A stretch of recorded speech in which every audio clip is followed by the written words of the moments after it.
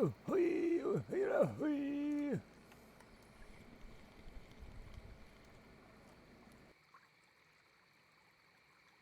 Lindsay, thanks for the 8 months. Appreciate that.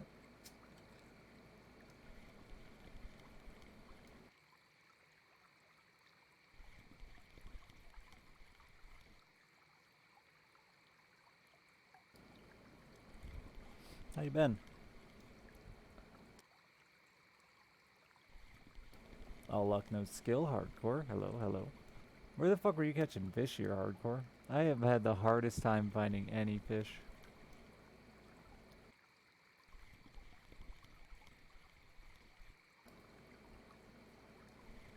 Evening.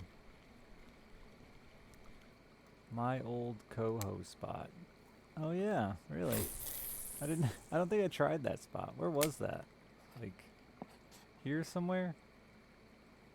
Yeah, here throwing towards here. Yeah, I remember.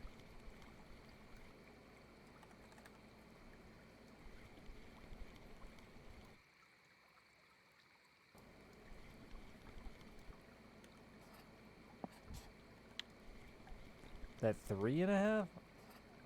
Oh, that's not my coho spot.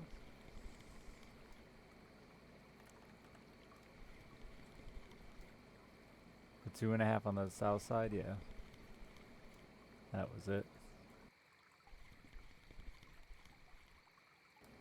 Yeah, and those wash up trees, yep. I should go try it. Because it's been miserable for me. I've got like one spot that does okay exclusively with the ultralight spoon, and that's it, man. You bought a house and then fell down the stairs today. In the house you bought or different? Was that why you bought the house? I'm Lindsay Aaron. Welcome to Jackass. I bought a house. I'm gonna fall down the stairs. That's pretty tight, dude. I bought a house to live in it. But, you know, everybody's got their own reasons for living. Buying houses. Masturbating.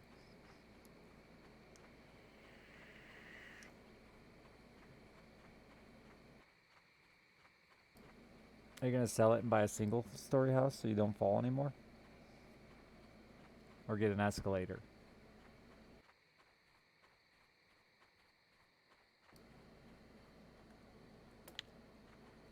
Yeah, you weren't gonna buy the house, but after you fell down the stairs, you're like, guess I'm stuck now. For the house, you're above it by falling down below it. You're still on top of it, you know? What's up, Riev?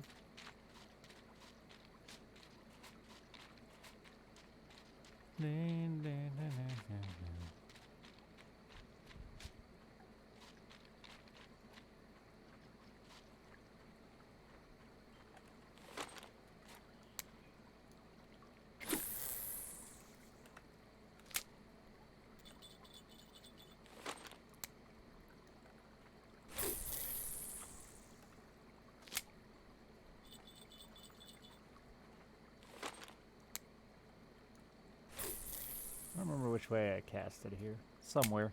Some way.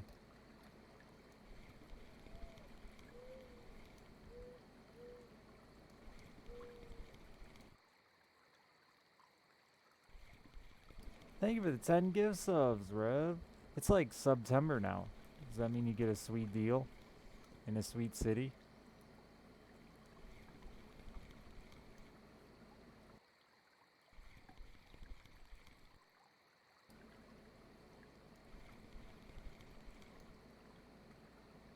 $555. Jesus, Rev. You've really put in the work, you know?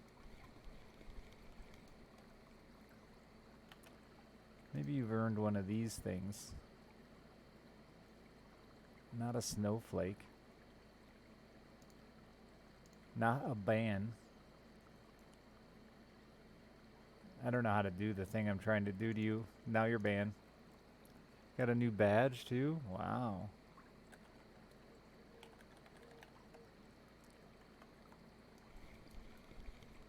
You got another new badge.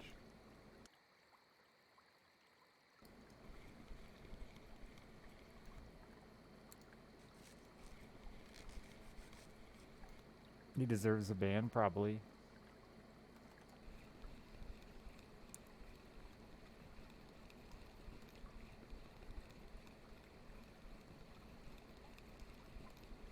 God, the ultralight just, it reels so slow. Tiny reel, reels so slow.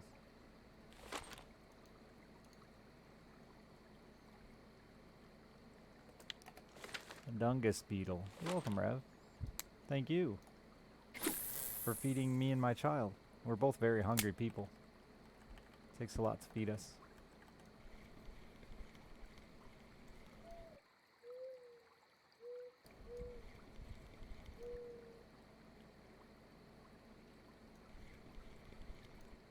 Yeah, I knew your birthday was coming up.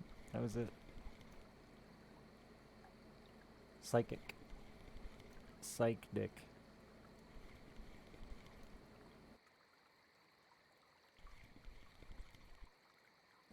There's no fish here either. This river sucks.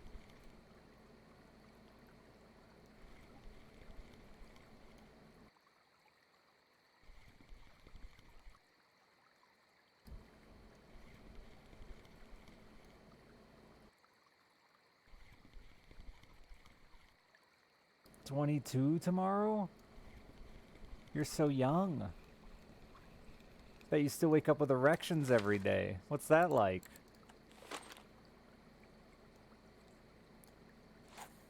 You know, if you just took the words without paying attention, never mind. Let's just not focus on what I said.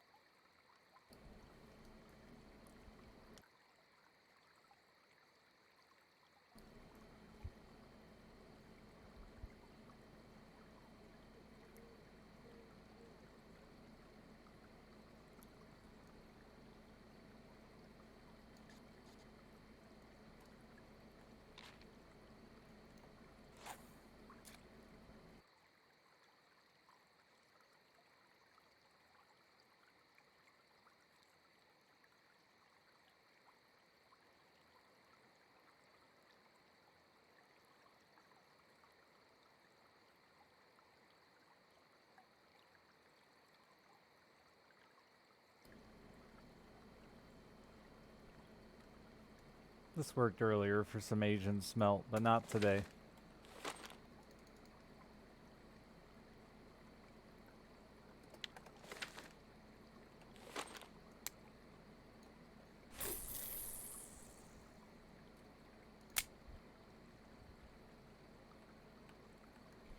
Didn't get a notification. It's only been 10 minutes and 45 seconds.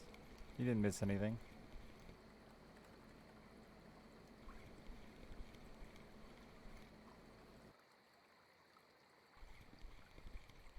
Sorry I'm late. My little brother was sad that we didn't have a tournament tonight, so we went fishing anyway, even without a tournament. Spidey, thank you for the 91 months. I caught a nice 4-pounder. It was a good day. 2-man tournament. I won then. Should have charged him. I had like 11 pounds in 4 fish today.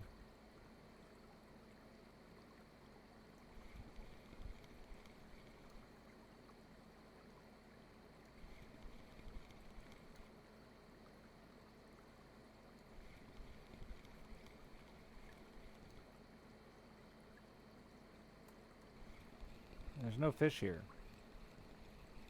I feel like Hardcore lied to me. He's afraid I'm going to catch him in levels. That's it.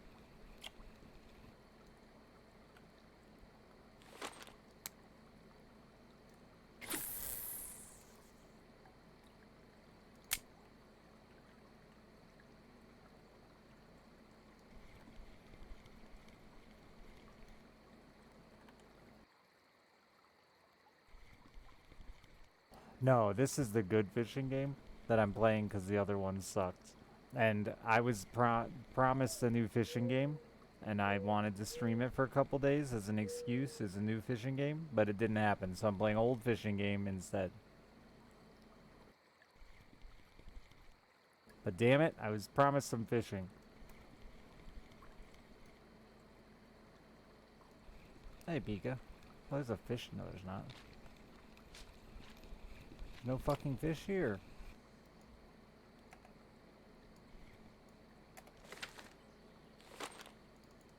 This river has no fish.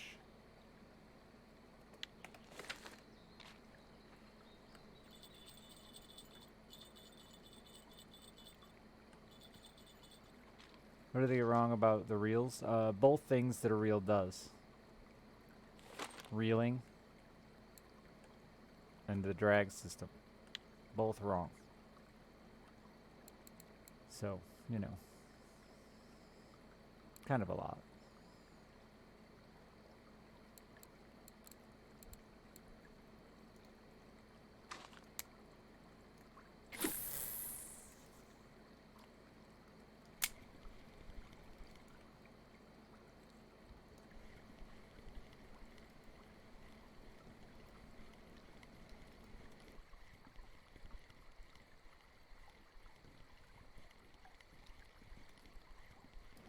What are you, a Charlie Brown character?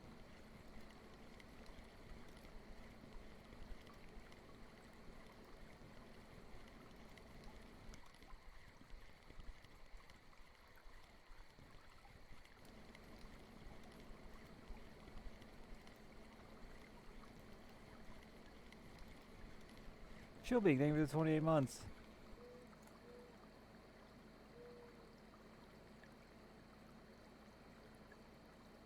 Heard some things that happened in the past that you ignored, and it made me grumpy. Christ. Thanks for the 70 months. I'm sorry that... I'm not sure what I did. A certain member on my Discord telling them to kill themselves? What?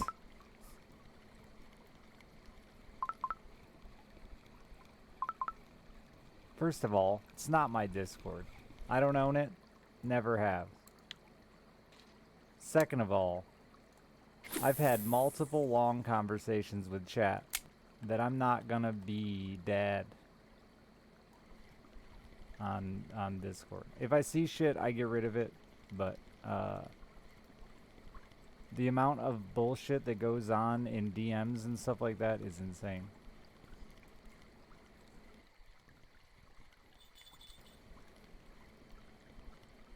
But it's possible someone said something, because I don't read through all of my channels.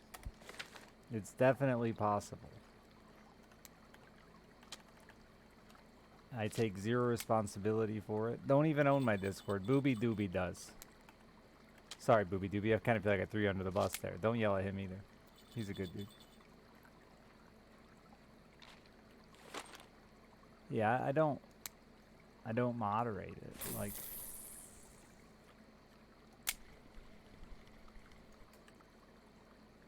Spidey, thank you for the 5 gift subs.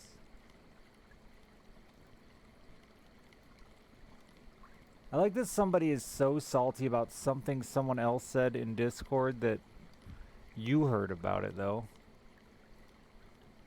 This fucking career.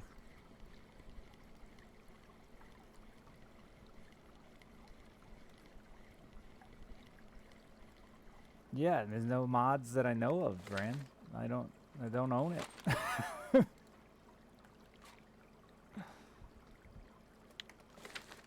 It was made on a whim by a viewer, and like, it just stuck.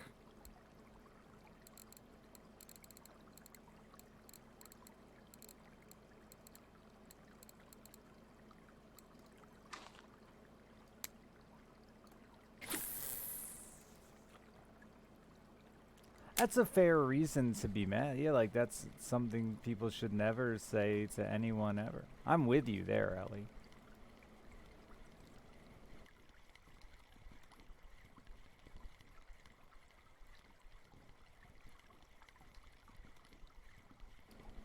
But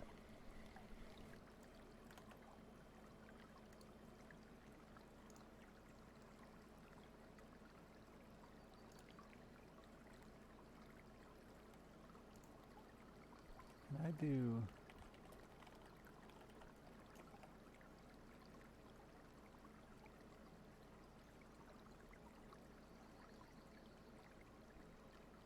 If I search the words kill yourself,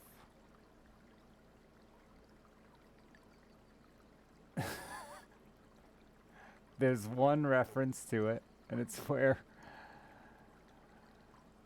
if this is it, it's from 2017. It's 5 years ago.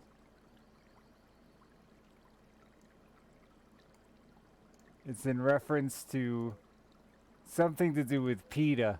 Let's jump to the conversation.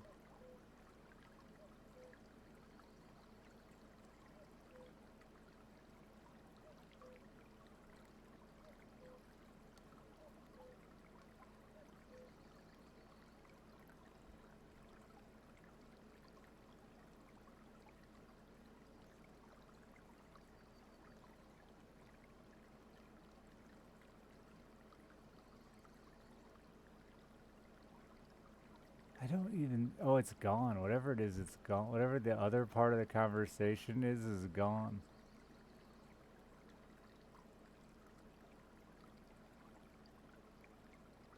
Who it was that said it, or that is upset about it being said. This is why I don't do this, though, Ellie, because it's like I don't want people to be offended or hurt feelings, but I can't. I can't.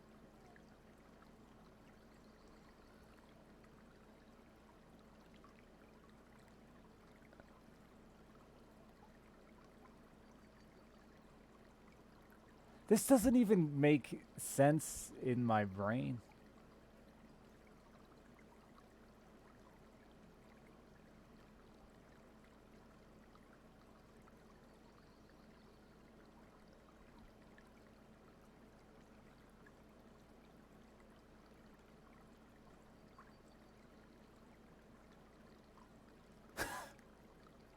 Whoever it is must have deleted all the messages. The person who said, is it Sinister? Because it's literally the only time anyone's ever said it in this Discord. Okay, then it's not in my Discord, so I don't know how I'm supposed to have any liability for something that literally doesn't exist. Sinister's thing is literally a reference to, like,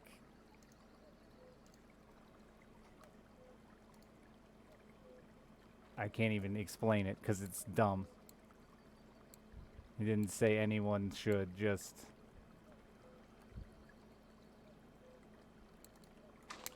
If his options were no meat or bloody blah, he'd kill yourself.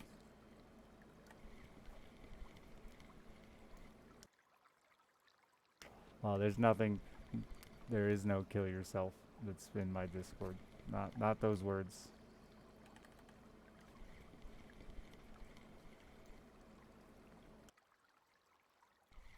And I've had this talk so many times. I'm not gonna moderate Discord. I'm not gonna do it. It's too much. I have my own chat room to moderate. Discord is free reign. You go bonkers. I'm not doing it. Like, I don't have the time.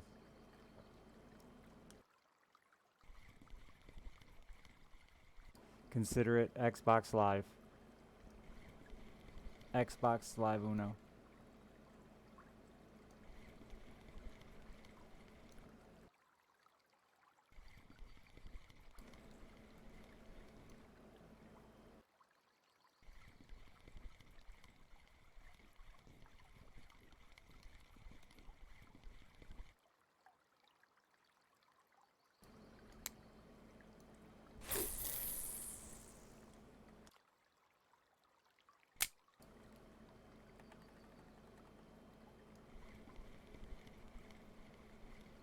But you can DM me, Ellie, if there's some screenshots or some shit. I would be curious to see who the fuck is so upset they felt the need to message you about it.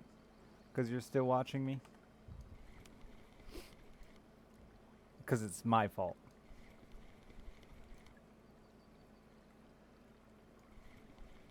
Boom, boom, boom, boom, boom, boom.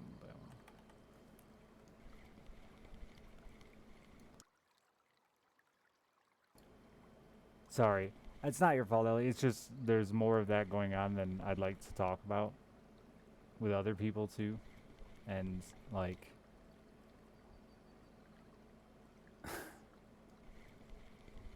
I didn't do anything.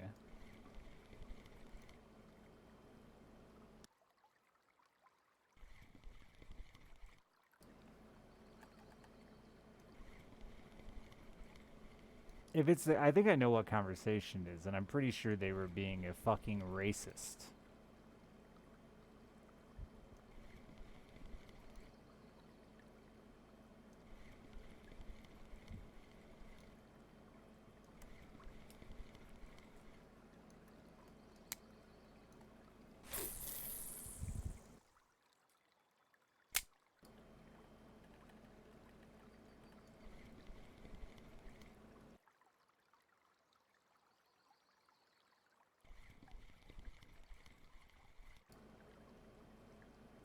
See, that's my problem with moderator, though. I know that sounds like you're poking at Ellie Chicken. I know that's probably not your intention because you're like the sweetest boy, but that does sound like you're poking at Ellie. And she's.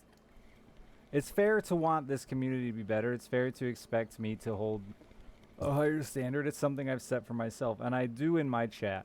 I do where I read it. Everything that I try to read everything that scrolls through my chat, and I try to do my best to moderate conversations that even I'm unfamiliar with. And there have been tons. We've had this conversation before as well. There are a lot of topics that I unfortunately am naive to, you know. Sexuality, race, blah, blah, blah. You know, there's a lot of those topics that I'm naive to what's offensive and what's not. And I've had to do my best to moderate that. I work very hard to try to have a good community. However, I'm not going to work after hours on Discord. Not going to happen. It's people have tried. I've tried. I've tried for many times in the past, and I can't do it. It's too much.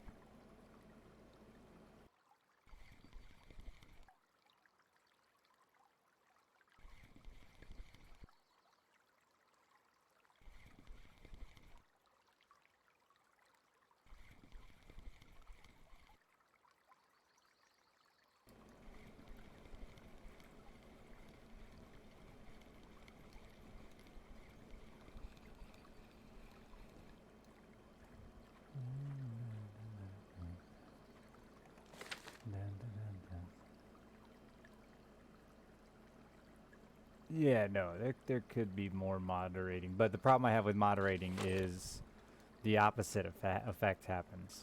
People start moderating to their own preference, and which is why I don't have mods on my channel either. Because people start moderating based on their feelings towards people, their feelings towards the topic, and not mine. And then I've got to deal with the repercussions of that. So I don't the no mods thing isn't just because I don't have anyone willing to do it. It's genuinely because I've found that the best way to have the conversations I want to have in this chat is to moderate it myself. Bran knows better than to ban anybody but like a bot.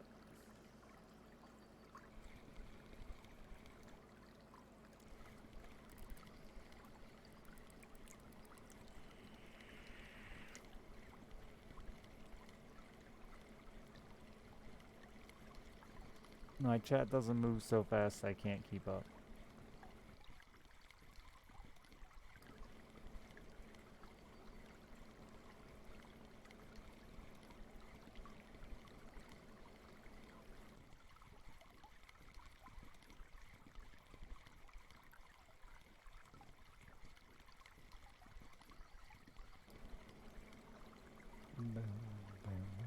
I don't think I've ever seen racist stuff thrown in Discord. It barely gets fucking used. Shame. I believe I know what the conversation was, though. I believe I know which one it is now that you said who it was.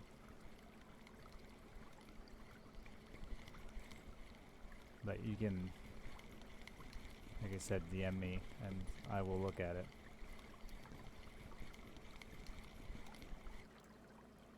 And there was a conversation had about it, so you know. But the person that it was said to, if I'm not mistaken, if this is what I think it is, the person that it was said to, and it wasn't racist, it was Me Too movement stuff, where they continued to scream over and over and over, but what if, but what if, but what if, but what if.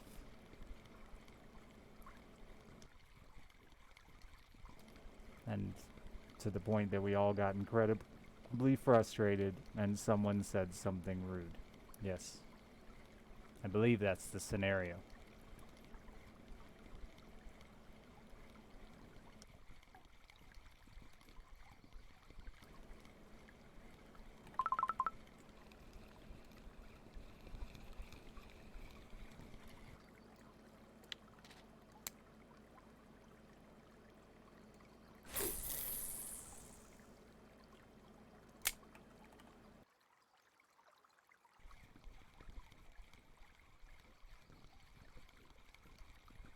I do. I change hook size regularly.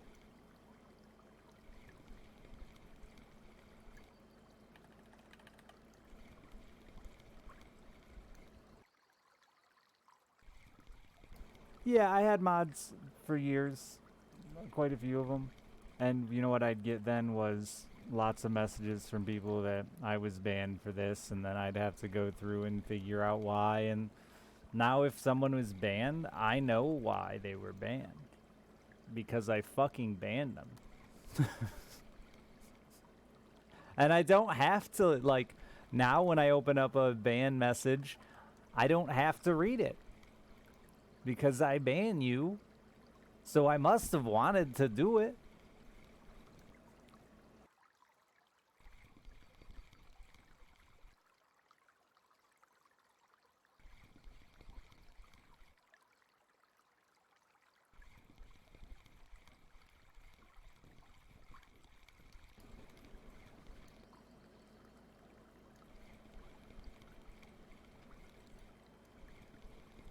I don't know. I didn't have mods the last time I did an Isaac marathon. And I had like 14,000 people. It's really not that hard to stop nasty shit in your chat.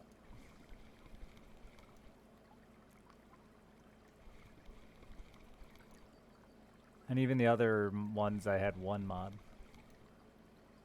It's really not that challenging.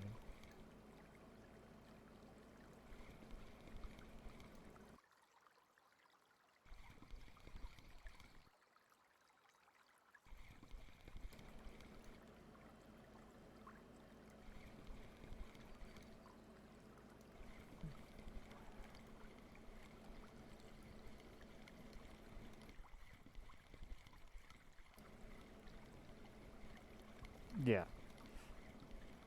If you need that kind of modding, like, you're probably doing a bad job of creating a community. The one that really bugged me with modding more than anything, I guess I didn't specify clearly enough. Sometimes I like to talk about topics, and sometimes I say things that instigate, or that get chat to say shit they shouldn't, quote shit, repeat shit that normally wouldn't be said. And a lot of the times mods feel like they have to be there, and so they'll just like have the chat open and they won't really be listening to what I'm saying. And then someone gets banned when I started a fucking like heated, sensitive conversation. And if I'm having that conversation, I'm working a lot harder to moderate my own chat.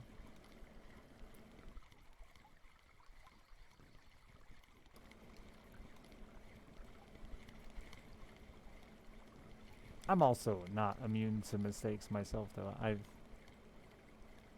made my fair share. Like I was saying earlier, there are still a lot of topics that I am naive to.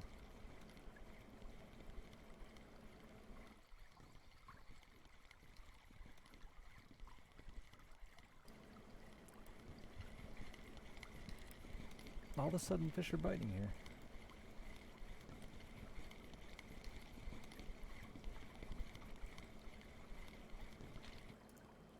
Yay.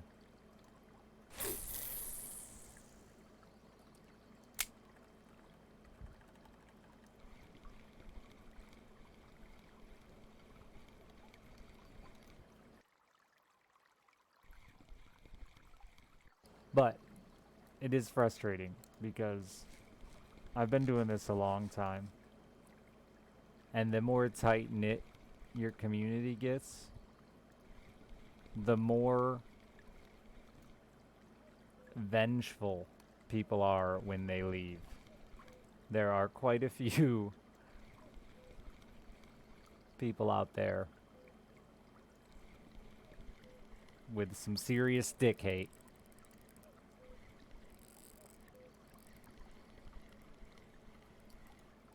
Not that I'm completely undeserving.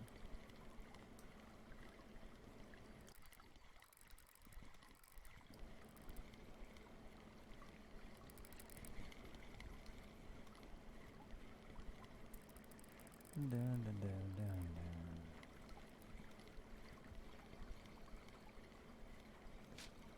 dun. No!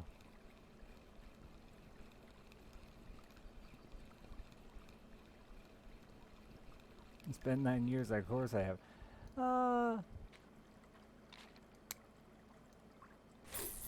Yeah, there's some of that, probably. I think it's usually the ones that I just finally get tired of. It's usually the people that I finally just get sick of their shit and send them out the door. I've watched you for X amount of time.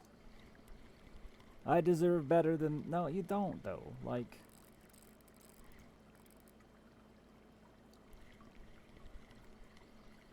Because you have watched me for X amount of time, but I've put up with each and every one of you. For the same amount of time.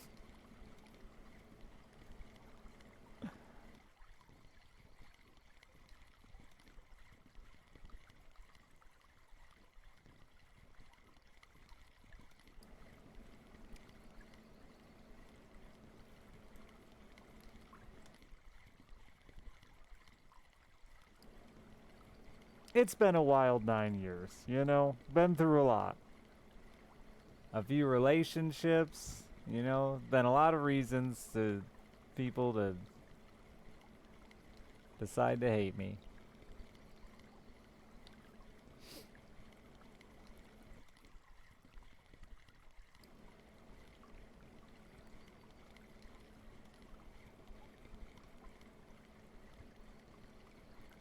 I hope you pick a good one. You know? That's all I can say.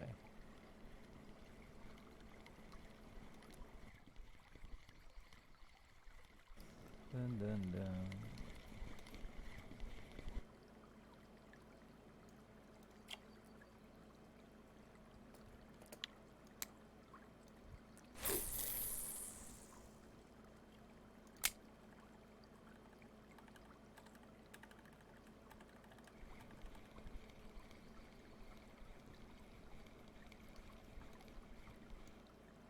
The Razer product sucks shit.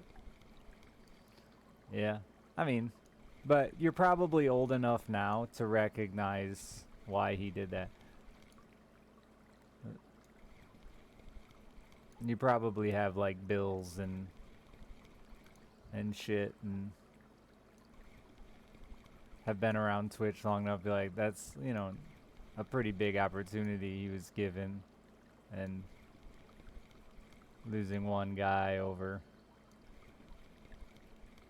what was probably a boatload of money. See, it just makes sense.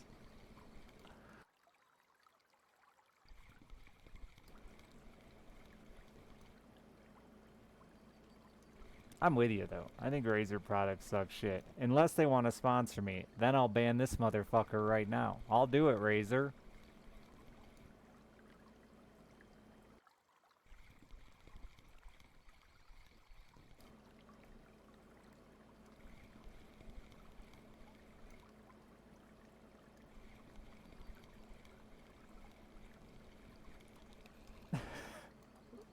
You do sound like a shit starter, honestly. You sound like you're asking for trouble at this point. I hope it was the mod that banned you. Because that would make it extra funny. I'll ask him next time I talk to him. Guggen Squad. Hands down. Worst brand. It's the only brand I would like straight up tell people don't touch it.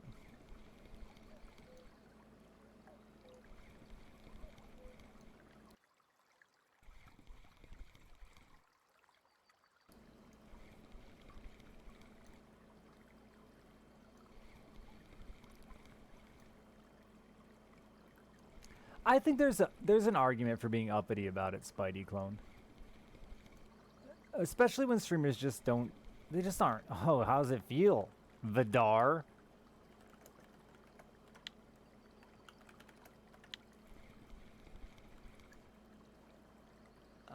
Yeah, lots of people get super anti-sponsorshipy. I don't really feel like I ever got it bad when I used to get sponsors because I was honest. I just wish more, I think more streamers, if more streamers were honest with their community about that shit, be like, hey, I get paid well to do these things, and would appreciate it if y'all weren't dicks about it. And then, like, when 75 people in your chat are dicks about it, ban them.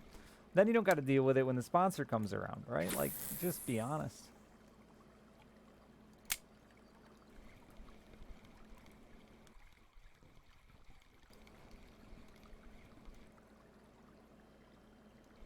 Thanks, Wind Pillows. I appreciate it.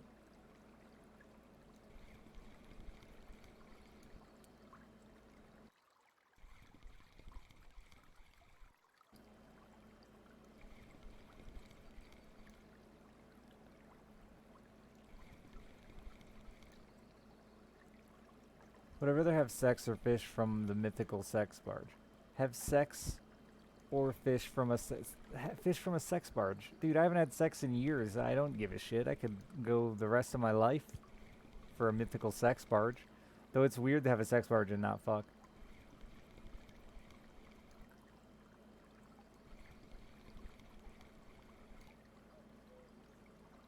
Nestle was probably the toughest sponsor I've ever had. Chicken with a gun.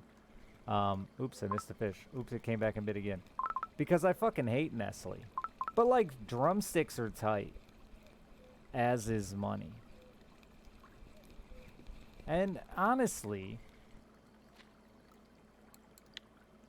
as a man from Michigan, where Nestle sucks our state dry of water for, like, pennies on the dollar, I'm glad I got some of that back.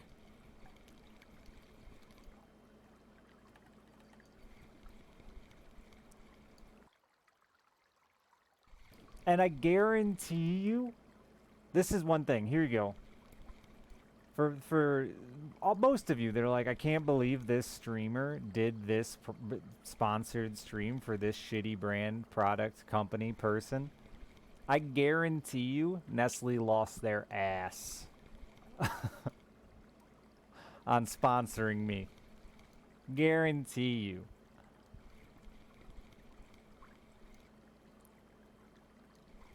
Because y'all didn't go out and immediately buy what they paid me in drumsticks.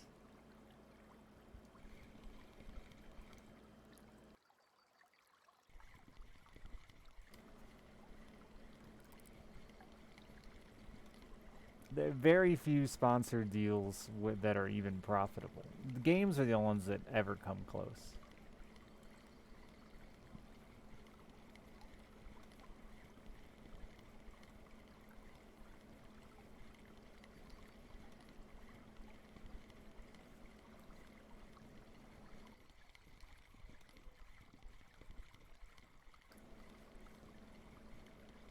And like, I don't know, maybe I'm just too realistic for this world, but like, so many people I know get mad at sponsors for dropping them and stuff like that. But like, we all know we're not performing.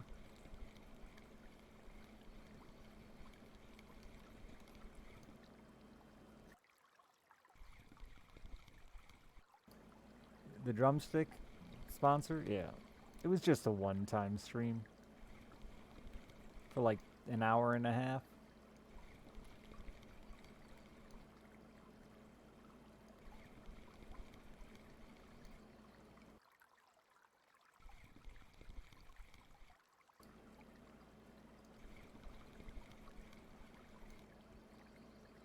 There's an artificial breast milk scandal?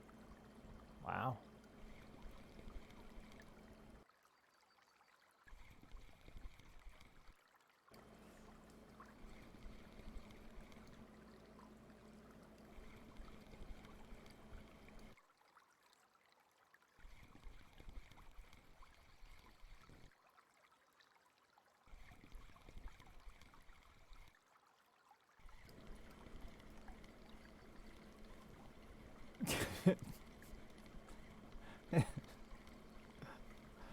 I mean, they said artificial breast milk. I don't know.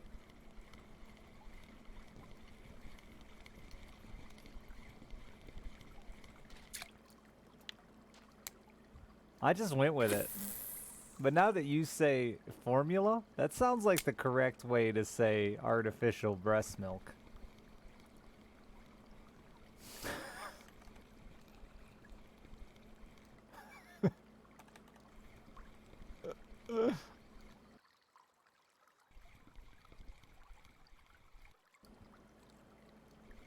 Didn't it have lead in it? Probably. They steal water from Michigan.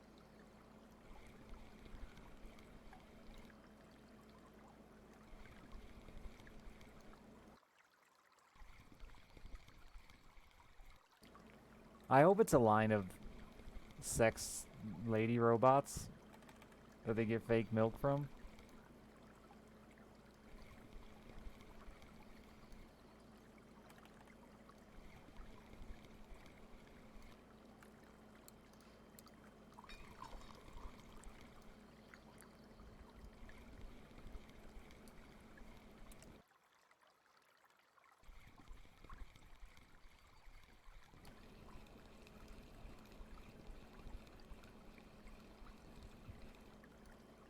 Ellie, you still haven't messaged me this information.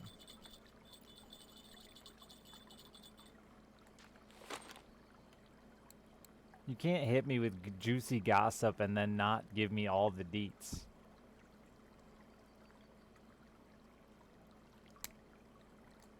I'm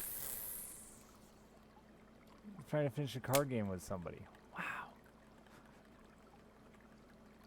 Juicy gossip. I want to know who's mad at me. I'll never do anything about it, because that's not me, except curse their name before I go to bed. Add it to the list of people I curse before I sleep.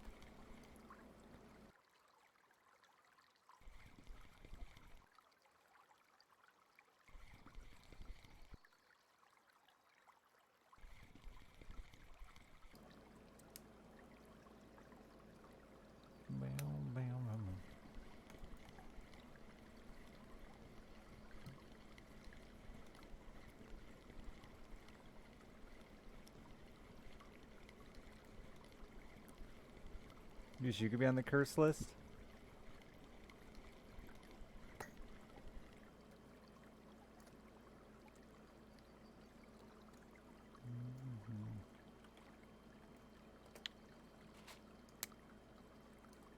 I don't have to curse myself. Somebody else is already doing it for me.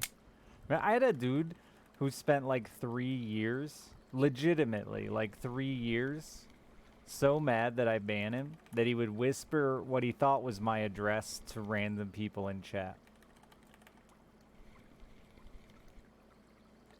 Nothing else. Just my address. Wasn't even my current address. It was an old address he found on the Google.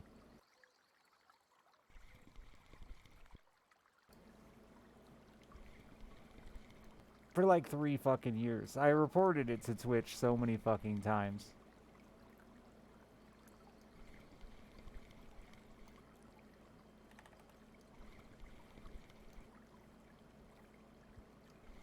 It is weird. And sad. Because I believe that... Alright, I won't say it. But let's just say I think he needed help. And unfortunately, I can't confirm that without... I'm making assumptions, which is why I shouldn't say that. But we had a few conversations where I tried to be, like, cool with him and explain the situation, and... I'm pretty sure...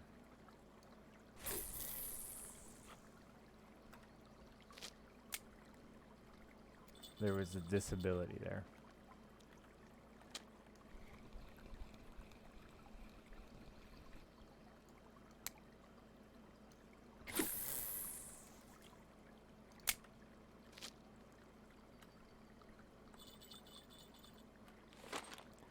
Wow, wow, wow, wow, wow.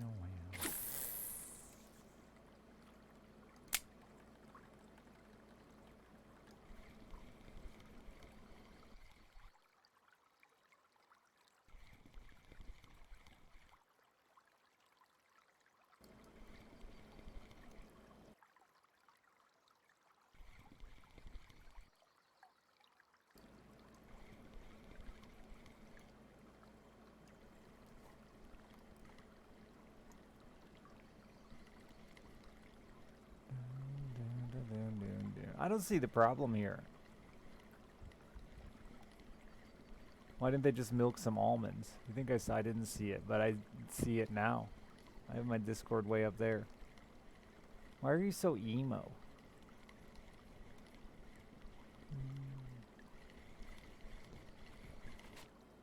I just mean your picture, not anything you said. I haven't looked at it yet.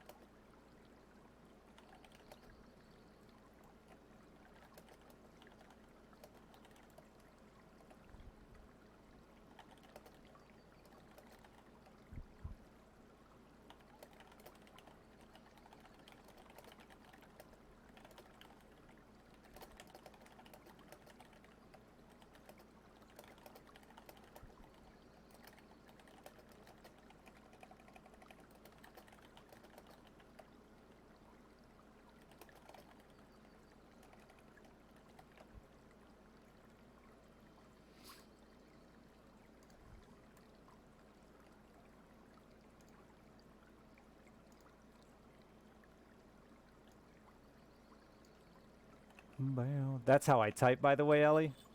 Don't ever have conversations with me. I don't use punctuations. I just press enter.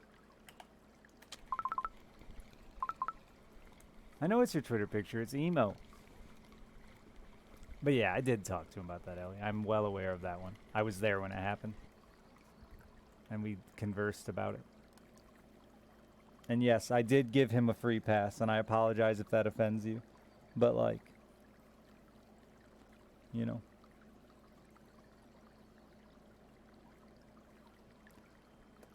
Dude was being a real shitter.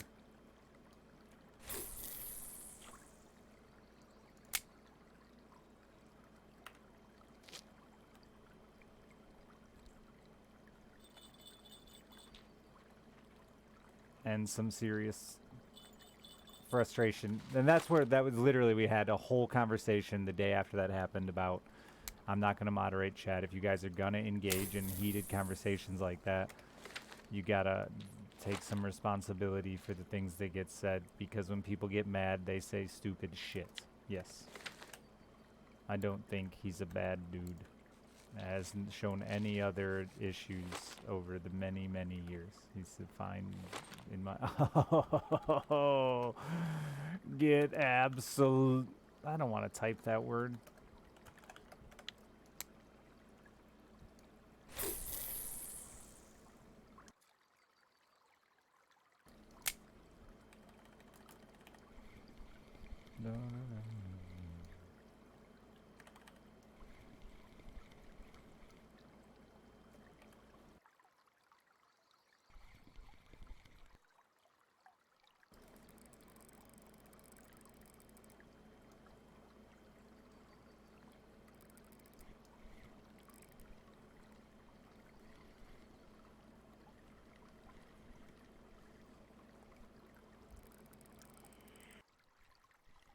I hear you, Ellie, and that's why we talked about it.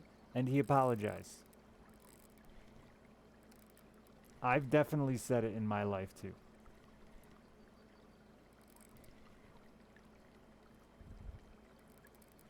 That's all I can give you though. He apologized as someone who was part of the conversation.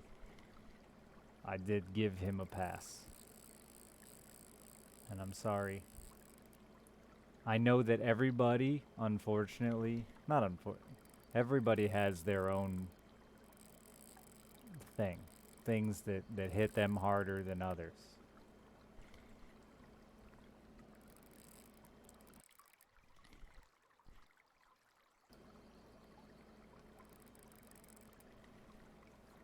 And while I agree with you, there's never a time and a place to say that. It is unfortunately a thing that gets said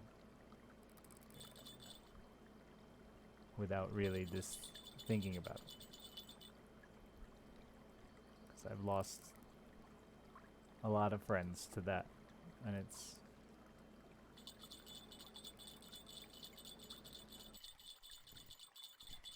I have learned, yeah, and I hope they have too. I've never seen it again. So, I mean, I think, you know...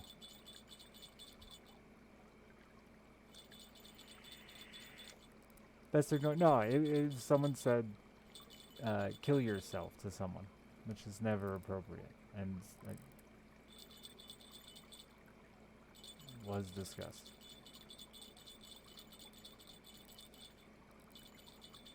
And is usually a bannable topic, and would be in my chat. Would have been had it been said in my chat.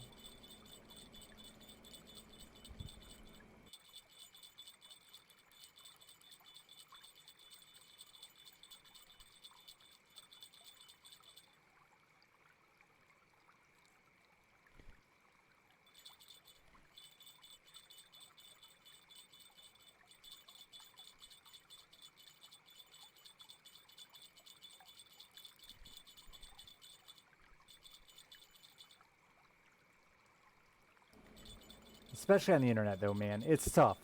When you're having an argument with somebody, it takes milliseconds of you thinking something to lay it out. I mean, if you type like I do, it takes fucking milliseconds to make a big-ass mistake and say something that is now in text forever, screenshotted, shared 2 years later.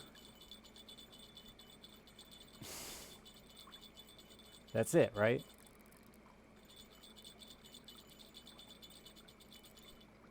I showed a picture of my dick in Skype screen share once for like a millisecond, and it broke up my entire WoW guild. So like, it does not take...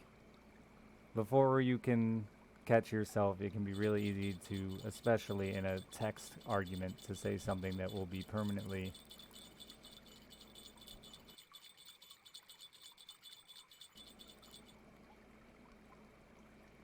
Thank you, Wizard.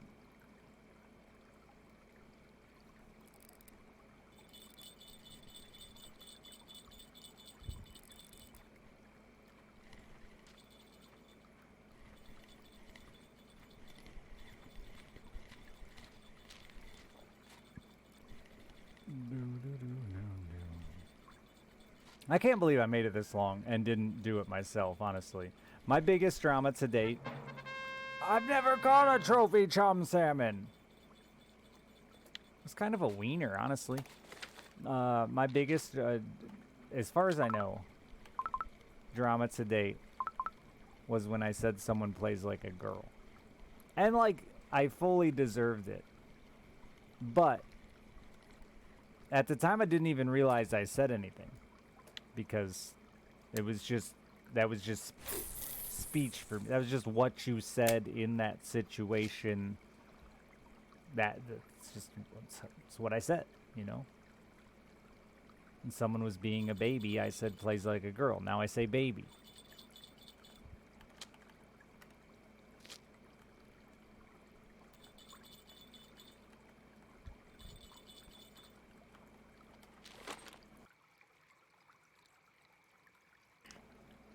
Being naked's not emo. That's the opposite. Well, never mind. How did that break up a Wild Guild? Long story short, I was sleeping with one girl in my WoW guild. My buddy was sleeping with a girl in my WoW guild. Another one of my buddies was online dating the girl I shared my dick pic with. The three women got together and, you know, punished me. It's funny now. I'm sure they laugh about it too.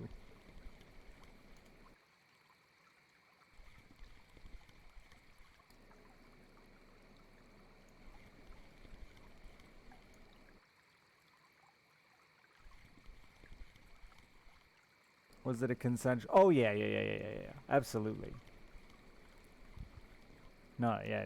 It's I've only shared dick pics with 2 people in this world.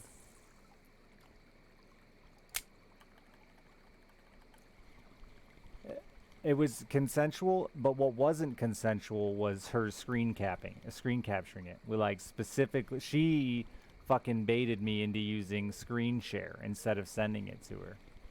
And then she fucking, whatever, print screened it.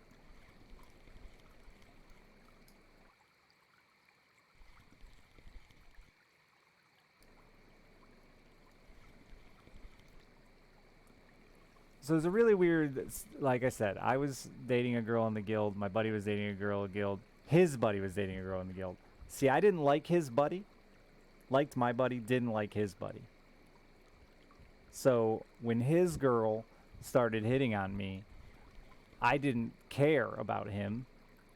Which now that wasn't a good thing to do. But I still don't like him. So, like, I don't feel that bad about it. Because I don't like him. He slept on my couch, and it made me mad. All the time. I lived with my buddy, and this third kid would come over, and then just fall asleep on my couch. So I'd get home from work. I'd go to sit down to watch TV. Oh, wait, I can't, because there he is, sleeping on my fucking couch. He lived 4 doors away. Like, you could throw a rock and hit his house. But he'd just fucking come over, get high, and fall asleep on my couch for the rest of the goddamn day. Anyway, long story short, my revenge was his girlfriend, his online girlfriend.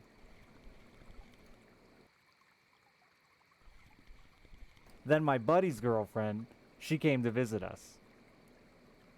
It's a fucking complicated story. My buddy's girlfriend, she came to visit us. He lost her virginity to her. It was the whole thing. She was way too good for him. She was like a 7. He was like a 4. I swear to you, I swear on my daughter's life, I did not do anything but be a nice friend of a friend to this girl. No interaction with her at all. Besides, like, just hanging out, because that's what she was visiting us. She gets home, dumps him, says she's in love with me. Didn't tell me. She tells me. I tell her, whoa, no way, not gonna happen. She's heartbroken. Tells the other guy's girlfriend. That's where what? Heartbroken girl tells girl who screen capped my dick without telling me. Now, all of a sudden, she starts thinking I'm, sleeping around. I'm this big monster. Well, the girl I was actually sleeping with, she finds out. Lost a friend and a WoW guild. Don't share dick pics on the internet.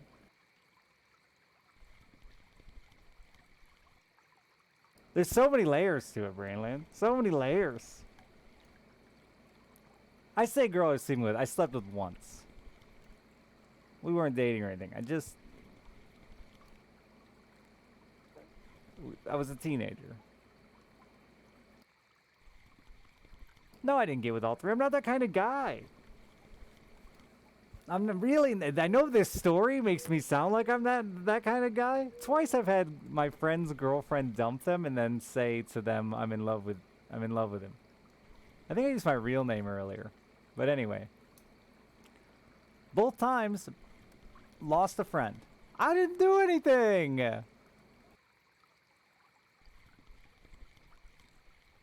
Add a bit of detail. I really am trying to clarify that, like, at most, I'm an asshole for hitting on a guy's girlfriend that I didn't like. That's the worst thing I did. But I didn't like him. And she hit on me too.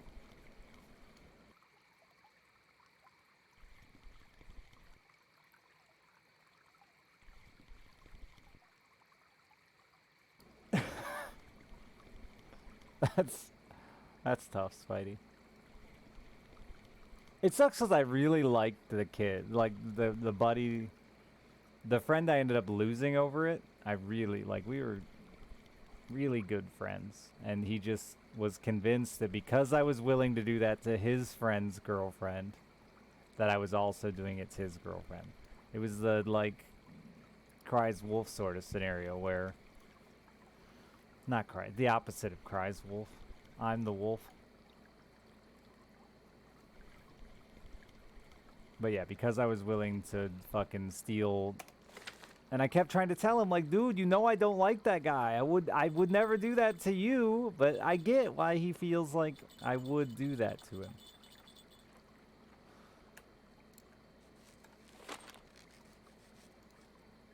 Also, I should add one last layer to this that I've never added before. That New Year's Eve, previous New Year's Eve, my buddy's girlfriend dumped him and said she was in love with me. And then... Alright. In a moment of sheer weakness, we shared a loft. And in a moment of sheer weakness... I'm like 17 here, by the way, so big dumb. Dick's in charge. In a moment of weakness, on a New Year's Eve party, my girlfriend and her... begged me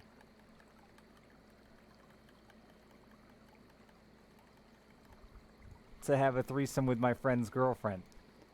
They had already broken up, but I didn't know she had told him she was in love with me. Was the weirdest, like, 6 months of my life. This girl, I was dating this girl, and this girl would come over and have threesomes with us, and she would talk to my girlfriend about, like, how to get me to love her. Knowing damn well I was dating her. Why would you ask her that? Never asking her, like, if it was cool, but just, like, asking for advice. God, dude. I tried to turn it down for hours, Lindsay. Literally hours of saying no, no, no, no, no, because we share a loft. So here's my bed. Here's a half of a wall. Not even a full wall. Here's a half of a wall. And here's my buddy's bed. So, like, he was here. And they're here begging me. So he knew damn well that I did my best to say no for hours. Yeah, he was there. He was there. He didn't leave. He just sat there.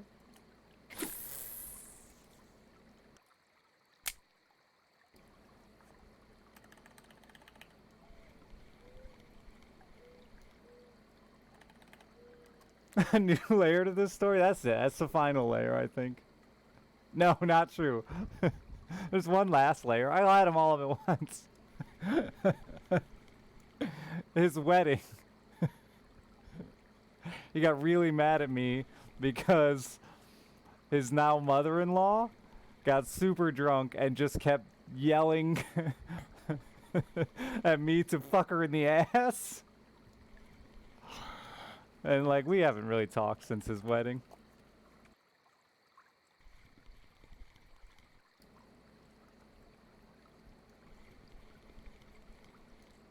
I didn't fuck his wife. It's not his wife. His wife's mother in the ass though.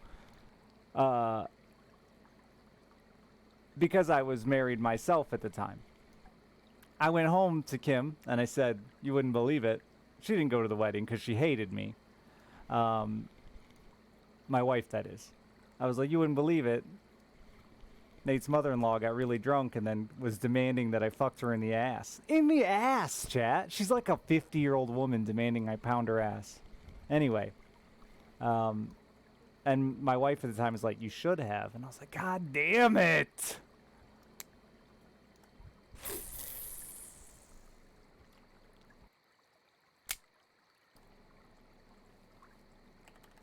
Because, like, this story would have been way funnier if it finished with me finishing.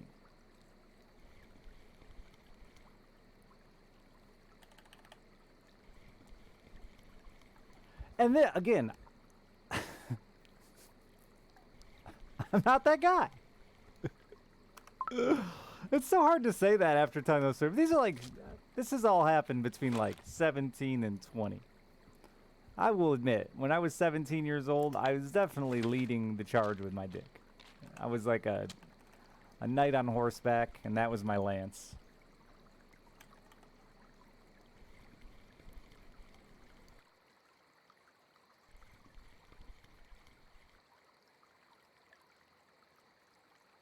That's the last and final layer.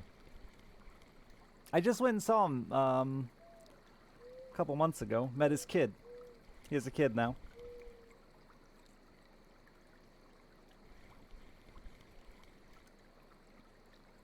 No, he's not a supervillain. He's a good dude. He's still a great dude. There's actually one more layer to the story, but I can't tell you. Holy shit, there is another layer. I was a bad friend to this kid. Now I'm seeing it. I should text him and apologize later.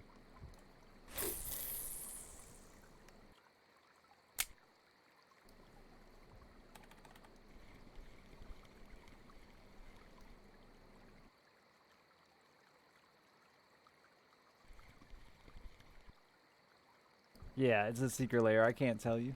I'm sorry. Like, legitimately. Oh yeah, it's worse.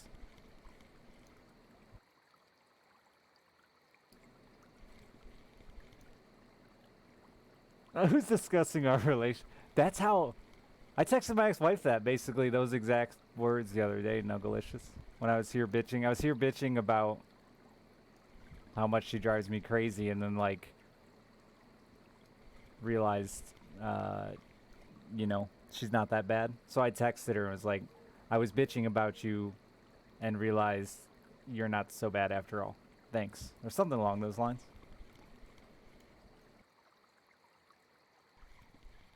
She didn't steal the toilet paper, she bought it. Y'all have never, ever listened to me.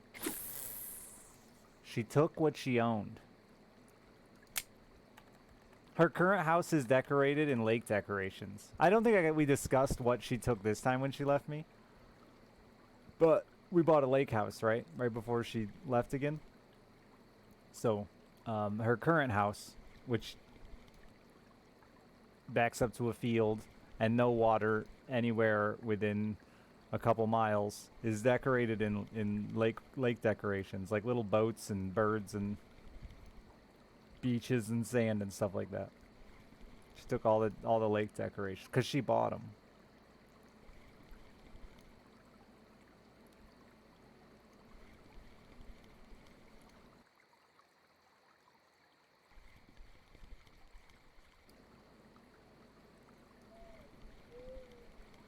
That's just always how she was. Wasn't I the sole breadwinner? No. Not at the end. She had jobs on and off throughout.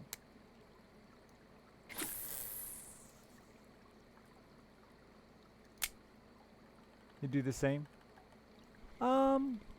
I don't know that I'd take anything. I'm very rarely the leaver. I'm usually the left. Let's see. I broke up with Kim once.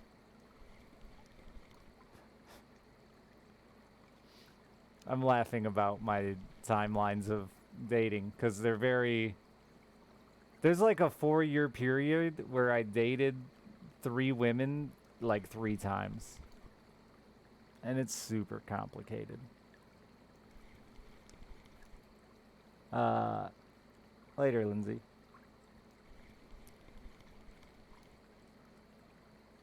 I broke up with Kim once. I broke up with her. And I broke up with her. Yeah, I've only broke up with 3 people. I don't like doing it. I'm the kind of guy that'll just, like, be miserable.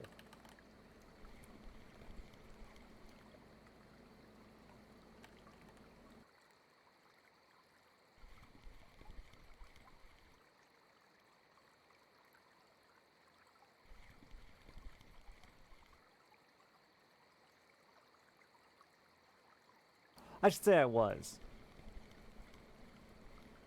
Like, recently I've started breaking up with people instead of just being miserable. I'm not going to waste another decade of my life in a bad relationship.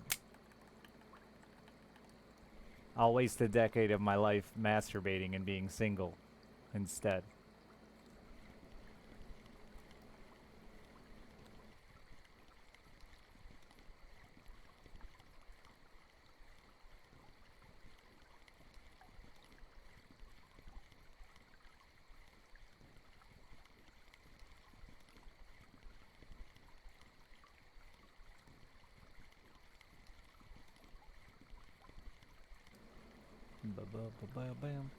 Ba-bam. There was a time period in chat though where I got like a lot of flack for sleeping around because I dated 2 mods. And like 2, it's 3 now, but 3 in 9 years that's like a fair number, dude. I think. Isn't that a reasonable number? That seems pretty reasonable. I didn't chase them off. Our relationships ended. That's it. One of them still comes around. She was just here like yesterday. Take that.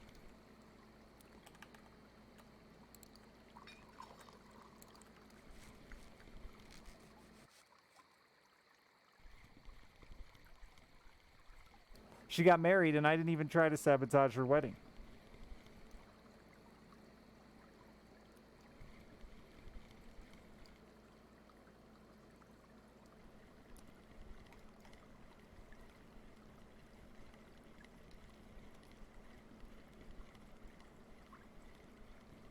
It affects you? It does affect you. We're talking about different people? Maybe one of them. I've dated 3 people, though. Yeah, Tipsy got married. Just like a week ago.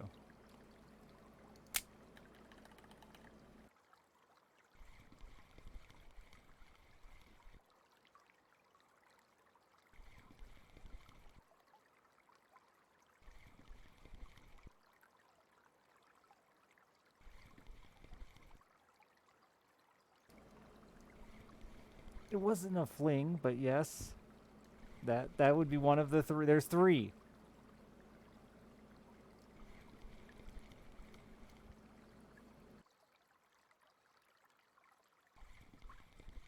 Fling makes it sound bad.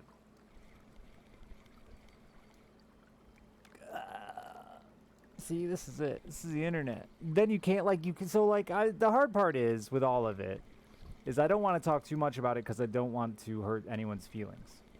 But at the same time, it's like someone else said, it really does affect you guys. And there is, like, questions and blah-de-blah to be asked. But I'm trying to be polite and not, like, air our dirty laundry. But you're also here every day and not all dumb. Yeah, I've lost mods I didn't even sleep with. I think I said that by now, Ellie.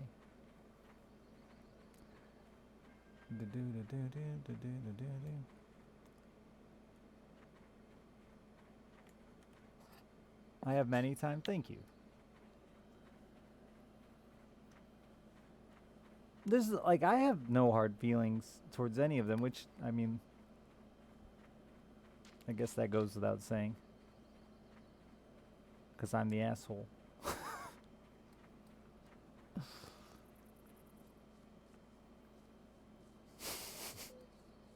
Always the asshole. You can't win.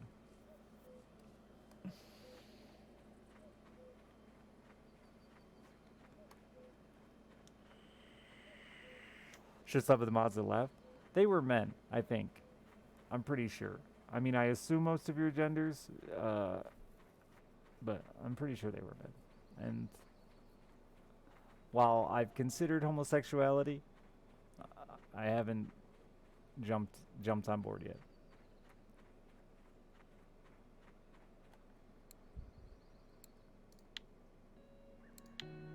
I didn't catch any of those.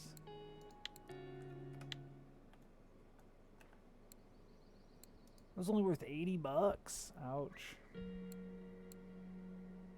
I'm gonna keep it just in case.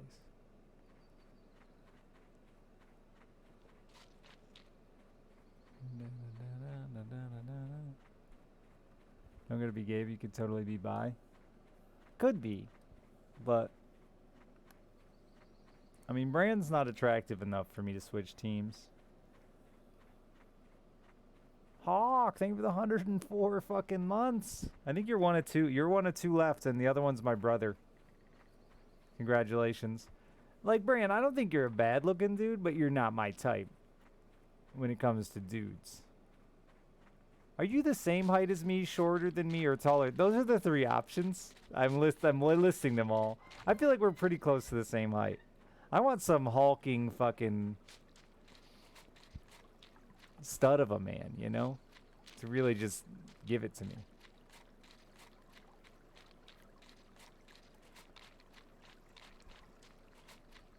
And you're not that. You're not 5'11".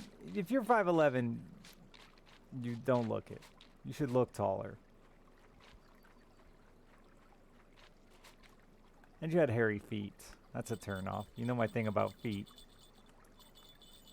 Man feet are really bad in general. I don't know if I could date a man just because of their bad feet.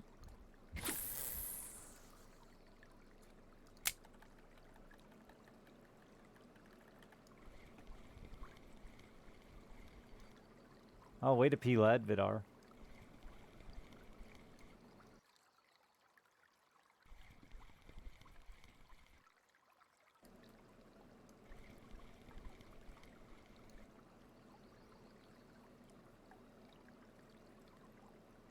You've had fantasies? Whoa, whoa, whoa, whoa, whoa. Now you should pursue that, dude. Just because, like, the first time someone sneak attacked your butthole. Like, kneeing somebody in the face when they sneak attack your butthole is a perfectly fair reaction. It also wildly offends me that a woman would try to sneak attack your butthole. Unless it was like she was mad at men in general. Because I've heard so many horror stories from women about men who just attempt the back door without warning. Just go knocking. Like, that's not how it works, boys, in case you're wondering. You have to definitely give a heads up before you go knocking on heaven's door.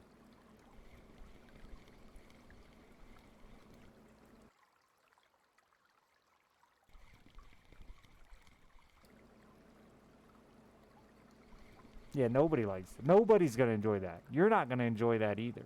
But the sheer number of women that have told me men have tried is baffling.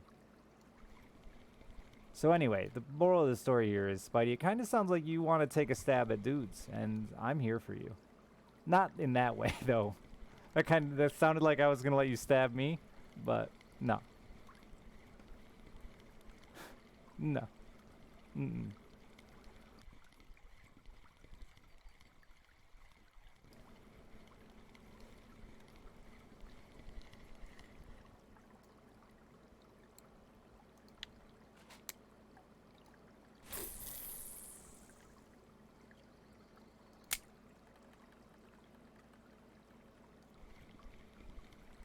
You know a guy with a fishing boat in Florida? That does. Are you gonna own it yourself? Like, I'd consider getting pounded and being miserable for a boat, sure, but you don't own it yet. You're like one step away from the boat still. We're gonna be in some weird sex triangle for a boat.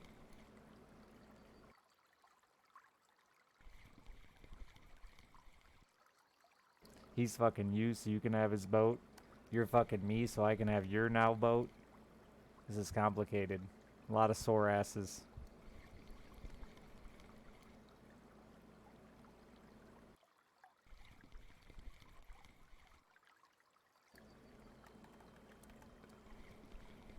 Let's dive deeper into these fantasies though, Spidey. Because I mean, as a straight man who's often joked about switching teams, I don't think I've ever had a homosexual fantasy. I have done homosexual acts, but like never had a fantasy about it.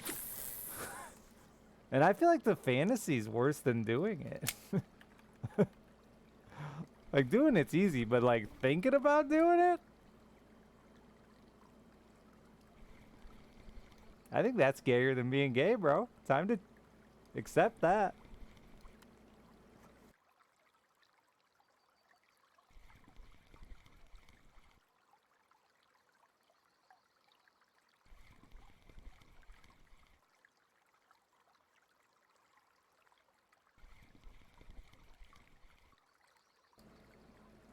But if you've already sucked a dick, then you might not fantasize. No, no, no, no, no, no. I don't. I totally disagree with you. Cause your mind is like a big dumb subconscious mess, right? So like,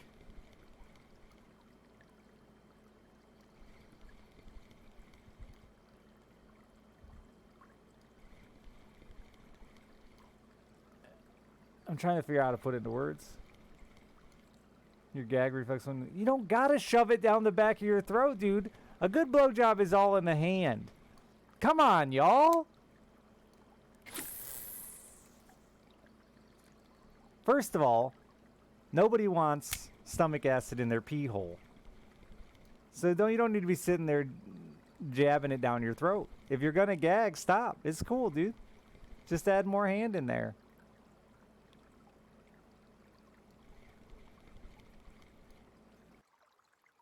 There you go, gently used tie-dye. This guy gets it.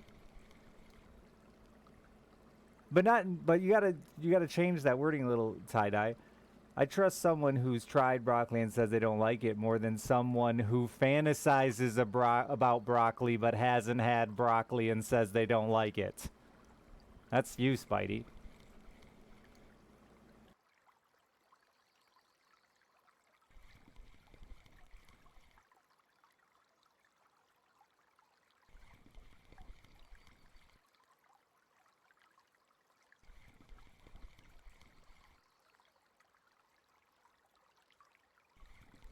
I'm just trying to get you to live your best life. And maybe get us a fishing boat.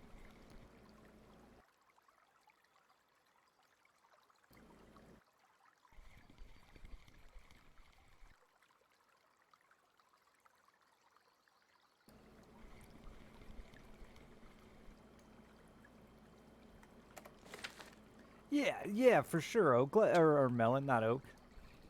Usually when it's dick sucking, it's oak. Actually, I don't think oak has tried to suck my dick in years now. Used to regularly.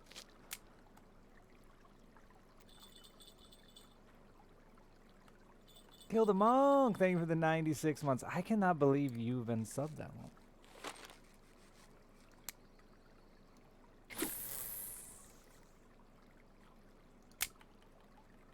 Is the benefits of cinnamon? Is that of a benefit to your gag reflex?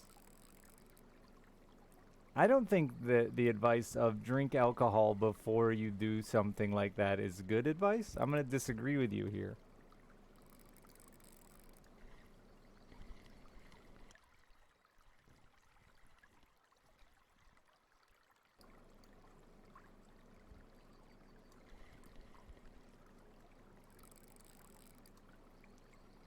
But if you don't want your throat fucked, just add in more hand and more drool. Really, all a blowjob is a drooly hand job. I've said it for years.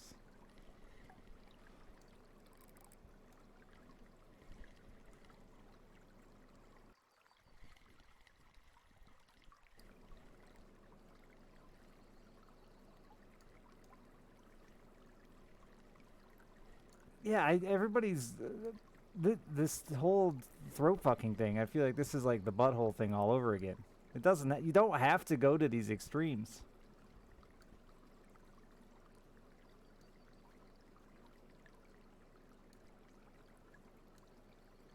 I didn't used to have a gag reflex at all until I started smoking a lot. I used to be able to just swallow a hot dog. You can't in fact be gay and have boundaries. Crazy, huh?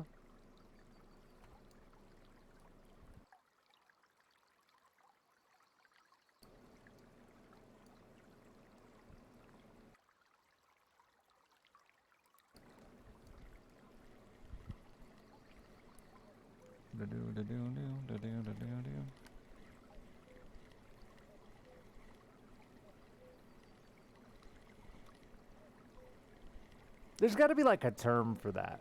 I have like a bad term I use personally, but there's so many of those things we do sexually that have like little to no actual benefit besides just being raunchy. You fought harder than the damn trophy.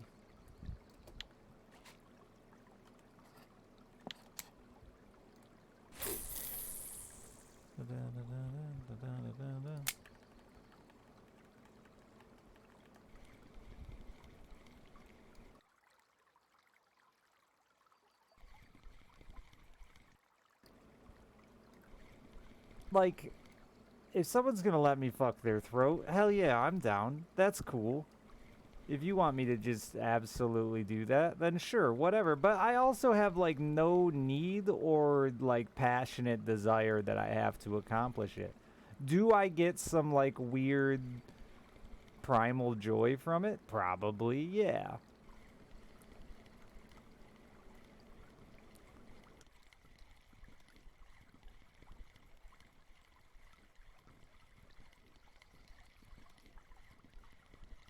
I only like cooked broccoli though. It's hot to do. Yeah, but like, what's the term for you're just into like that unnecessary shit? So have at it. Sure. It's almost like a sub-dom thing, I guess.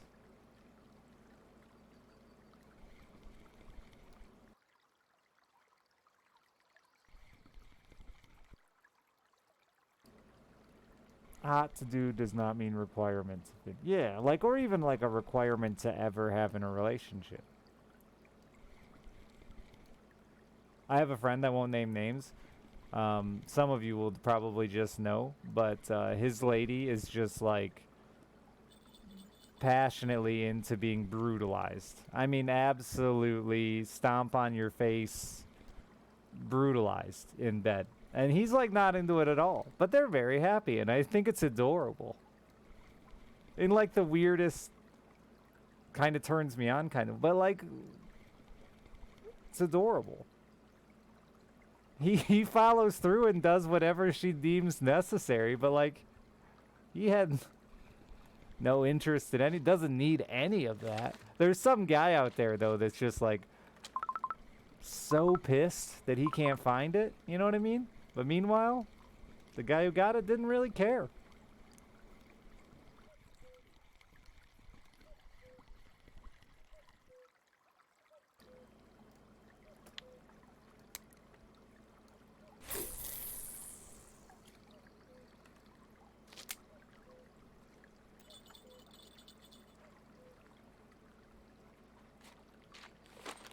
I don't think I could do it.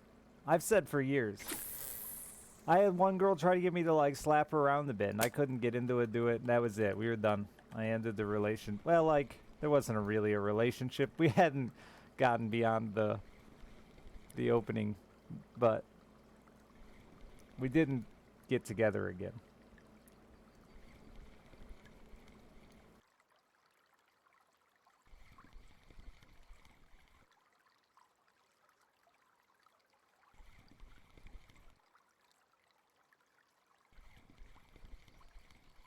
Sage, thank you for the 62 months. Dear Miss, thank you for the 44 months.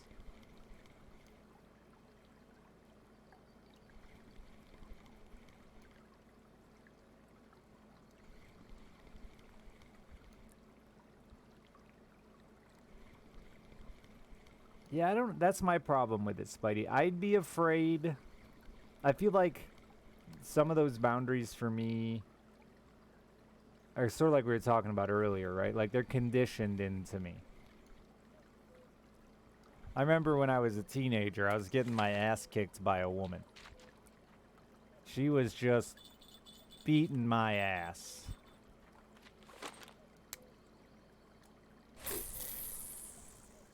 And it took everything I had to punch her in the face. And like, I'm glad. Because I was in other situations where like a woman hit me or something like that, and I could just walk away from that scenario without swinging back and just be done with it, right? I don't know that I'd ever want to like break that barrier where you know, that I would just accidentally do that without wanting to.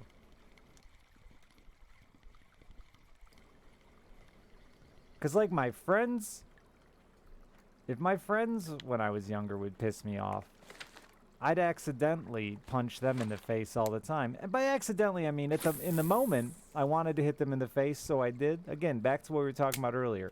It takes like a millisecond of your brain being stupid for you to make a big mistake. Like punching your friend in the mouth when he says something dumb to you. And if it was a man, I did that regularly.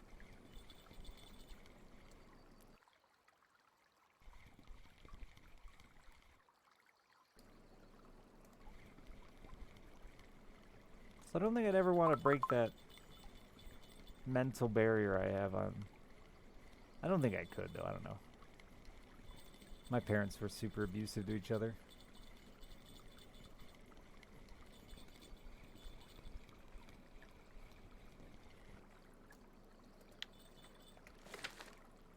Can you cook salmon? I think you can. Why is this rod so much better than the other one?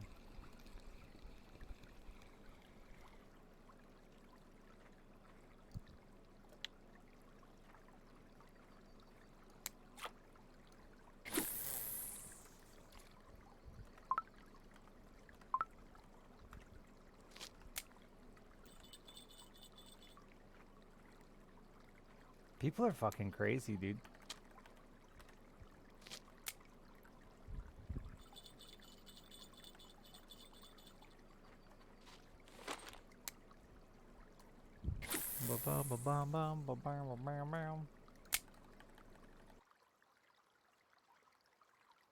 The more time I spend on the internet where everyone's like super open with all their weird sex fetishes and stuff, it makes me wonder when I'm just wandering around my town, how many of these people are freaks, you know? How many of them got a little sex dungeon in their house?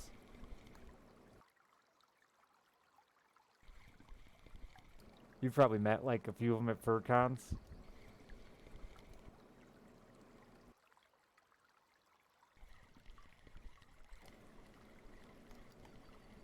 You, because in my mind you're just all furries now, chat.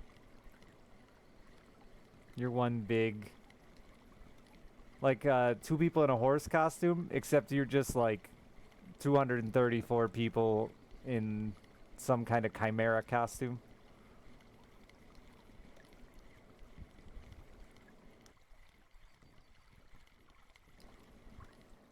Edward.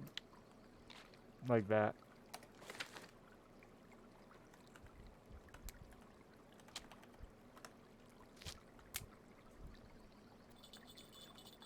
one big fur ball.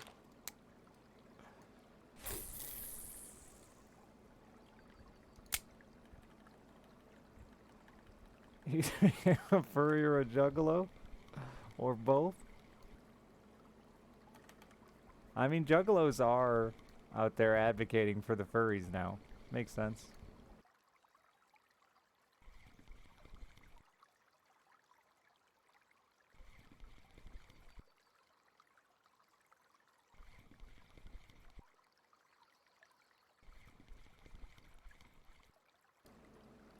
His daughter's a furry, and he like went with her to a fur con.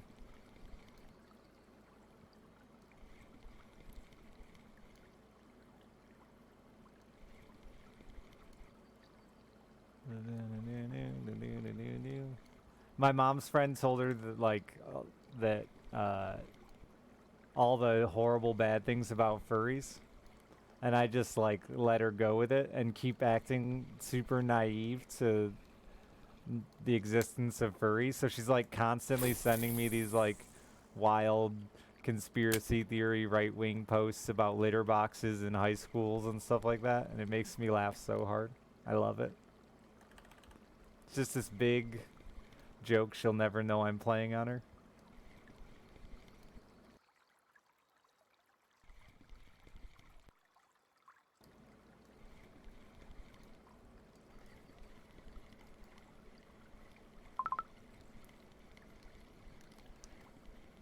Did you know that, chat? That a lot of parents in our schools genuinely believe that schools are not only accommodating furries by letting them act and behave like animals, that they're incorporating litter boxes into our schools. People believe that.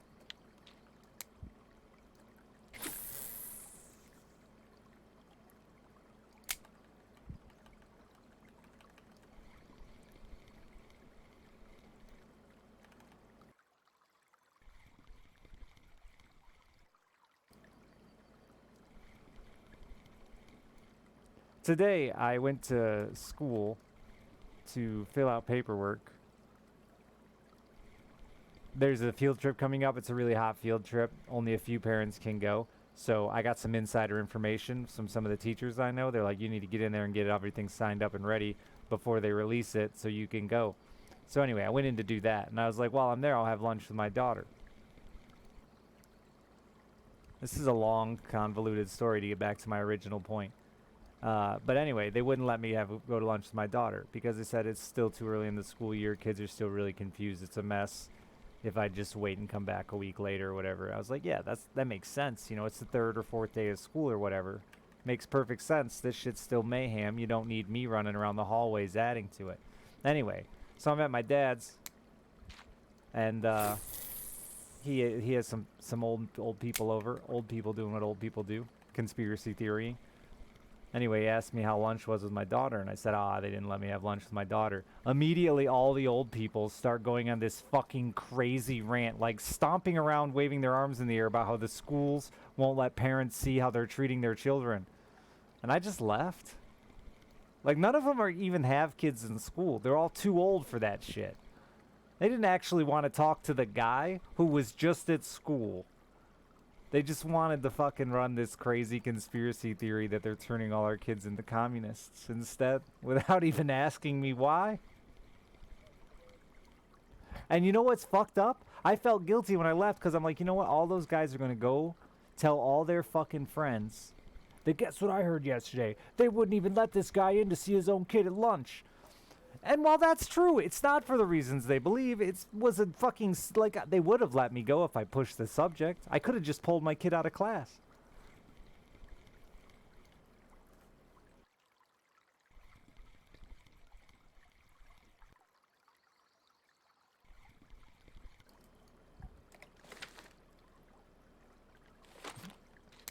Do they have to clean their own litter boxes? Honestly, if that was the case, I'd be all for it. Let the kid have a litter box if she's got to learn to be responsible of maintaining it. She'd learn a lot of responsibility. Because unfortunately, my wife's one of those ladies who said she grew up dirt poor, right? So if it's yellow, let it mellow. She taught that shit to my daughter. It drives me insane. I'm like, we're not so poor we can't flush the toilet, kid. Please, flush it every time you go.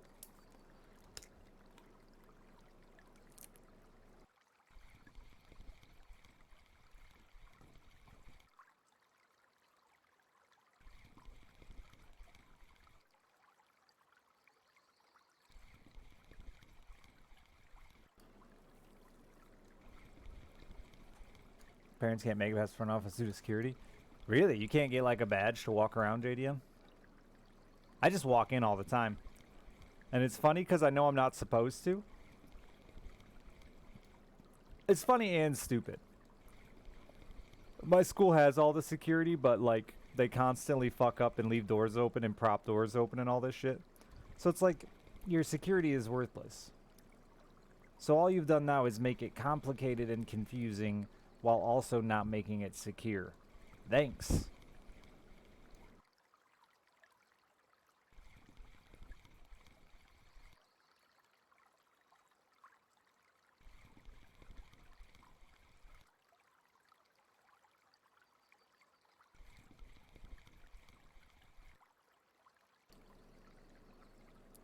So mine added, yeah, mine. We have a camera at the door now. They let you in to a doorway that leads into the office with little buzzers. It's pretty high tech for a school of like 112 kids.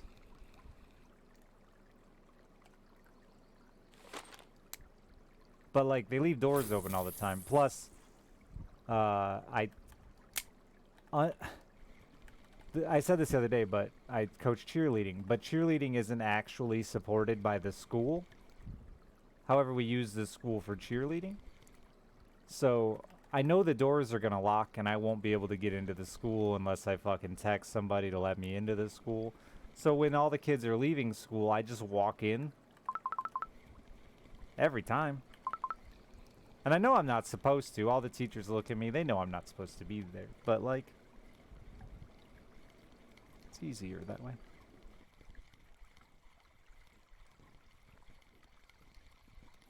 A window, it's like a drive-through? Does it have bulletproof glass and stuff? That's fucking terrifying.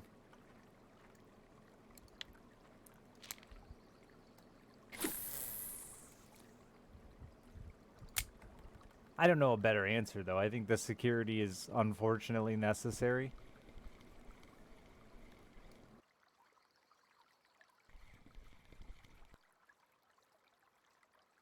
Even in my rural bumfuck town.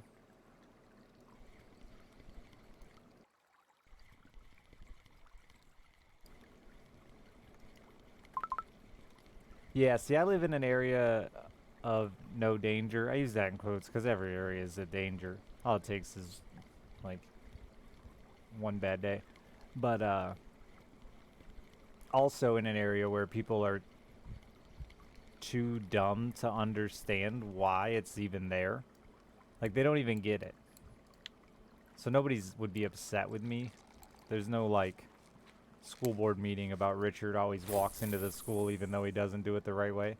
Because the parents don't even understand really why we have security, let alone who's supposed to be there and who's not.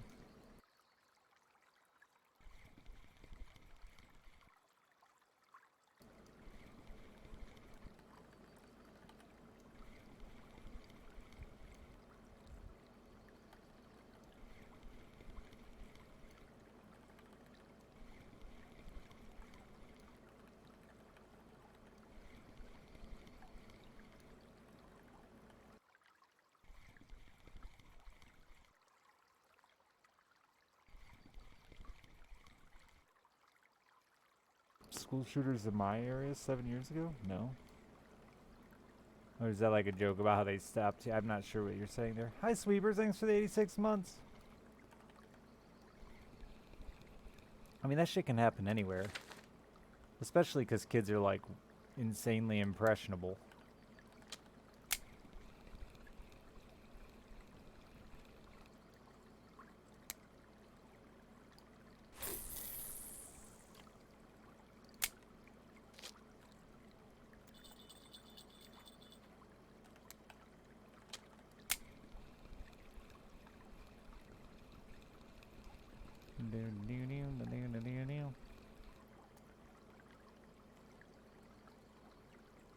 Today I got a text. I was out fishing. I got a text that my friend's kid hit another kid, and I should text him and tell him.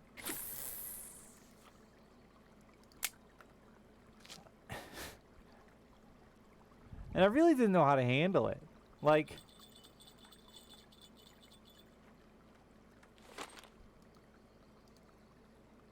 his parents or no, I don't remember that. I didn't have a, I had a kid. No, I didn't have a kid in school 7 years ago, so I didn't really care about what was going on at schools around me. But it was a really weird situation because, like, I get that if I was the kid's parent, I would want to know that my kid hit somebody. But, like, I'm not there. I didn't see it happen. So I really had, like, a moral dilemma of if or not to tell my buddy his kid just hit somebody in the head with a Gatorade bottle and now the kid is crying and...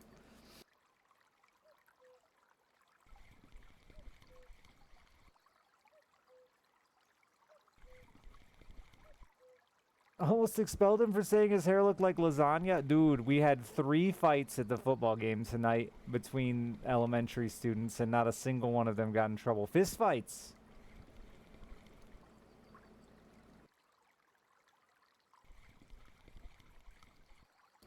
We're supposed to have this zero tolerance policy for fighting, but we don't stick to it, which I'm okay with.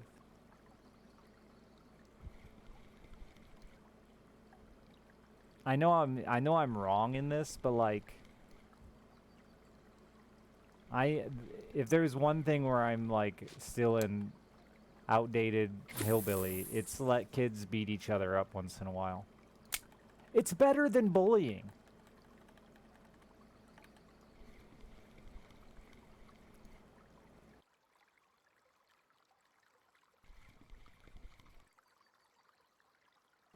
I mean, that's good. That's good, JDM, because we have the opposite right now. We have the zero tolerance fighting policy, and bullying isn't looked into well enough. Because that's my problem with this zero tolerance fighting. Nobody got to fucking make fun of me. Because at the end of the day, if I was upset about it, I could just punch you in the face. Doesn't mean kids weren't mean to me, but I never felt like I was ever in a situation in school where I couldn't do anything about it.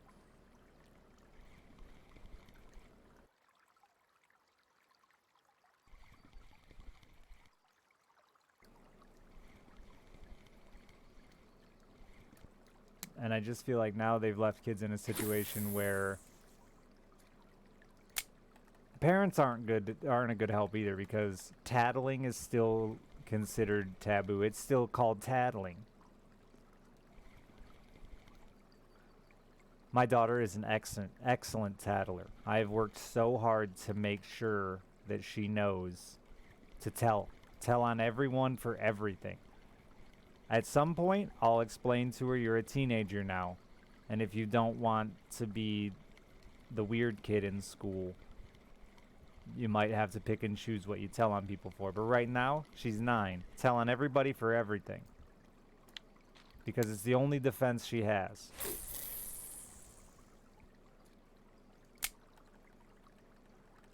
But 2, kids don't always get reprimanded for it, and even when they do get reprimanded, it's hard for the kids to see that happened.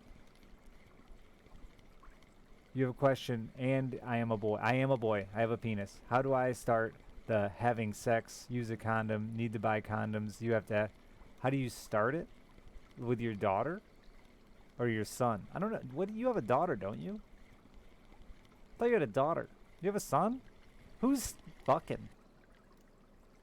I thought you had a daughter. Oh. Huh. Just have the conversation. How old is he? He's 15. You were fucking at 15. Wow.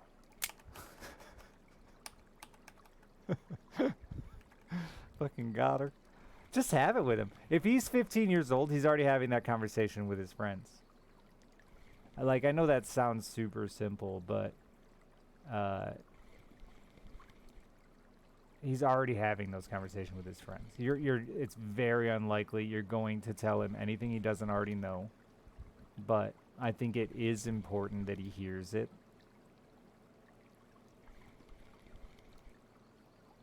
From a parent. But I don't know. I think you got it pretty easy, you know. I say that because I'm not a girl, but at 15, all of my dude friends were all we talked about was sex. So like, I don't know. Seems like a pretty, unless he's like super nerdy or something.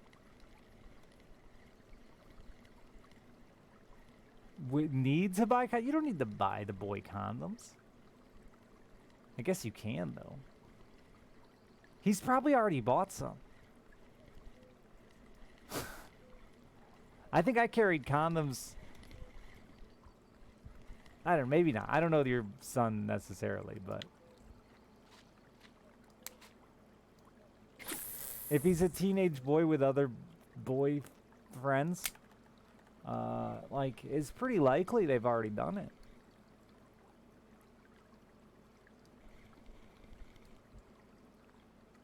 $15? You haven't had to talk with him yet, though, huh? Wow, Ellie. You're slacking.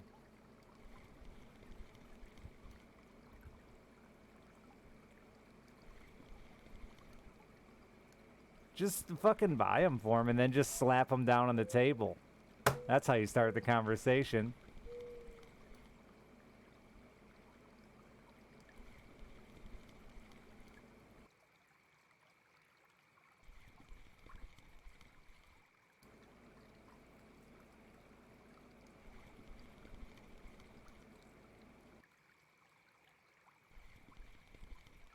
Your mom didn't. I never had a sex talk either, I don't think. I bet my mom tried. My mom always tried to do everything like medical, though.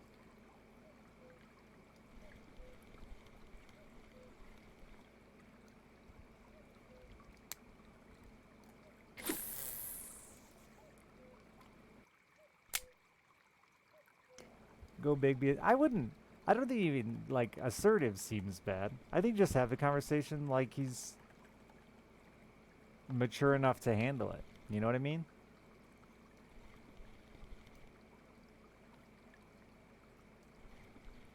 That's how I would approach it. At that age, I would talk to him as if he were, as if you already know he's aware of it.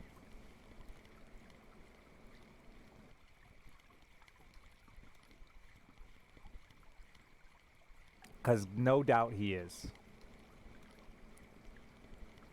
There's a pair of fucking 9-year-old lesbians in cheerleading and shit. The way they talk, I've learned shit.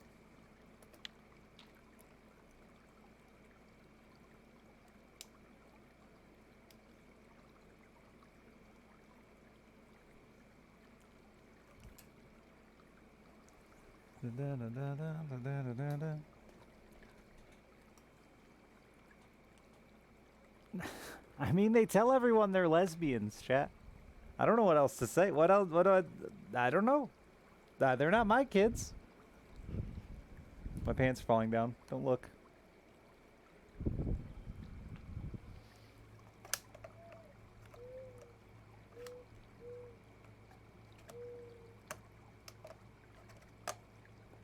It's funny because like 3 other moms have told me that their daughter came home and said, I think I'm a lesbian. And I like to hear how the different parents approach it. Do you live in South Park? No.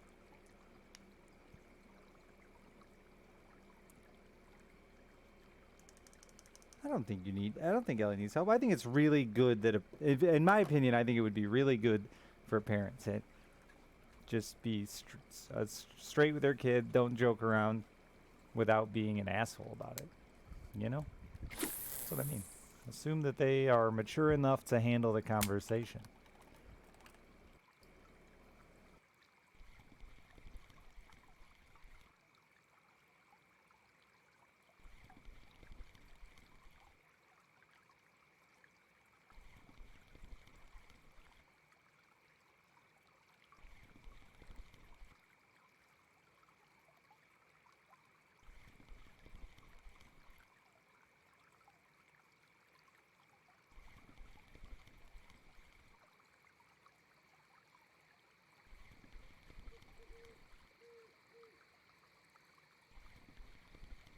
Though I definitely treat my kid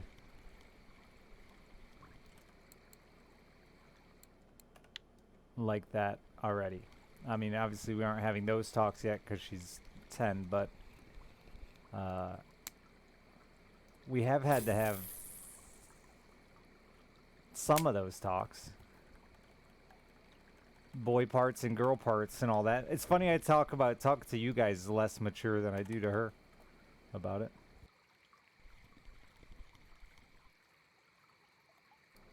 Yeah, see, I was gonna say something similar, but I feel like Ellie knows all that. I think the more important conversation to have with kids at that age is like the harder conversation to have, like the realities of sex. That it's not.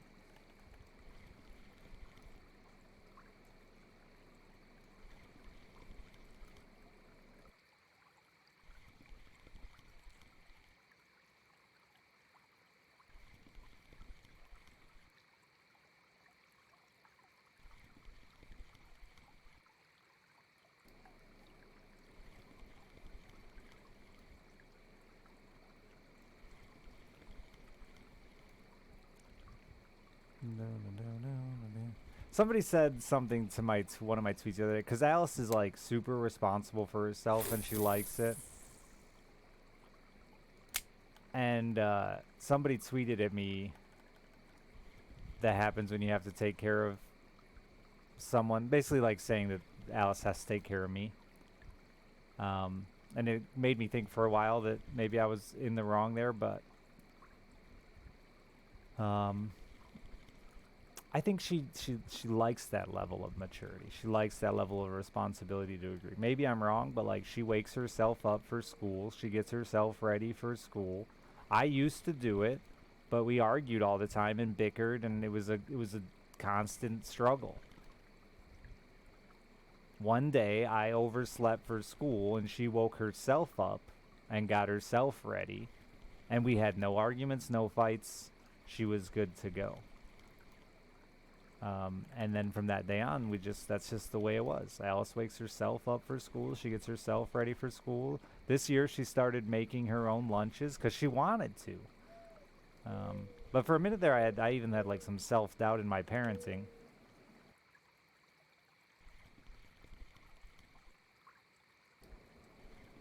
But I think each kid's a little different, you know?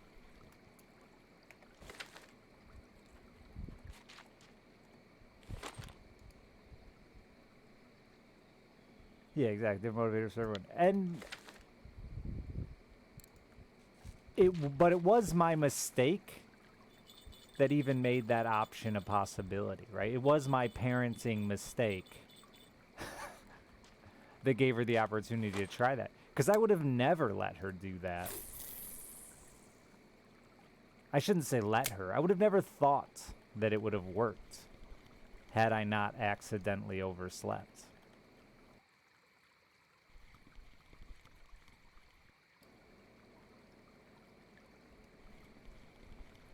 So sometimes, yeah. Maybe she does take care of me a little bit. But so far, I think it's been pretty beneficial. Because she's already got more motivation to get her day going than I do. When I wake up in the morning, I lay in bed for like an hour and a half till my bladder feels like it's going to explode or my vape goes dead. One of the two.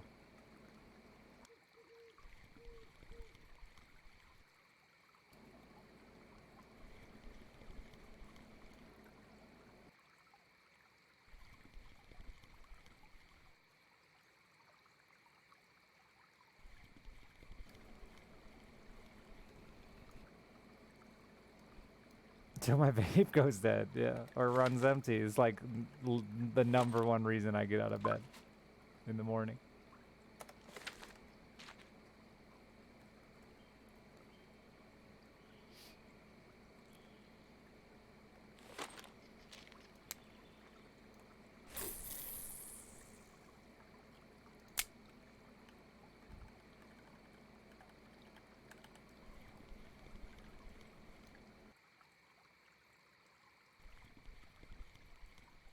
It makes me think though that like parenting, life in general, man, is so much about your experiences, and there's just no guaranteed good way to do any of it.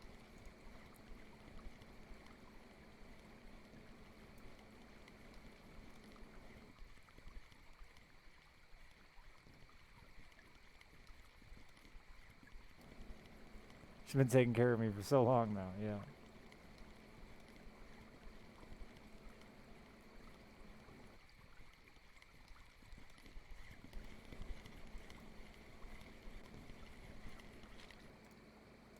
I like that version of the story better twisted than the truth.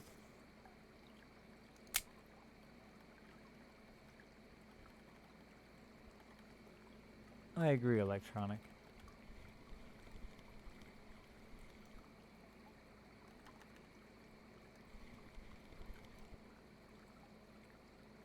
I do worry sometimes that she's like maturing too fast.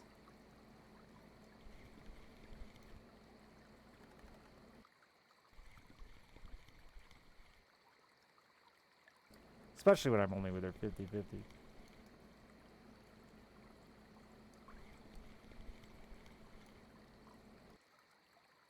How much of your personality is your own, Brian? I've started to really think about that lately.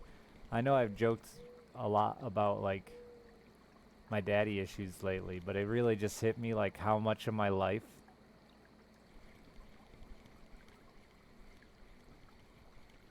and I don't like in my mind there's no. So my dad was a drunk, a womanizer, and abusive, right? Uh, to my mother when he was a drunk, not to us, never to us. I need to clarify that because I think people always assume the other. And I have never drank, and I really don't. I know my stories really make me sound like I sleep around, but if I told you how many women I've been with, I bet you'd all be like, "Wow." Anyway, not many. I'm not that kind of guy. Um, and it's not like in my mind I made these conscious choices because dad. But I know that somehow that shit affected me. Like, I know that it did. It's so weird because it's easy for me to tell people, like, yeah, I don't drink because of my dad. But, like, I also don't drink because I don't want to. And I'm afraid to. Like, I got plenty of personal reasons, too.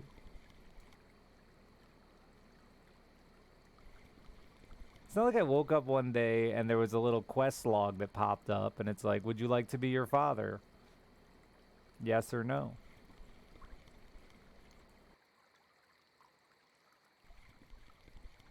Platypus ate for the 39 months. Yeah, that's it, right? OP, you are just this. Like, our individual personalities are just this fucking wild compilation of events in your life. That's it.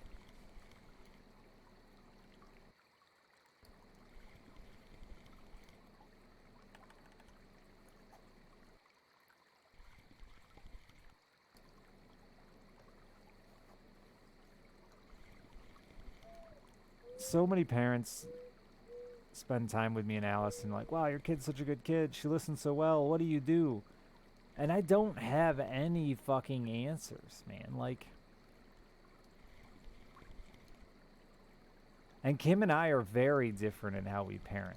Like, very, very different.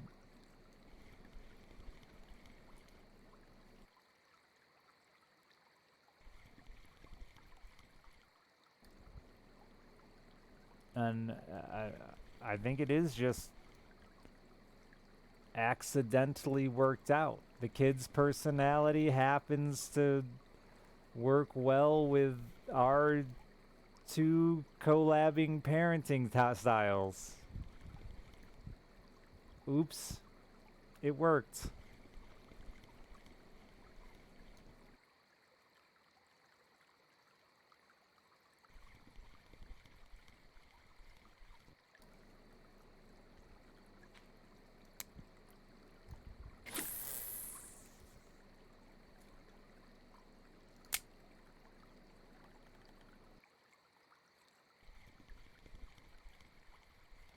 Wild, simple observer.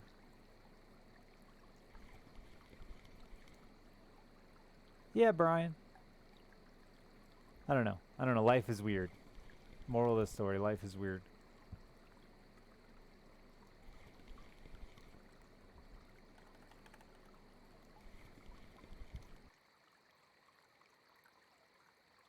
The sleeping around one is especially weird for me because, like, I didn't even realize that one until my late 20s, probably. That, like, huh. Chat started labeling me as some demigod or something like that. What do you call me, Chat? A demigod? Demigod sexual? So, like, there was never, that was never a conscious choice not to be a man whore.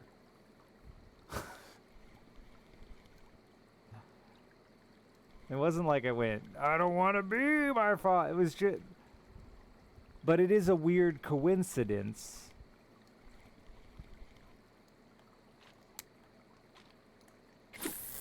that I'll meet more women in a year from my father than I've been within my lifetime. You know what I mean? Like, it's a weird coincidence that probably has some deep subconscious effect on me, and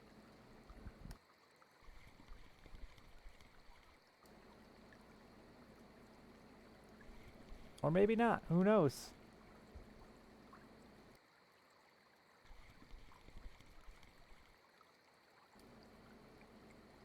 Yeah, whatever it is.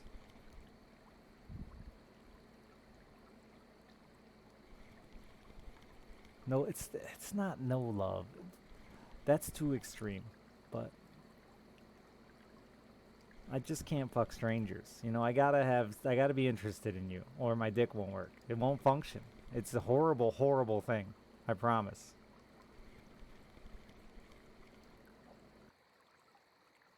Yeah, that's close. Gently used tie-dye condom.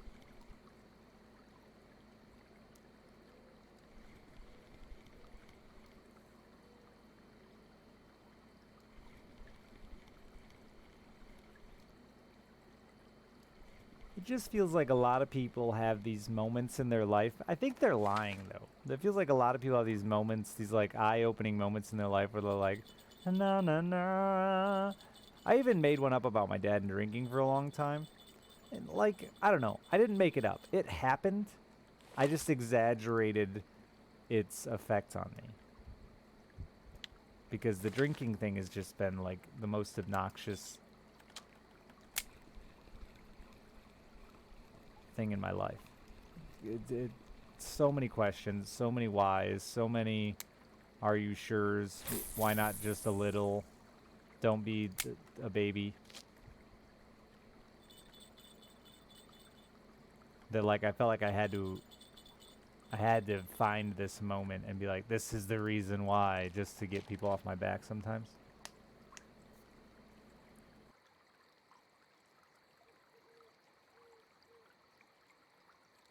There's only been one person, Gredrum, that's ever like explained to me a good reason for why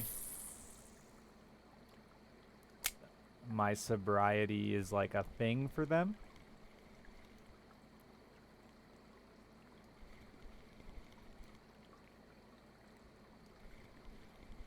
And they were like honest enough with me and themselves to admit that like when they're around me, it makes them frustrated that they can't be sober.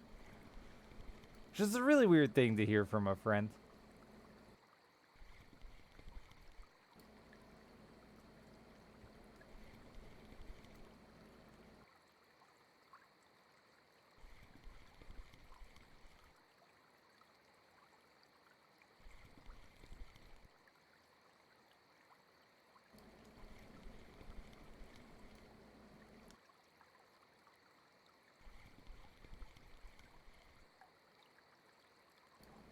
Oh my god, Brian, yeah.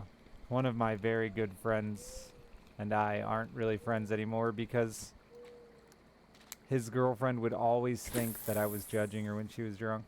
To the extent that, like... And I don't even blame her. I'm not even, like, really mad at her. But like when she'd get drunk, if she'd see me whispering or talking to somebody, she'd assume I was talking about her.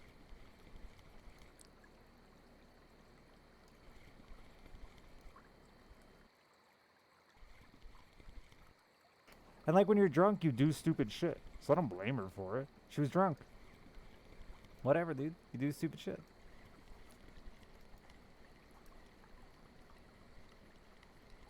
I don't know. I'm used to it, Malrock. I don't really care. The only time I'm upset with a drunk is when they try to use it like as an excuse for why they hurt me. You know, it's not an excuse.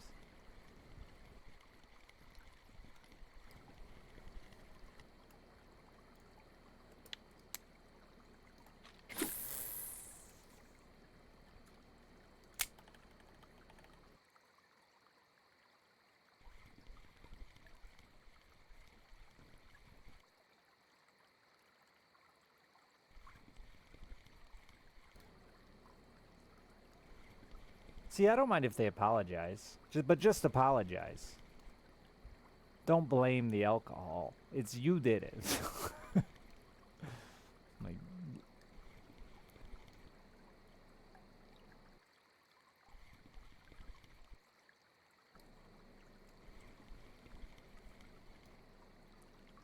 I don't know. I got plenty of friends to drink. I don't care. I've been around it forever. I don't mind, but I do know that a lot of people don't like me being around when they drink.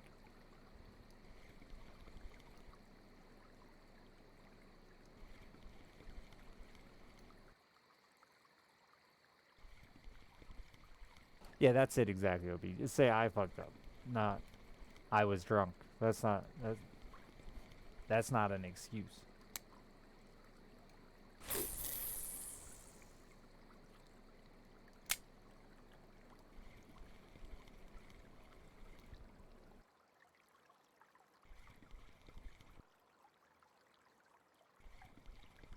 I don't know what it's like.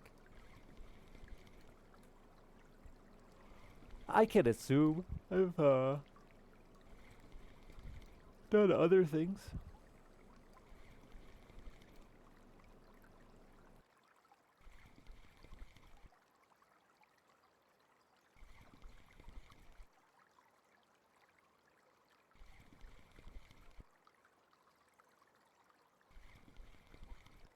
Weed's a weird one for me because I don't like losing control. Like I've pills and stuff like that. Not like done them for fun, but like been on them for pain and prescriptions. And a lot of times I've done like gotten drugs from a street pharmacist who prescribed things that were far too strong for me, because I don't have insurance, you know. So there's definitely been times where I've went in for like a toothache and come out with a Percocet, right? Uh,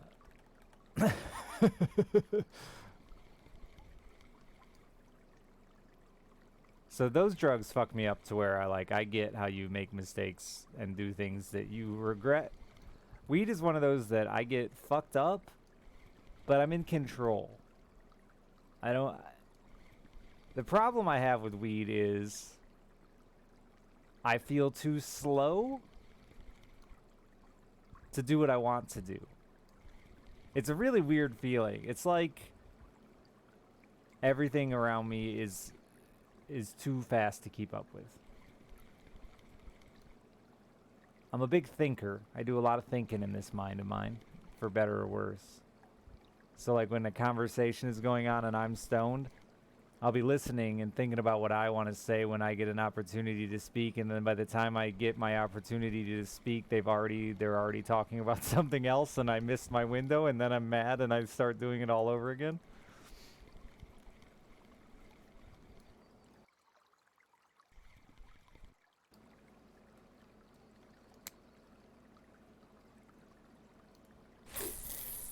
None of them are the same at all for you. I wouldn't assume they're identical as much as like just the effects. I guess I did kind of say they're similar.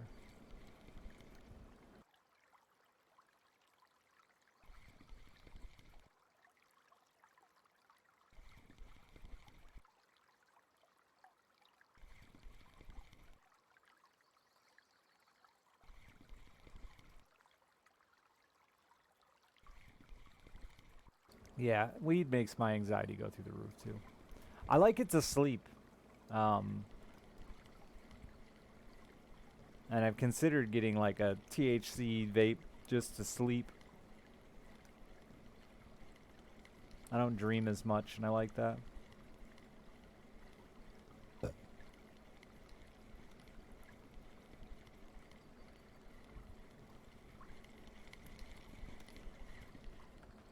I like smoking, is why I don't smoke weed to go to sleep, because it makes me want to smoke.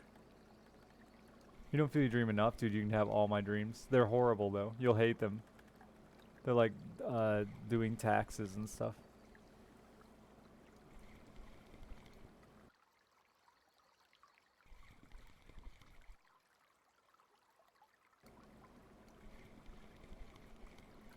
You can see, yeah. I wish I had cool dreams like dying. My dreams are like all monotony. Those are my nightmares.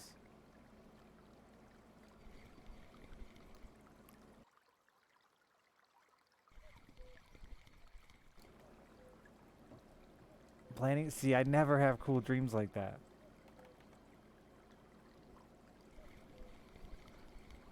I have a lot of whatever they're called dreams where I realize I'm awake. I realize I'm dreaming and wake myself up. So a lot of them are just like going through the motions of my day.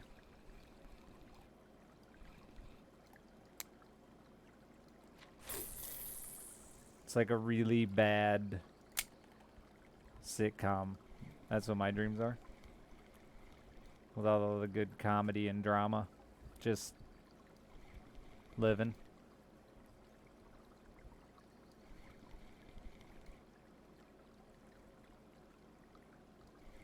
That's a good episode of Star Trek, Simple Observer.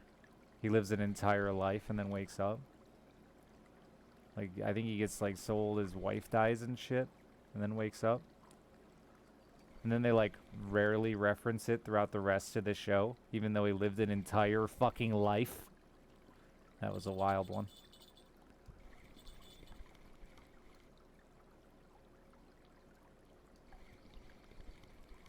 Except now my back hurts. Dude, you're having some fucking crazy dreams.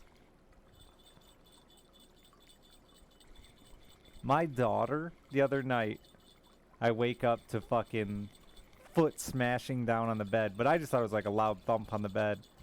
I realized when I wake up that it's feet, and she's just fucking heel dropping to the left, to the right. I'm rolling around like fucking Keanu Reeves in The Matrix, dodging feet. A perch?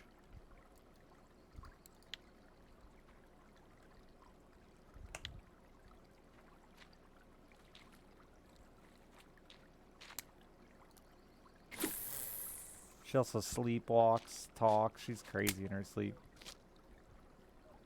I did try the angler. It's awful. It's garbage.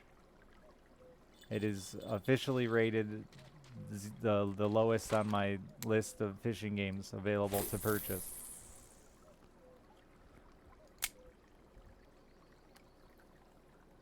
Ooh, I had a similar one, Dust, where I had to keep trying to find the right key to open a door.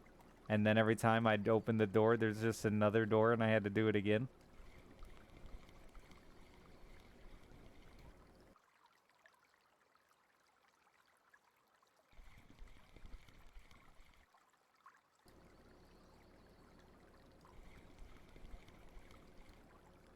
I also have sleep paralysis sometimes. That's the worst.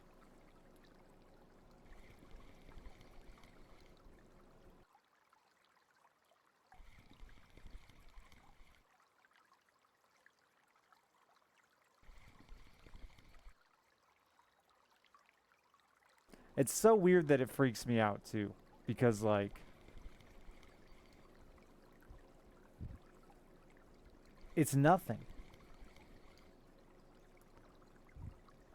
It's nothing.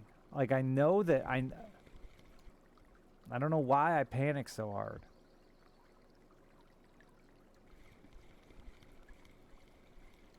Why I just stop breathing? No, where I can't move and I can't wake up, but I'm awake. I like slowly, it's like a scene in a superhero movie. I like slowly can start moving my finger and making noise until I wake up and can. But it's like nothing bad is happening.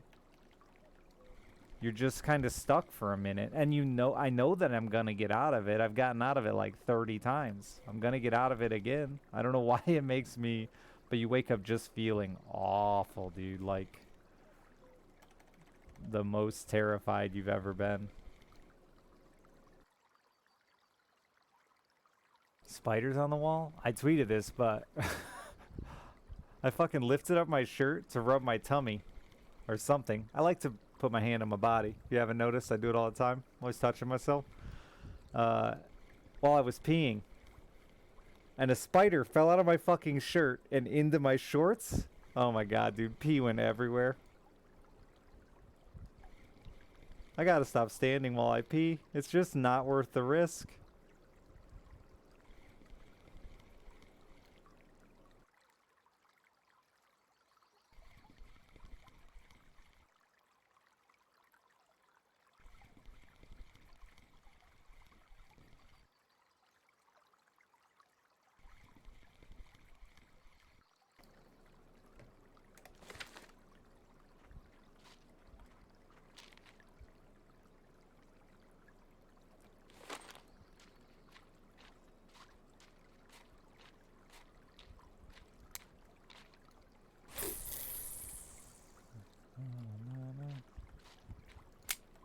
Alice had like a week where,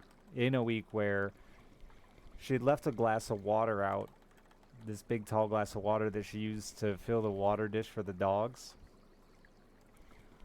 And she went to give the dogs water, and a fucking mouse was in the cup. So when she poured it into the dish, the mouse, which had been swimming in the cup of water, ran up her body. And she was terrified. Then, like, the next day, she took a drink out of her water and got a fucking big spider in her mouth. She was so traumatized of her cups for a while.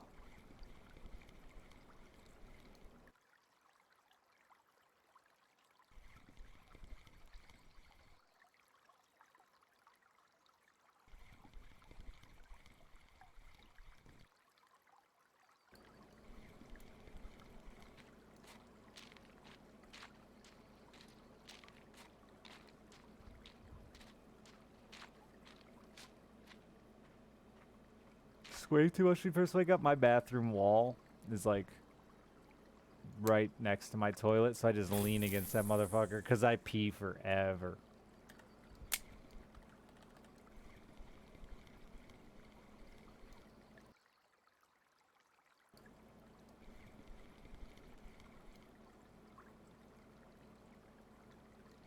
But it's like the third time in a month something's happened and I pissed all over my bathroom. I'm just gonna start sitting down. I went into a sneezing fit first time. Just, I mean, out of the blue. Achoo, achoo, achoo, achoo. And just piss everywhere.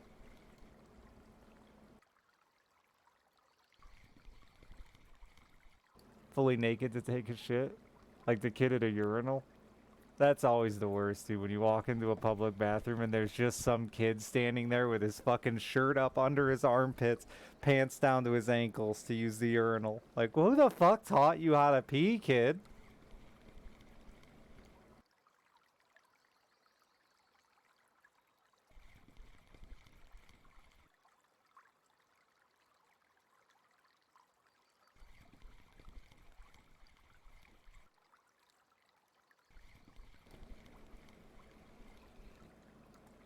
I agree. That's actually, Blaze It. Now that Kepler says that, sometimes, Blaze It, actually, when I'm shitting in just my underwear, when I'm, have no one around, I just cruise around in my underwear.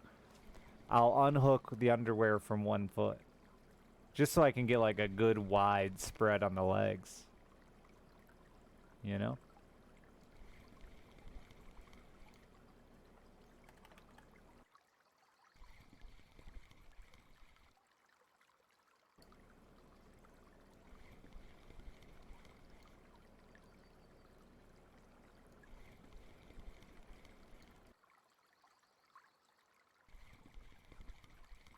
Yeah, some turds just need a good wide stance.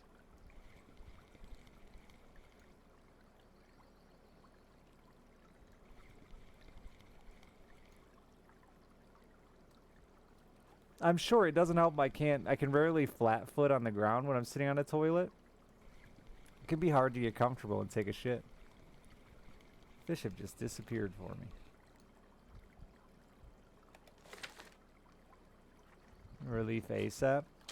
I can't shit in public like at all. It's not a never understood. It's like I can't. I'll be in agony. It's so annoying, dude. Like when I'm driving sometimes and I road trip or something, I gotta shit so fucking bad that I'm in agony. So I pull over, go to a gas station, run in, sit down at the toilet. Some dude comes in and sits down next to me, starts fucking grunting, groaning, talking, doing whatever the fuck he's doing, and I'm like, I can't perform now. And then I just leave and go back to being miserable.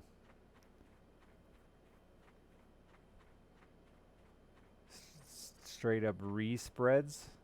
Like spreads her cheeks before she sits down, Danny? Or he? I assume she, because I'm straight and only know of straight people. I apologize.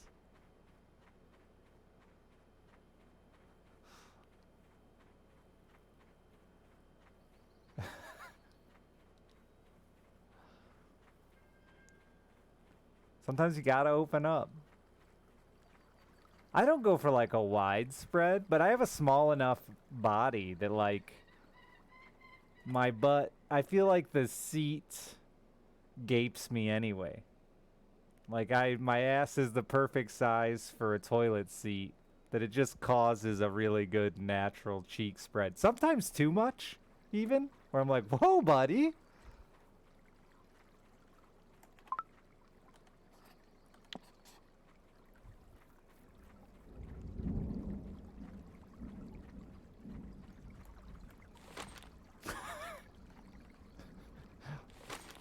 No, Danny.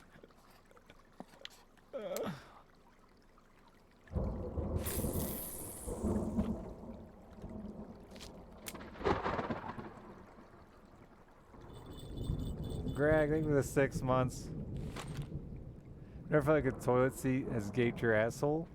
Yeah, you must, like, so my butt goes into the hole a bit, right? So, like, sometimes the weight of me pulls my cheeks up as I sit down. You get what I'm getting at? So depending on the size of the hole, due to my small frame, sometimes I feel like it's gonna rip me in two.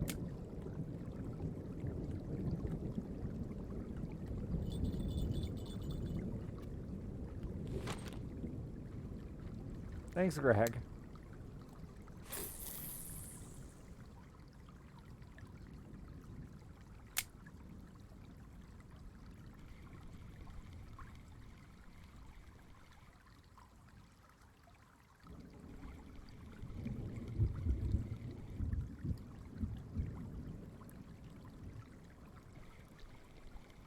Weird things that happened in seats. I remember one time I was sitting in a recliner and I slid across the seat and then like slid down the edge. Well, that was the goal. But as I got to the edge, just the tiniest bit of the tip of my pee hole caught my taint. And so as I slid down the chair, my dick almost tore off. I thought for sure I had ripped my penis off. I'm pretty and I don't have a big flaccid dick, tiny little flaccid dick. I'm pretty confident that I felt my pee hole touch my butthole. Like I stretched that motherfucker that hard, the whole thing turned black and blue. I thought it was dead. I thought I killed my penis.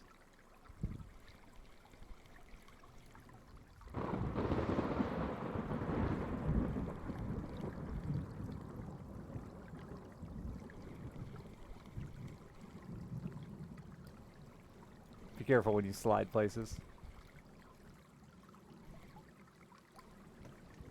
Team Tiny Flaccid Dick? Hell yeah, dude.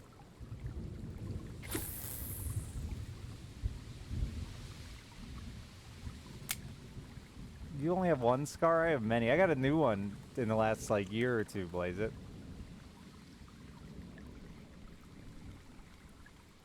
A gnarly one, too, dude. It's, like, this big.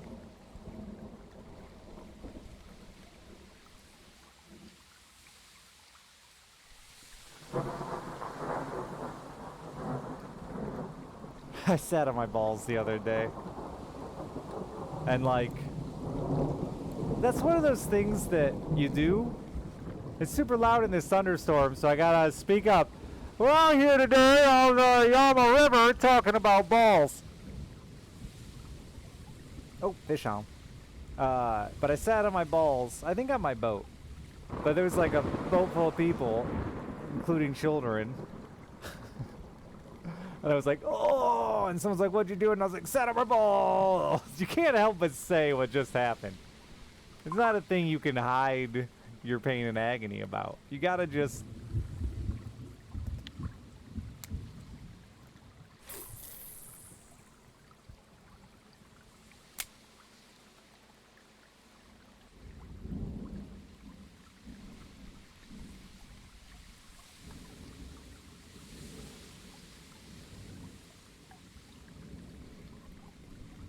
We did try the angler. It was awful. So now I'm playing this to feel better about life.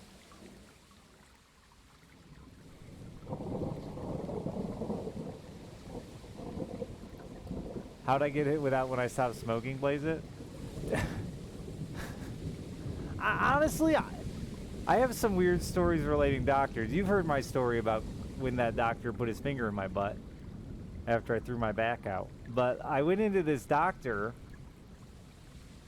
to get, I don't even remember why I was there. But anyway, I hadn't been to a doctor in so long, so like we did a physical, and there was a cyst on my dick that I didn't even know was there. And she's like, well, we should probably get rid of it. And I was like, all right, I guess. And the next thing I know, she's just fucking hacking and whacking, dude. I just met her. First time I've ever been to this doctor. And all of a sudden, I'm laying on the table with my dick out, and she's fucking going to town on it. And not in like a fun porn doctor going to town on your dick way, but like, this is horrible.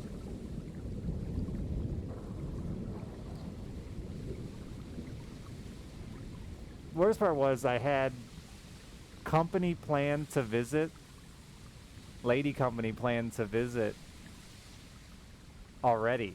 And I had mentioned that to her. I was like, it'll be fine by then. Oh, it should be, but if not, it wasn't, by the way. Just this wicked, horrible wound. And I'm like, a condom, that'll work. It didn't. It just made the scarring so much worse.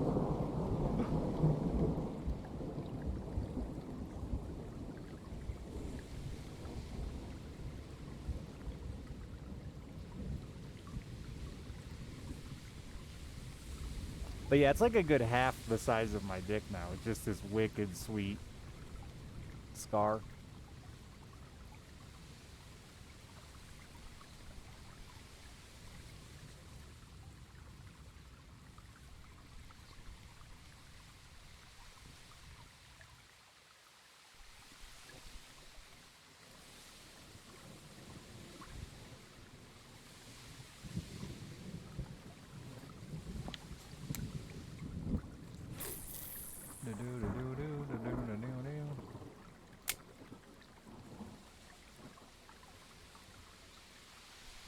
This whack cyst with the Bible. I think that's a certain type of cyst, and not this one. But maybe I didn't try. It's so loud in this storm.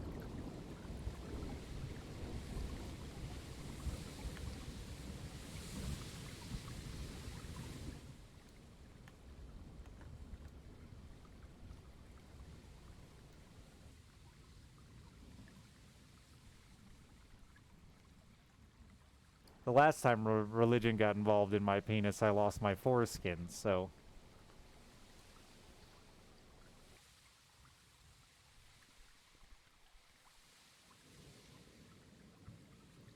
And now I've got nowhere to carry baby turtles.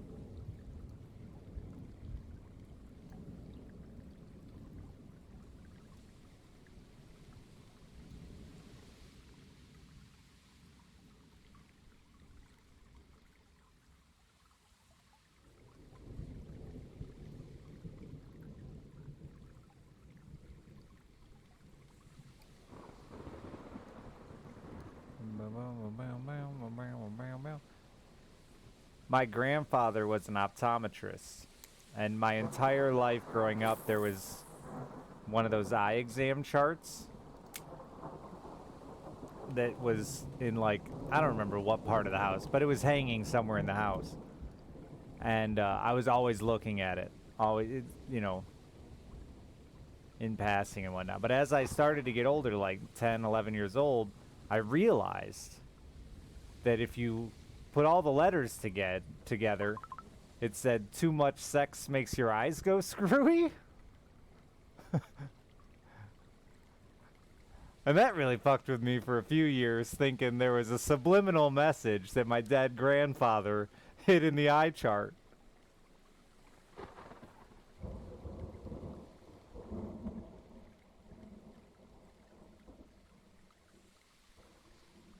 Maybe that's why I'm fucking not willing to sleep around. It wasn't my father after all. It was my grandpa's eye chart.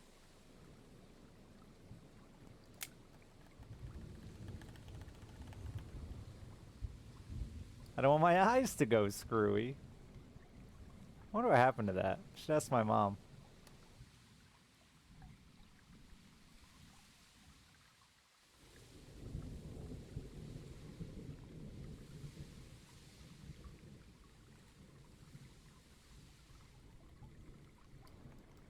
It's so funny. It was like the only thing for my grandfather that was hanging around the house, and like nobody ever commented on it that I knew of. But that my whole life it was just hanging there saying too much sex makes your eyes go screwy.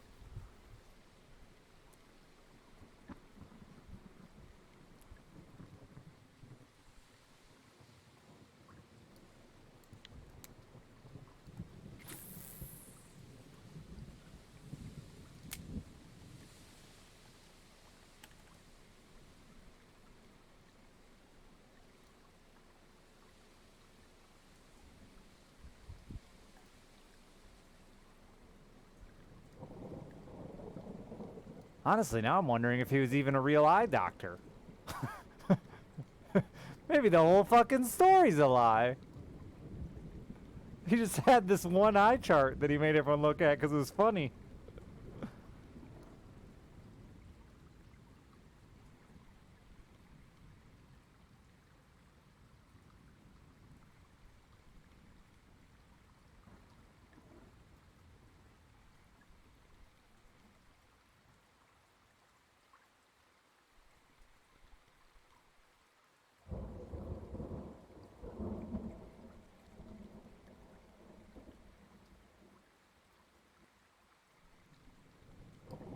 I was thinking about going to play in the pre-release tomorrow for Magic. I haven't played in years, but my little brother is obsessed with Magic. And I feel bad because he's constantly trying to get me to play with him, and I just don't want to.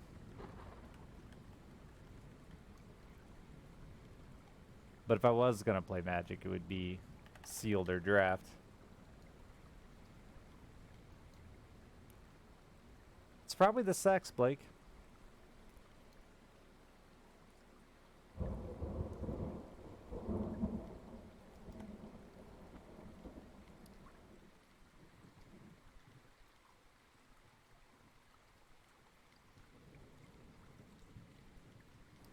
Is it true they eliminated the DCI in Magic?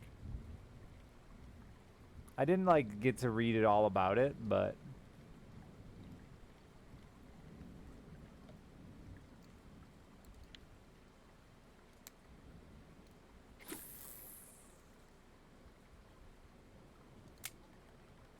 Kinda.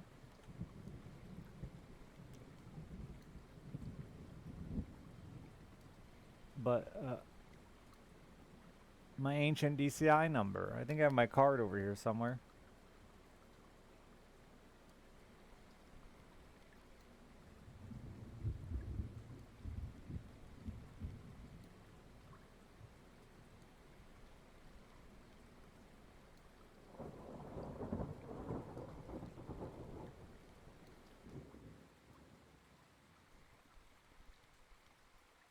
I can't brag about being like top 100 in the state for Two-Headed Giant anymore, only because no one else really played it. And I had a judge friend who would just host Two-Headed Giant events for us.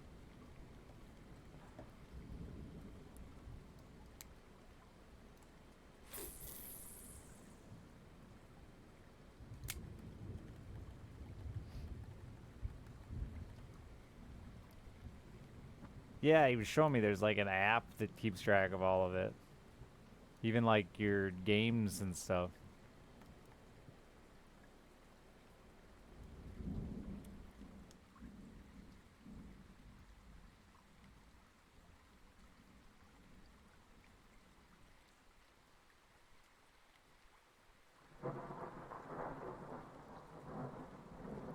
I wouldn't be surprised though.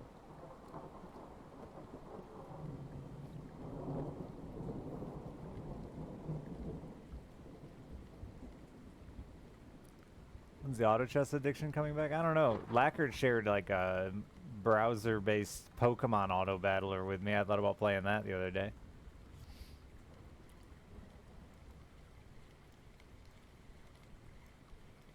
Is that a dolly?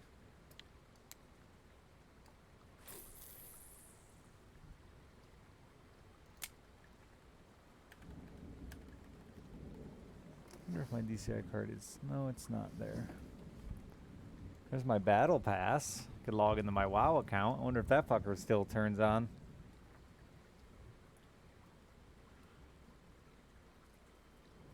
You can hack me.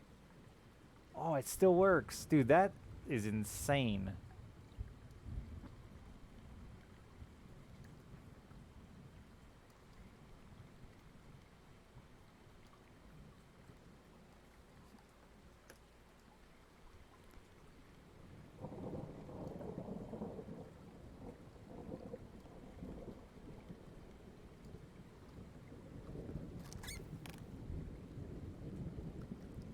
Super well, because that thing is so old.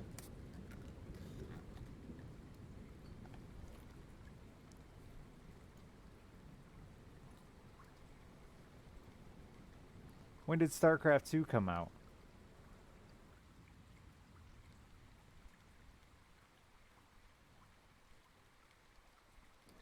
2010, and I got that before the release of StarCraft. It was like promoting the release of StarCraft 2.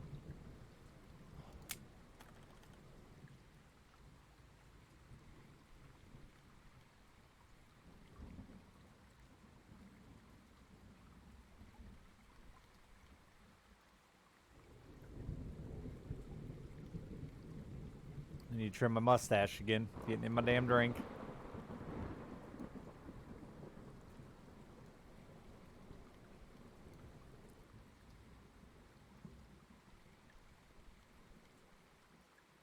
I just can't believe like humidity hasn't killed it.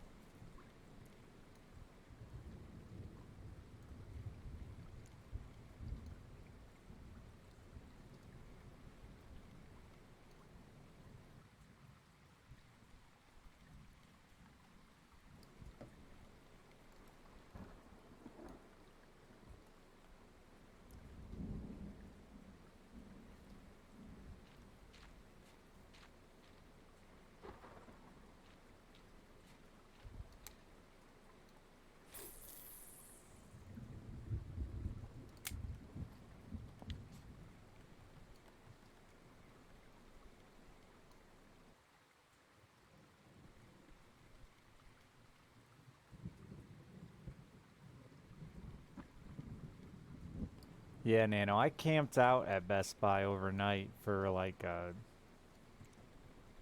Xbox 360 maybe. They were super cool about it. They ran us out power strips and an extension cord, and we played fucking. We all had carried TVs in our trunks to play Halo 2, so we all busted those out and had a little Halo party on the sidewalk at Best Buy.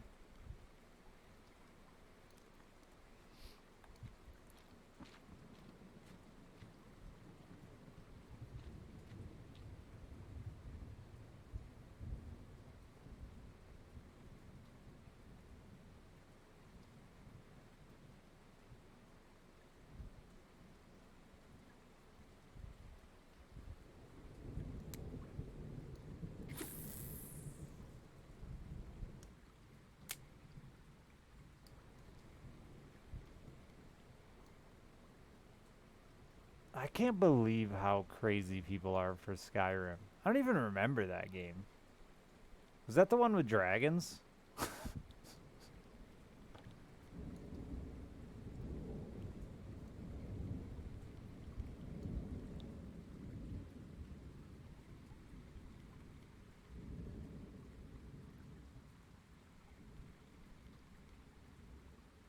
Yeah, that's like such an irrelevant game for me in gaming history.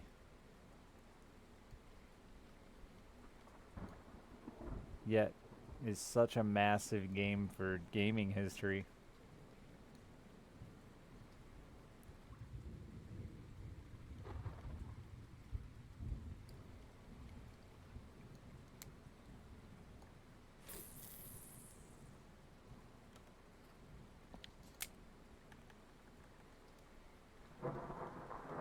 Now Morrowind, or Elder Scrolls, whatever it was called, Morrowind. That one, I mean, I built a pillow mansion and things like that. Those were important.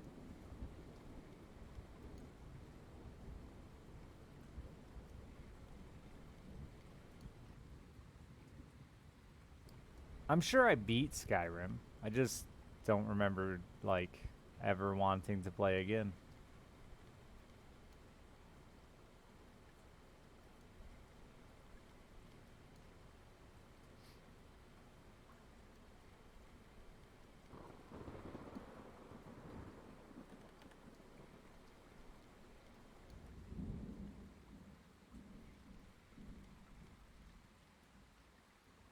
Have they still not released another one? Is that the big deal?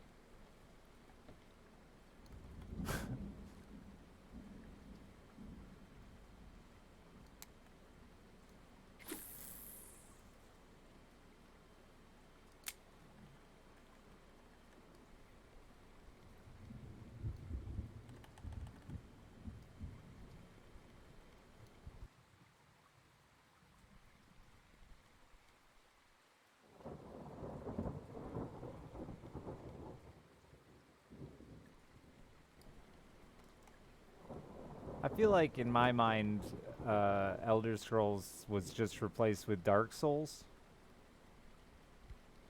Especially now with the most recent.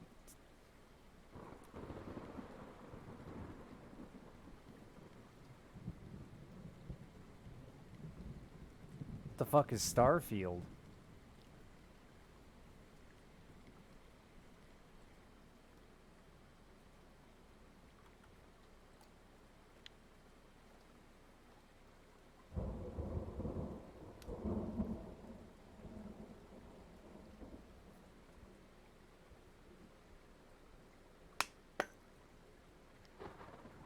Sci-fi Elder Scrolls. Tight.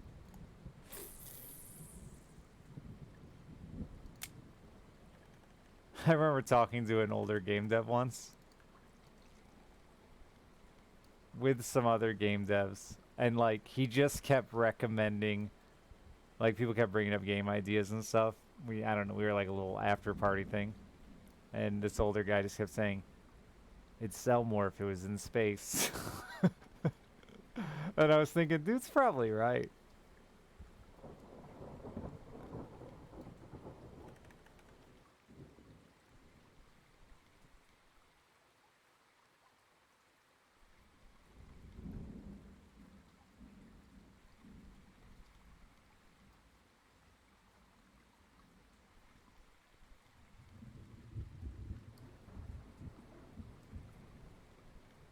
Funny enough, though, that guy's made some very successful games, but the ones that are in space are not. I wonder if he'd change his opinion on it'd sell more if it was in space.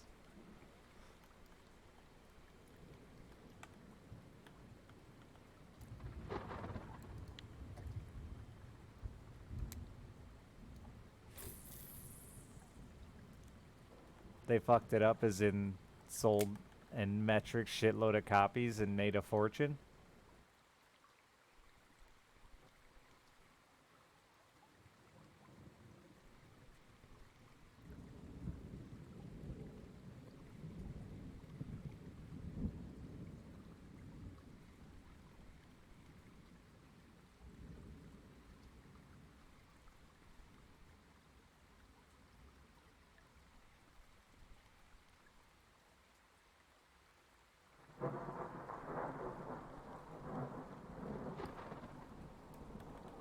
Nah, they made a fortune, Blake. And they fixed it. Yeah, I thought No Man's Sky was a fine game, but I didn't get all hyped up about it. I already had my letdown. I say this all the time, but I'll say it again. Fable was my big letdown. That's kind of how I felt when everyone was mad at No Man's Sky. I was like, yeah, I had that once with Fable. I remember.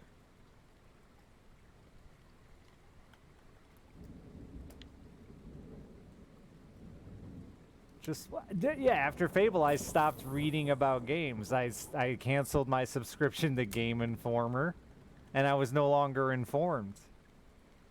You can't be disappointed if you don't know what you're buying.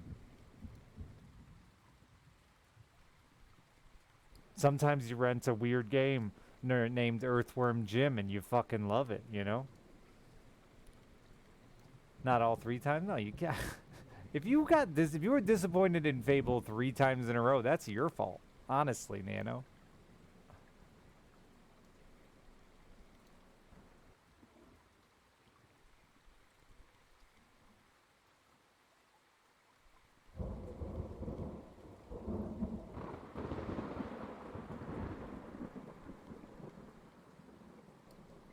Actually, Gauntlet Legacy, I think, was that the one that came out after Gauntlet 64? That was a massive letdown, too. But I didn't, that's just because I wanted Gauntlet 64 and they didn't give me that.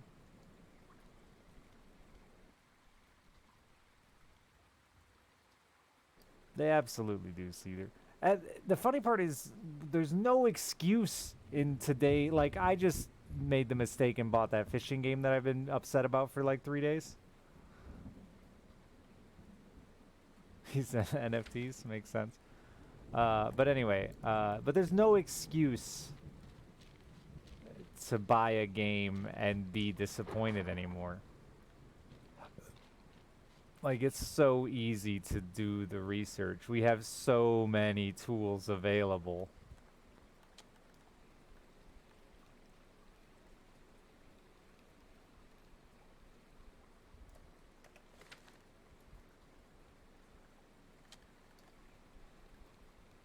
And there's no reason to really pre-order anything anymore unless you just want some dumb cosmetic or something. And again, like, I'm putting that blame on you a little bit.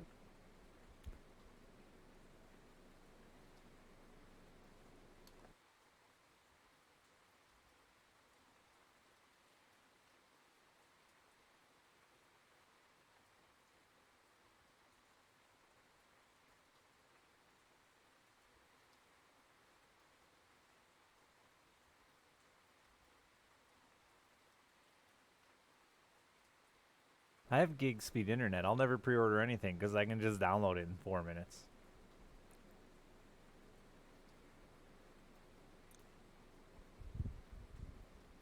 I mean, like, the real me would like to say, yeah, fuck, you know, misleading your audiences and all that shit. Fire Sky, thank you for the 91 months.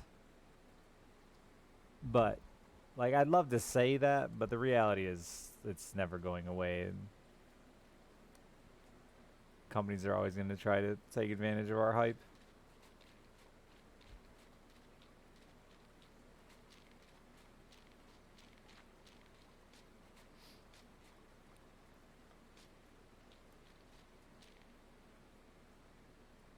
Fallout 76 got you, Slash?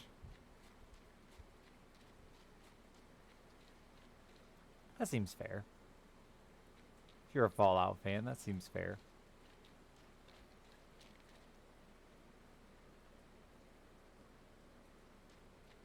Never even opened it. Jeez.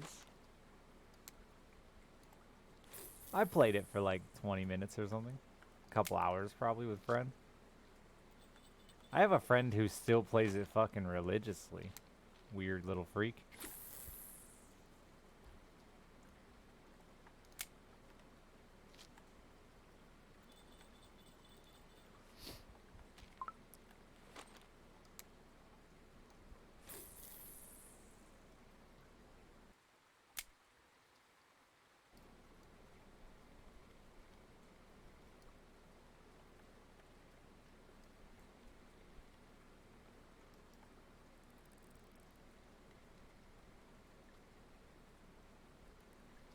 Got it for free, then never played it. Fallout 4 sucked the dick. Was that before 76?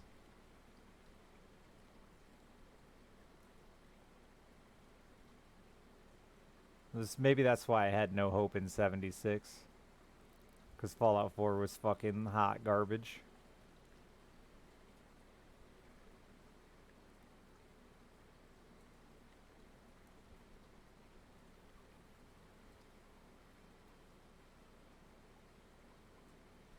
My brother was super excited for Spore and then like tried to pretend like it was still a good game.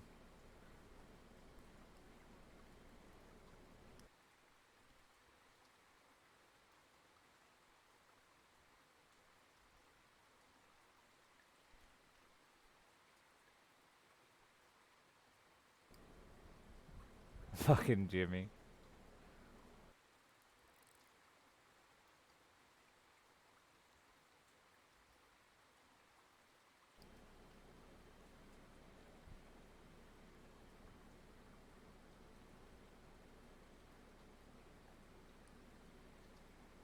I shouldn't blame Fallout 4. Like, I think Fallout 4 had some serious dialogue issues that were pretty bad. But really, my bigger issue with Fallout 4 is I just don't like the genre anymore.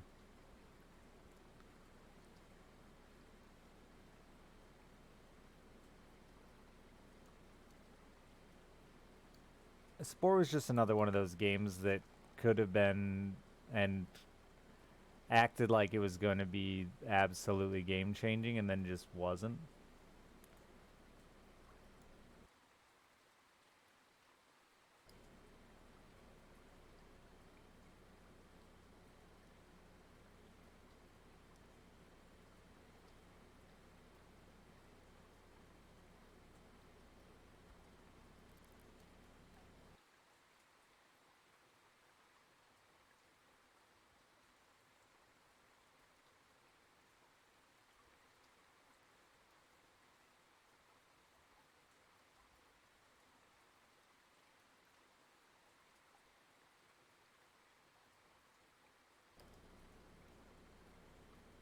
Man, I'm always afraid I'm going to lose fish in the river when they're swimming in the current like that.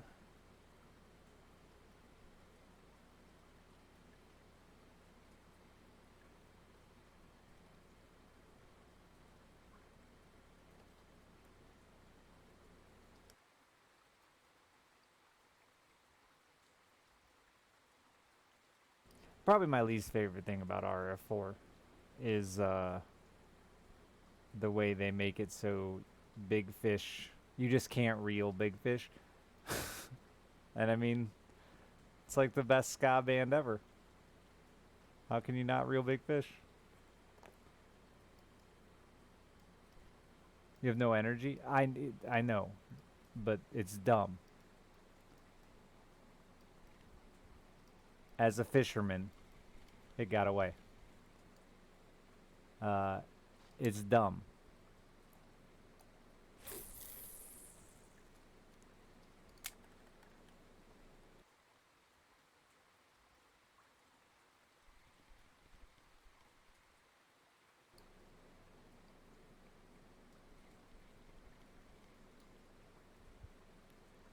If it was really that hard to reel, that I had to crank that slowly, that I could only crank it like this, you'd fucking snap the handle off your reel.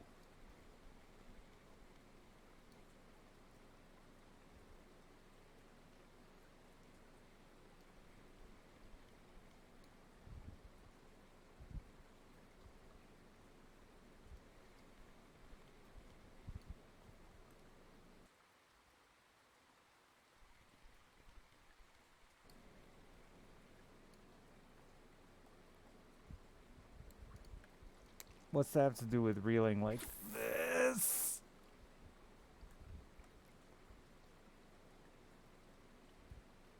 You ready to see what happens when there's like a ton of weight on line?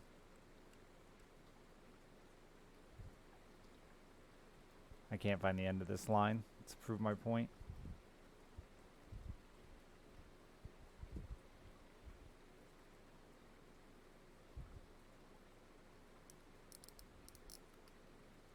I'm gonna pull my teeth out.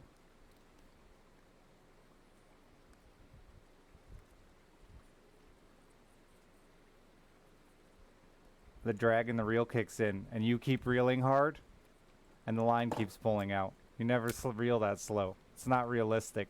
Doesn't happen. Not even when you're fighting a swordfish that weighs 1,000 pounds.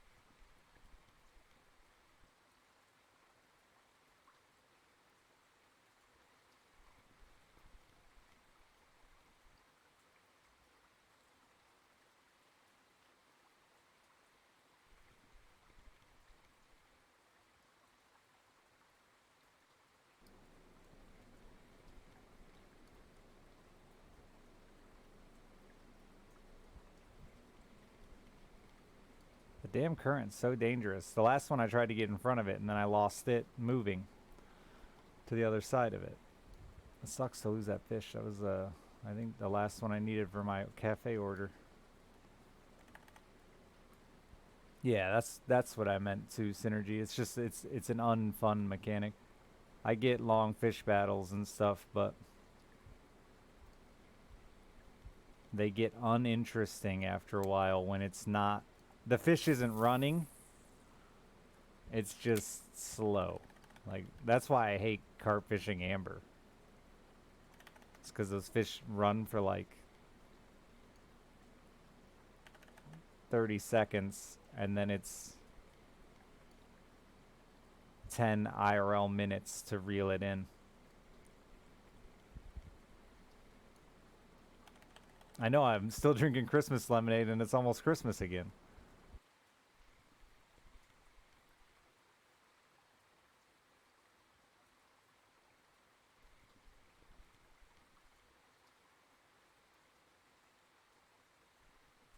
Oh, I caught a fish. I wasn't paying attention.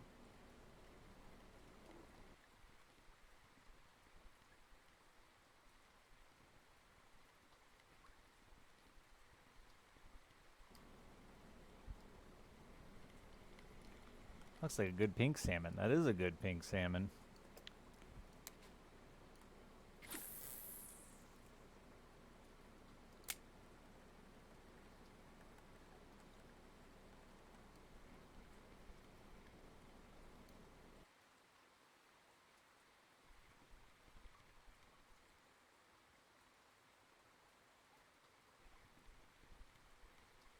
That's not quite how time works, Kepler, but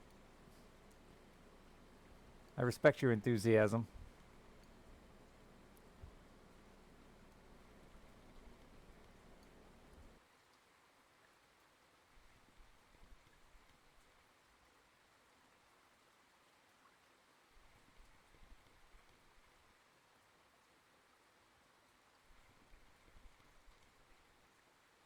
Can't believe they haven't started selling umbrellas in this game so I can have energy.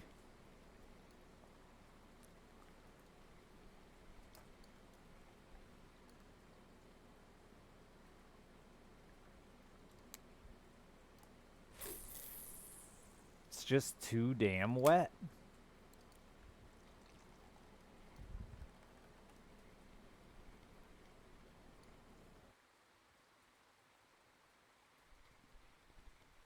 Or maybe just some rain gear?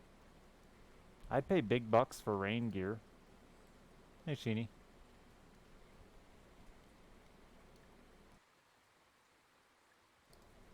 Umbrella hats, Moo Cactus. Haven't you heard of the invention, the umbrella hat? Requires no hands. I actually should get one for next fishing season. Like, genuinely, because I hate hood. I wear rain gear, but I hate the hood on the rain gear, so I always end up leaving it down and just getting soaked anyway. But an umbrella, because I don't like my ears covered. I like to be able to have to hear, and not just hear the sound of rain smashing on plastic. I'm gonna get an umbrella hat.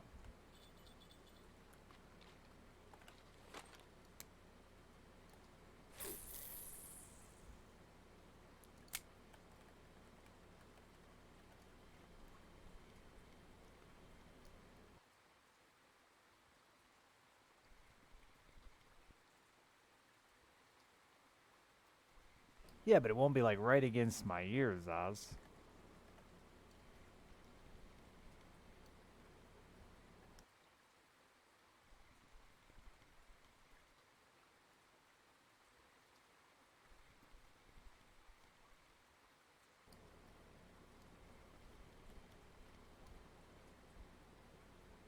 A fucking...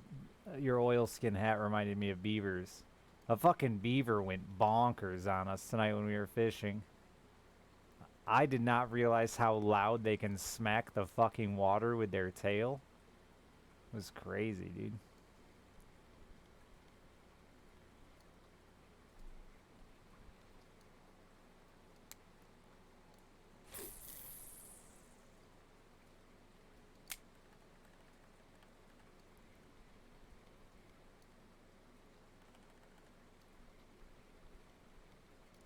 Blaze it. You're 1 month short of the record. Thank you for the 103 months, you filthy Australian cunt. You weren't here yesterday for Australian talk.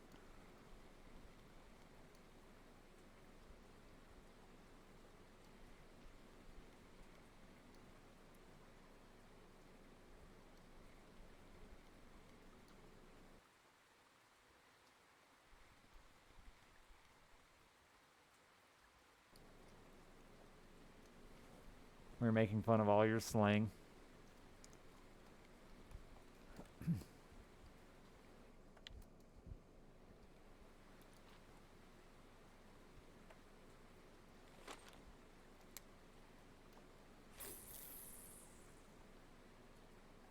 We forgot to bring up beach boots, though. Did you start your new job yet? Out of the water business?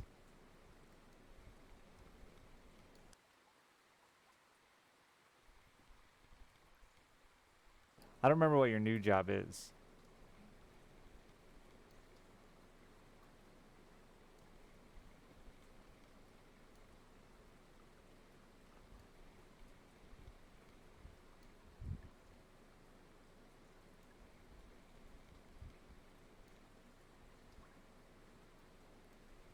Lead water engineer.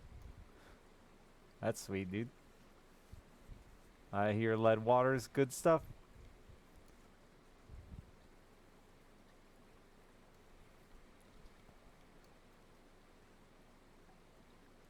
Wrong lead? Oh, it's bad lead.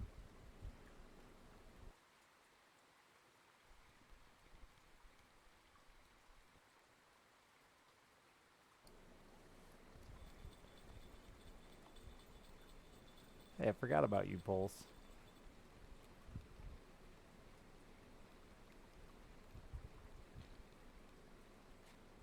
You're actually upset right now? That's good.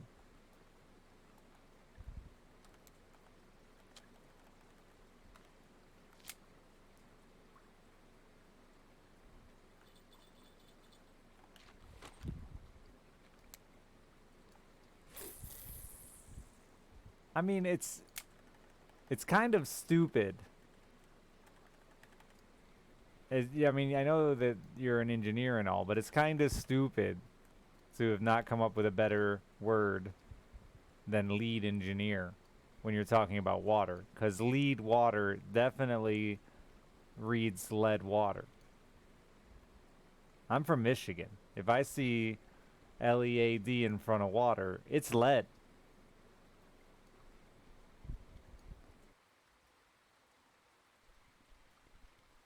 Yeah, I knew all along, Blaze It.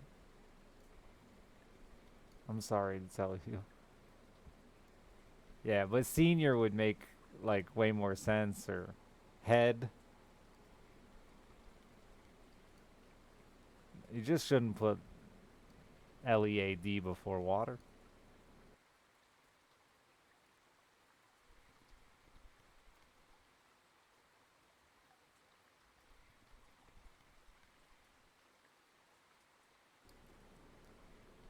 I think you should introduce yourself as that, though, Blaze It.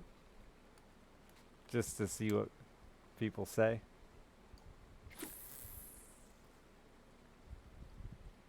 Headwater? Does that come? It could be. If you ask nicely.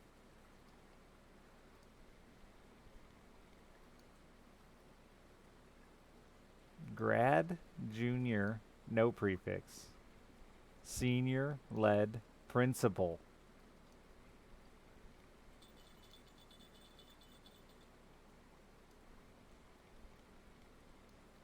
Wow, you're not even principal yet.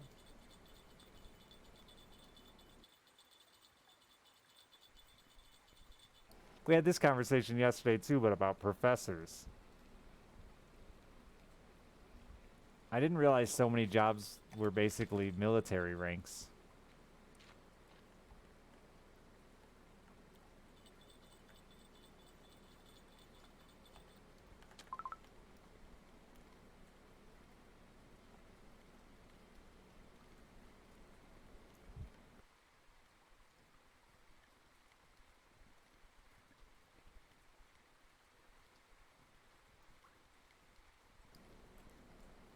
What is this fish?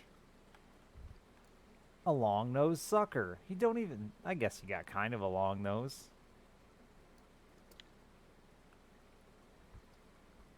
That makes me want to switch to try to get more suckers, but I know it was just like luck that I got one at all.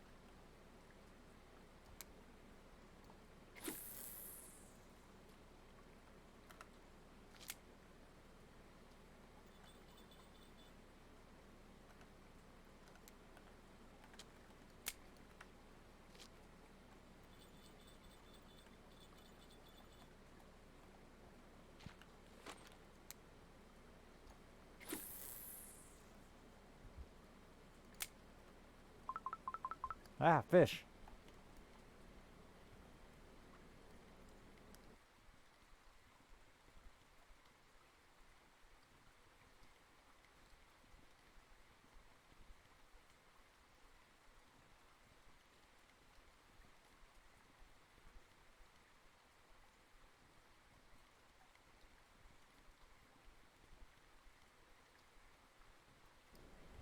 As if those are in every game, Oz.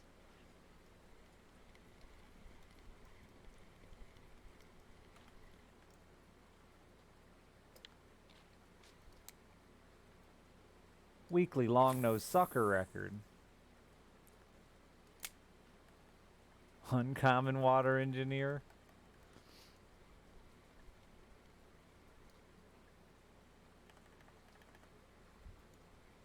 Just number them, dude.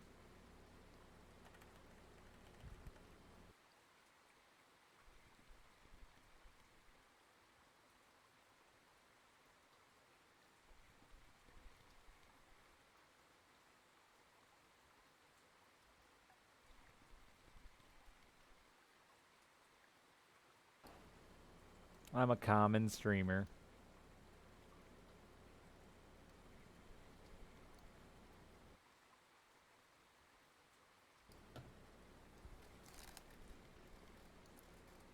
Even fucking belt ranks for martial arts confuse me because like sometimes people make a big deal out of black belts. Then all of a sudden I see like a 7-year-old black belt and I'm like, can't be that hard.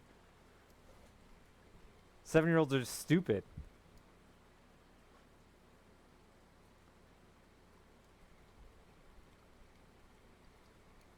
Then there's like 7th degree black belt and it's like, come on, you ran out of colors? You only used like 6?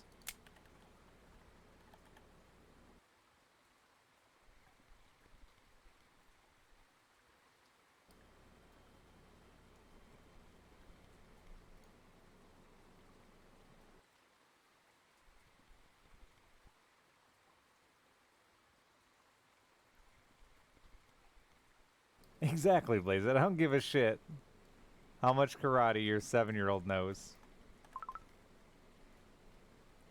I'm gonna beat that ass.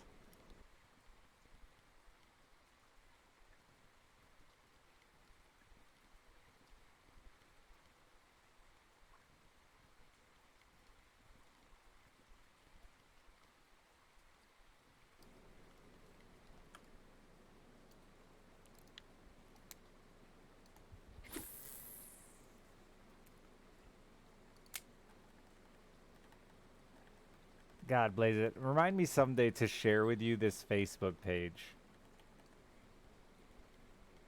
I have an acquaintance I went to school with who runs a martial arts gym. And he does these fucking Facebook videos regularly.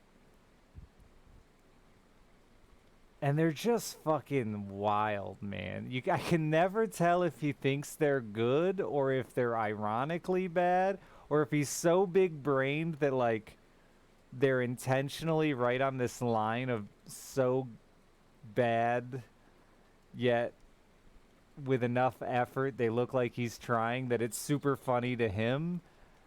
I don't know, dude. He's super successful and he's in like this really rich town and hundreds of kids from wealthy families come train with him, but his fucking martial arts videos are like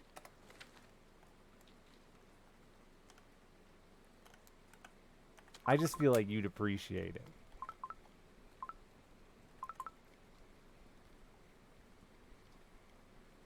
It's if you've watched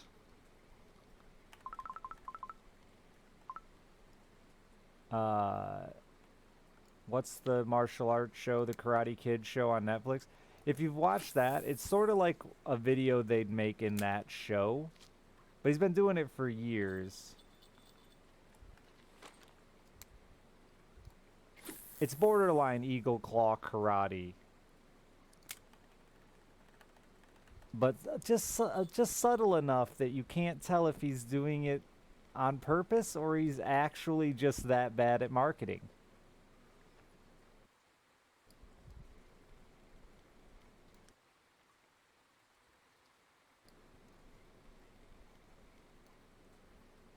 Like images of himself kicking transposed in like 7 different ways flashing across the screen and stuff. It's so good.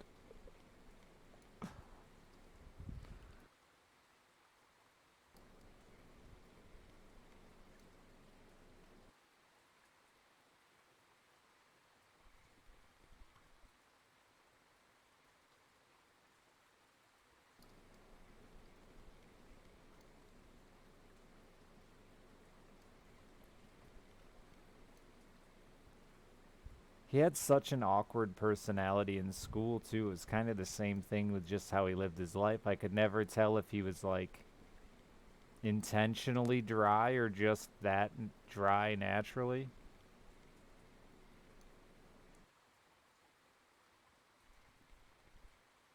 That sounds like Twitch, BJ.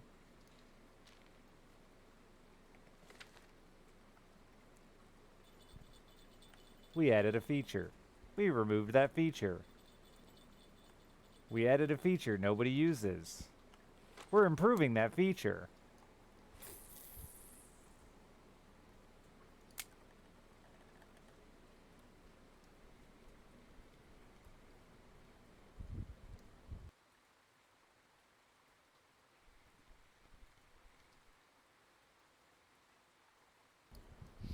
I don't even pay attention to Twitch and what they're doing.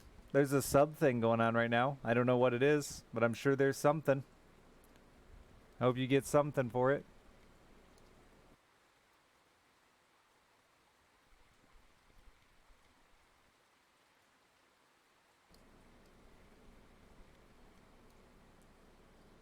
I've heard it's better than last year, but not as good as the... Nothing will be as good as the original.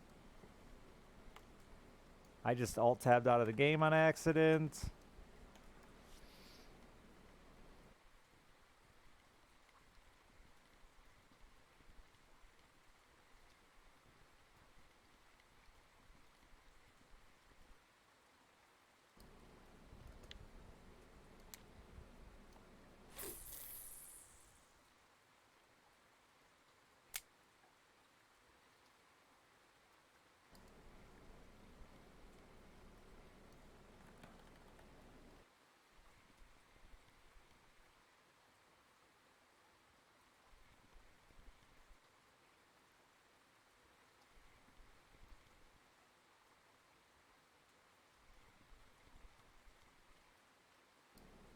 Oh, it's 30% off for a sub right now? Is that what it is? That seems like not the worst thing. I thought I saw something about it being more if you sub longer. Oh, it's 20, 25, 30 depending on how many months you buy. Okay. Should line load capacity be less than max drag on your reel? In my opinion, no. There is some conflicting opinions on setups. If you want to be able to, I'll pull up, this setup seems pretty close to right. Yeah, if you want to be able to use all of your drag, which means turn your reel up to 29 drag, you need line that's stronger than your max drag. But where you have to be careful is the weakest link in your entire setup is what breaks when you get spooled. So what most of us do is line stronger than drag, leader weaker than line. Reels actually have two strengths. They have their max drag strength, and then they have a breaking strength, where the reel itself explodes. They don't tell you the breaking strength, but there is a chart available on the internet that has most of the max strengths available. So yeah, with this setup, my rod is 24 kilos. You want your rod to always be bigger than your line. Line's 22 kilos, reel's 15. I usually recommend to new players 20 to 25% oversized over your max drag. But in that setup I just showed you, my leader will break first every single time.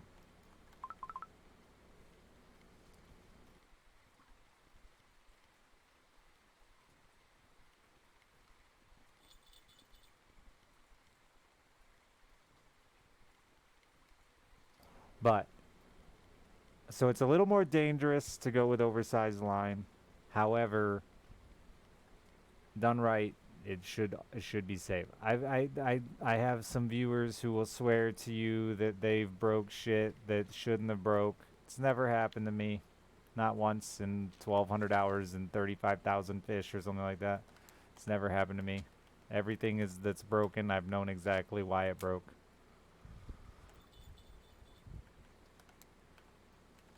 But when I buy a 15 kilogram reel, I want to be able to turn it up to 15 kilograms. So all of my setups are set up with oversized line.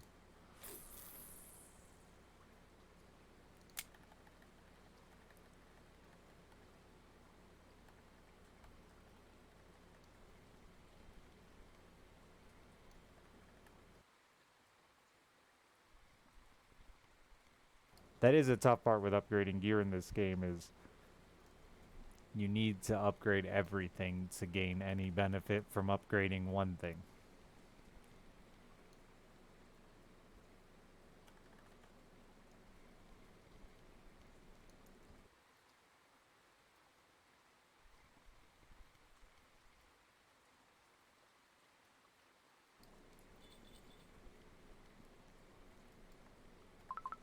I usually recommend buying oversized rods because there's no real disadvantage to oversized rods. So, um, especially when you get into this like when you're jumping from like 7 kilo to 15 kilo reels, buy a rod that's fucking 25 kilos because it'll work for both reels just fine. And you won't have a wasted rod in your inventory. It'll be something you use forever. Like even now at level 35, I still consistently use my 14 kilo reels. They're a good reel. There are some spots that they're a great reel, and you don't want to use your giant high dollar stuff because wear and tear on your high dollar stuff is expensive. Is that a big sucker? Yeah, another sucker. Man, I cannot believe I'm catching them on this tiny hook and mayfly like that. Maybe I try...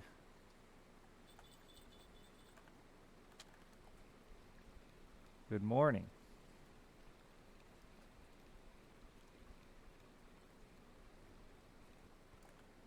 Maybe I try targeting them, upsizing one here and targeting them. That's still a pretty small hook. I'm guessing Nightcrawler is going to be their best bet.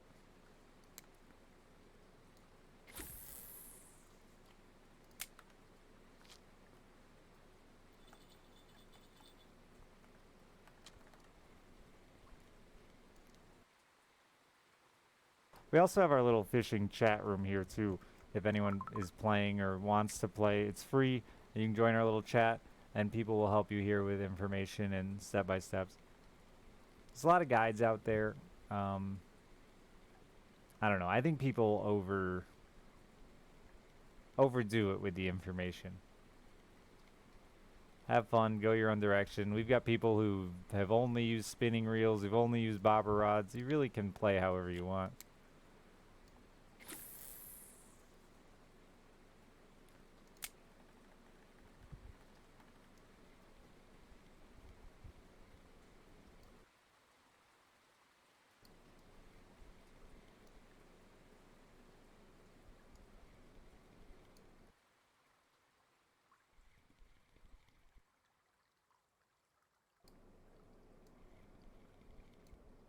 But so many people play min-max. Min-max. I think the game burns out really quick if that's all you're doing is trying to min-max your fishing.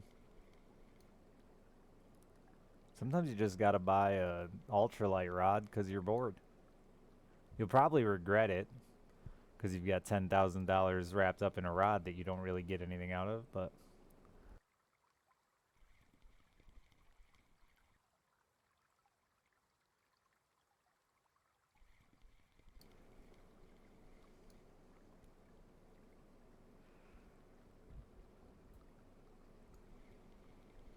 Oh yeah, if you want to join the chat, search Richard Hammer, and then the password is Rich Ham. Capital H. In the ham, not the rich.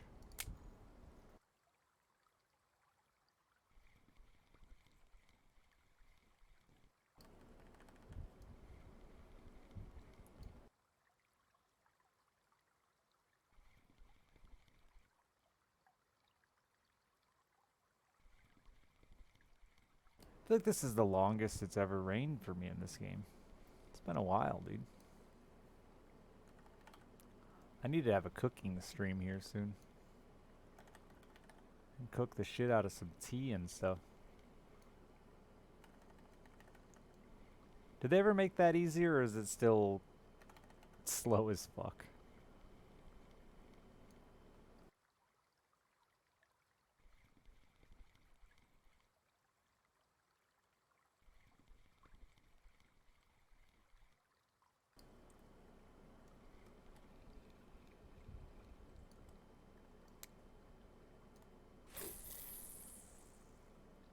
Cooking stream? I meant in the game. I have to cook in the game. I need food and stuff in this game. Gotta stay full. No, I don't cook, dude. My stove has fucking one burner. My oven's like 150 degrees plus off. Depends. The higher the temp you set it at, the more degrees off it is. I can't cook on that thing unless you want to see things get burnt.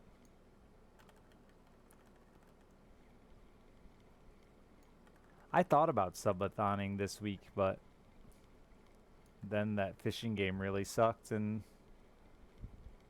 I didn't have anything else I really wanted to play that badly.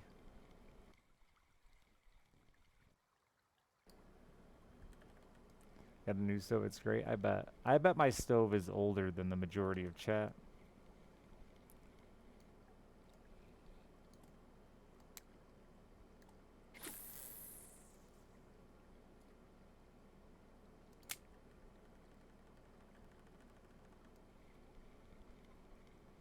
Are you playing that new fishing game, Templar? Call of the Wild Angler?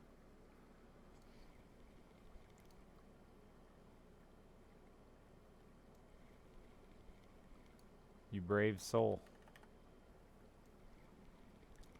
Enjoy your frog that's not topwater.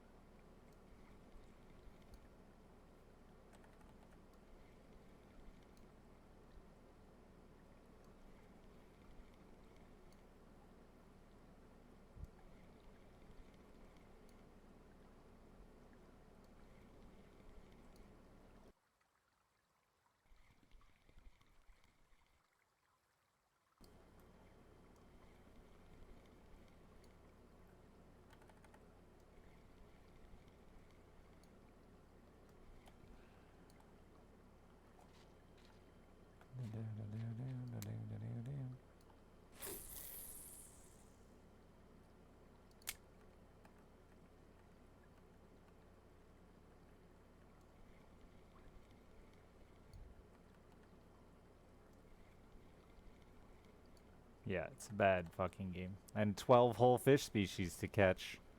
12. There's not even bluegill.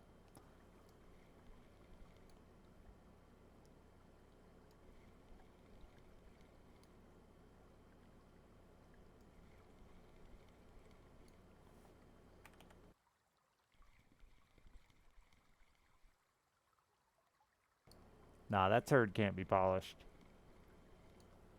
It's Call of the Wild the Angler, made by the Hunter game people. Call of the Wild the Hunter.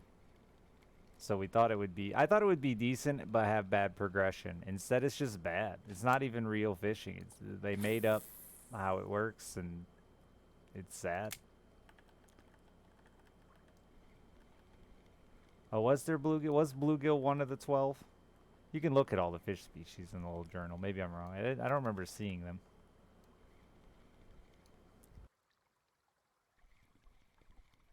Well, that makes the 12 even less exciting then.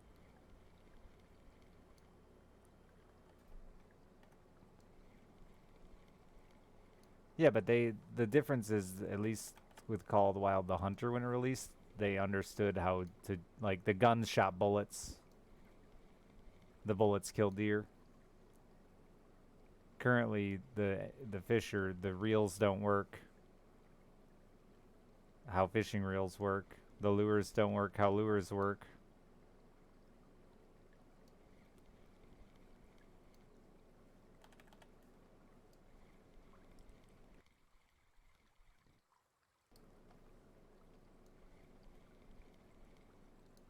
Actually, does this, I gotta check this real quick.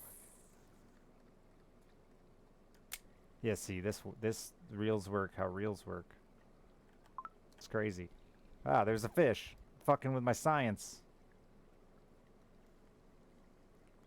A reel does two things and they got them both wrong. It's crazy. Did they put genre breaking in this? It is genre breaking, that's true. You have to relearn how to fish because they made it up.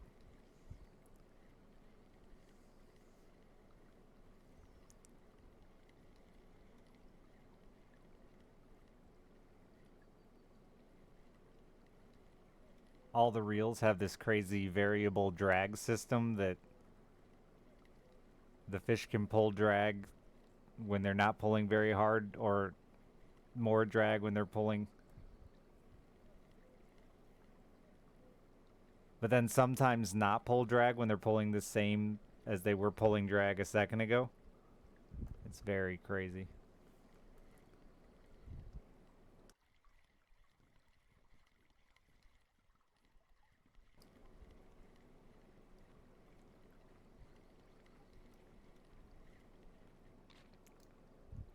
That's what made me uninstall it, was the reels. So just it's not even logical.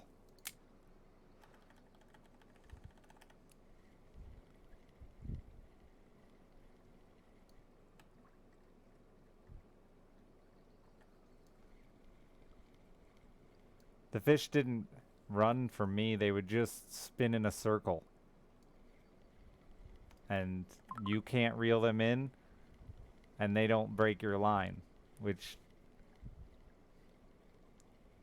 So it just sits there for an entire day, spinning in a circle.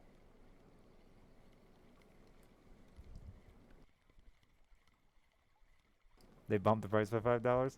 The reviews are tanking! Up the price! Last I saw, I had 31% positive reviews. And the positive reviews were like, the game isn't very good, but it could be worse. Thumbs up.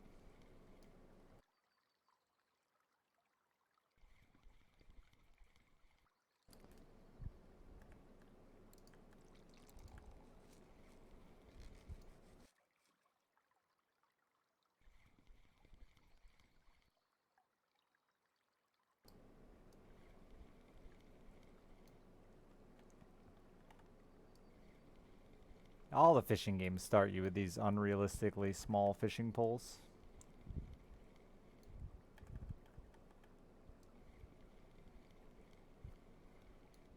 Because progression, which is fine.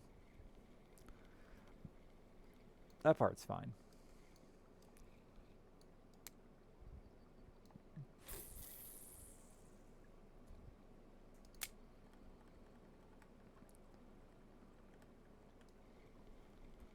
Yeah, the lowest I saw was 18%.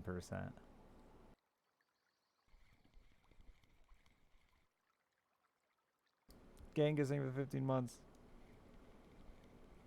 They didn't make any sense, Kapow. And neither did, that's what I was saying about getting the other part of the reels wrong. You'd cast, it'd say you were 19 meters away. If you adjust your retrieval speed, you don't reel any faster.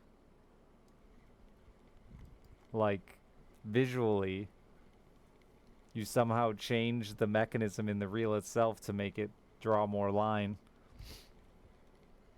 And then the graphic of it, so like you'd cast 20 meters, you'd reel to 14 meters, and the line would be here, and the last 14 meters would all be reeling straight up. Even though on the right-hand side of the screen, it would say you're only in 3 meters of water. Huh?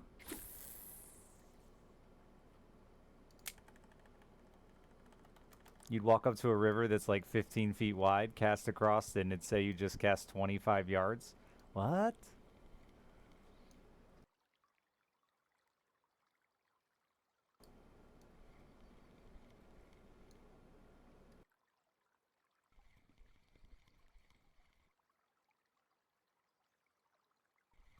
This is the best fishing game, hands down. There's nothing close as far as like a realistic fishing simulator that has good progression, lots of goals, a ton of species. And the number one thing that this game has that no other fishing game has is an amazing dynamic fish spawn. They're constantly moving, they're constantly adjusting, which that's fishing, man. You can't fish the same spot every single day and catch fish unless you're after like fucking bluegill or something. The next best And the only option for American bass fishing and stuff like that is Fishing Planet, which is pretty good too, and they are doing better at dynamic fish. I haven't gone back in a long time. I know they were saying they were adding it to older maps. The problem that game had at first was if you tried to Google like any help to find a fish, you'd just find a guide how to catch the trophy. And the trophy would be the same spot every single day. If you use the same bait at the same time every single day, you'd catch that trophy every single time. That's boring very fast. If you need any help, you get... It was kind of one of those deals that if you needed any help, you got all the help. This is the best game, Russian Fishing 4. Hands down. No joke. And the name makes it sound like it's not, but it is the most in-depth. There's the most types of fishing. They get the most stuff right. You can troll, you can fish multiple rods. The fish are moving everywhere constantly. It's a very, very well done fish. They're passionate about fishing. These devs love to fish, and you can tell. They're by far the best. If you want like a real fishing experience.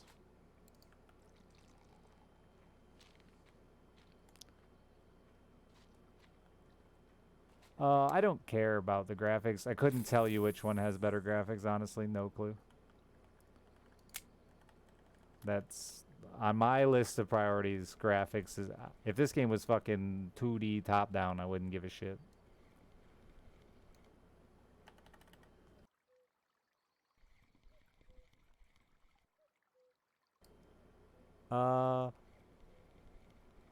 I don't think normally lifting the rod is that bad, Kapow. In current, it seems to be much worse. You're adding a lot of pull on the fish in current. I just do it to slap them in real quick when I don't care a lot. Yeah, not all the maps have boats in this. There are some with boats for trolling. They're also, I guarantee you, they're going to be the first game to figure out fly fishing, which will be an amazing accomplishment. They've been working on it for years. And it will be a very hard thing to get right, but...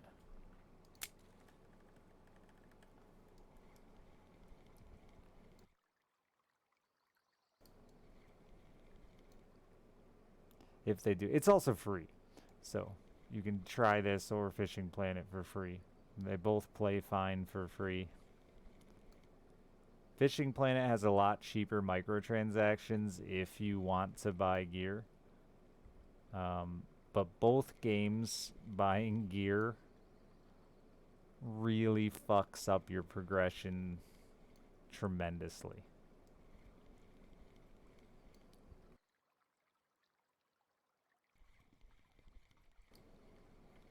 The biggest complaint for this game is it's super grindy. Which, to me, is like good and bad. You have an endless amount of goals, but you know you'll never achieve them all, right?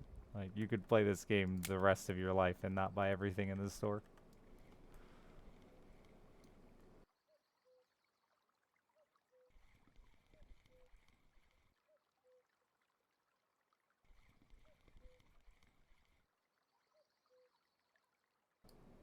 Yeah, they have a crazy experience spike. Hardcore just hit like 43 yesterday. He's earned more experience. He has to get more experience a level than I've gotten to get to level 35. I've never fished the North Atlantic, no. Only saltwater I've fished is the Gulf.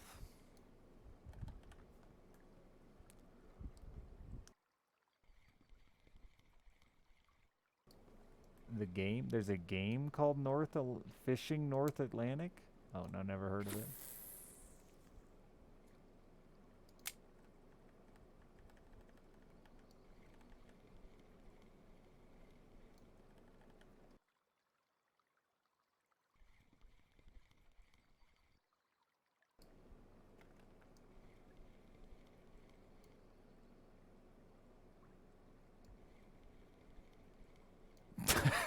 That sounds like even more fun, no?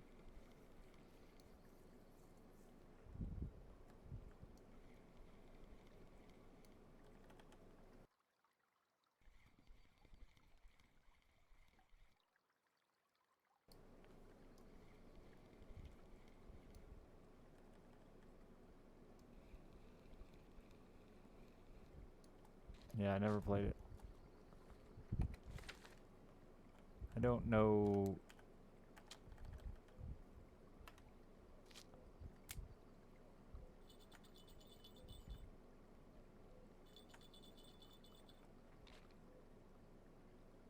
That much about the North Atlantic to be excited.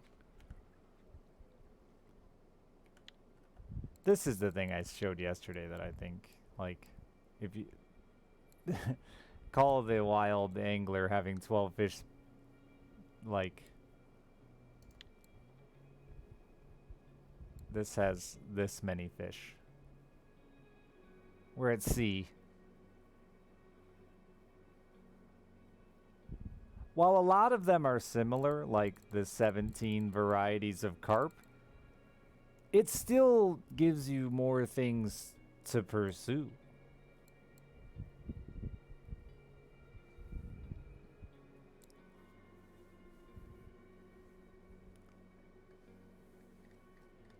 There are still, I've played 1,200 hours and there are still quite a few fish I haven't caught.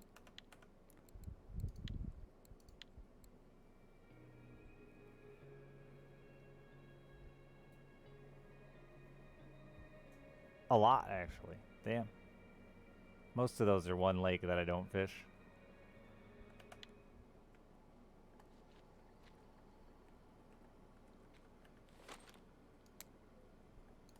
Kutika, thank you for the 82 months.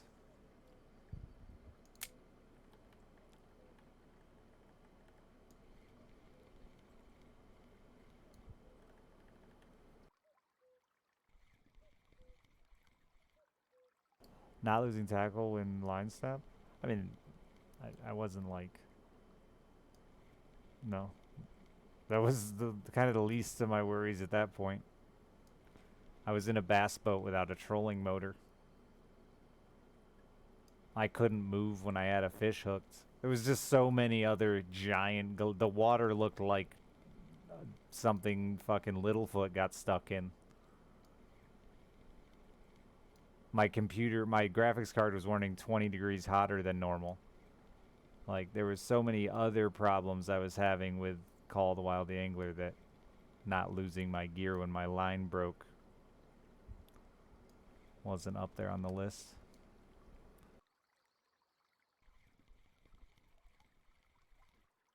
With multiplayer, so this has multiplayer but you can't see each other. The best with multiplayer if you want to like visually hang out with your bud on the lakeside is the other one, Fishing Planet. It's a limited multiplayer. I think you depends on the size of the lake. You can have like 4 to 10 people or something like that.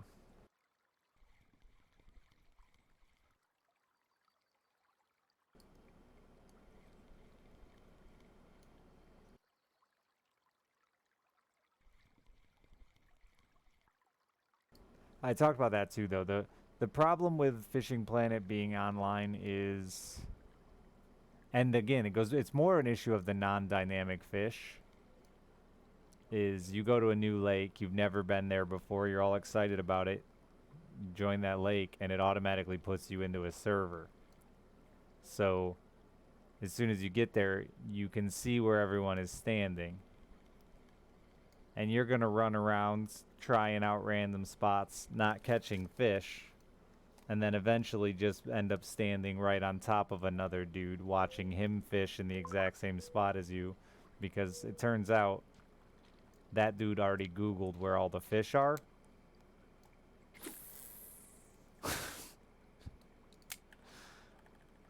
And that's why he's standing there with the other 6 guys on the server.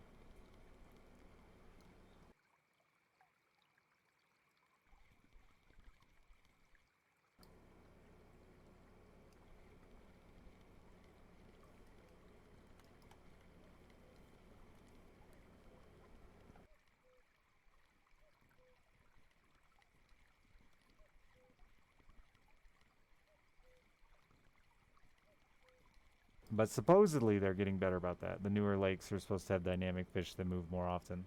I don't know how true that is. In that game, you can advance the time.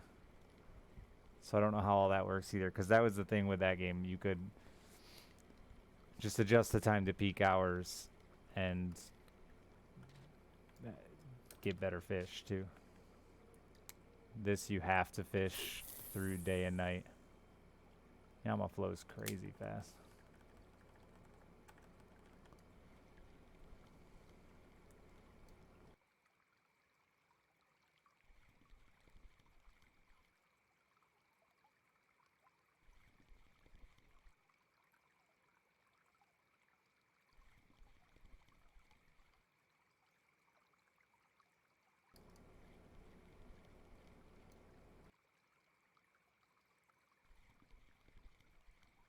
Like, I really like the tournaments in this better than Fishing Planet because you can't see each other. So it makes it feel a lot more competitive unless you're me and you're streaming. Those are some ugly mountains. Yeah, it's not the best graphics. They are some very ugly mountains. I never even noticed the mountains back there before. Why'd you have to point those out?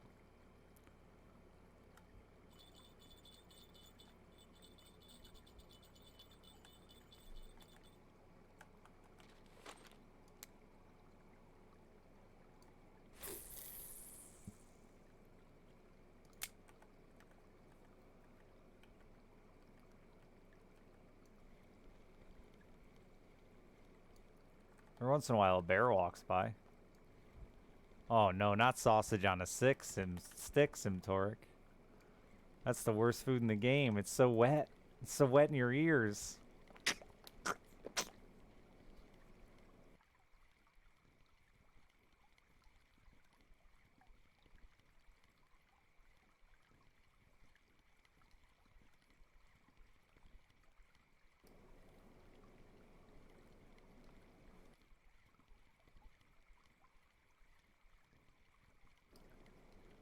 This dude was ready for it. It's got his sausage emote. It's not on a stick, though.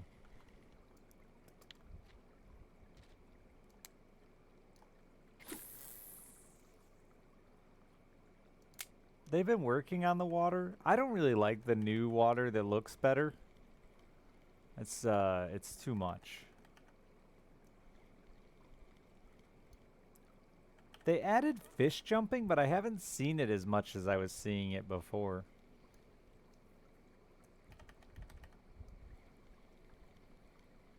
The game needs more movement. It needs more going on, in my opinion. Like, if graphically, if you wanted it to be more appealing, it needs more birds and fish jumping and splashes in the water and shit like that.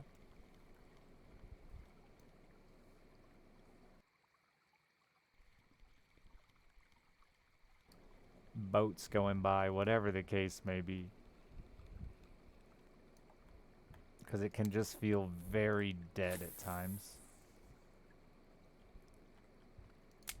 There is a bear, yes. And sometimes you see it. But you can also go weeks without seeing it. Sometimes it kills you.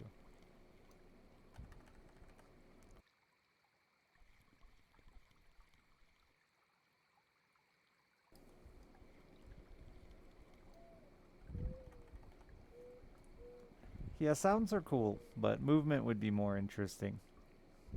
There's birds on Ladoga.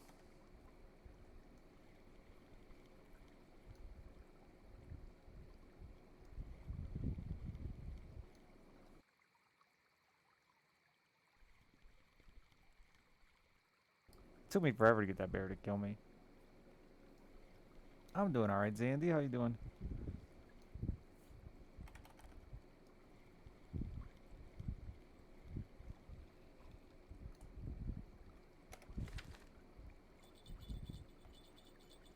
I was just about to give up on you. Now you're jangling. Yeah, I haven't had many jump on the line lately.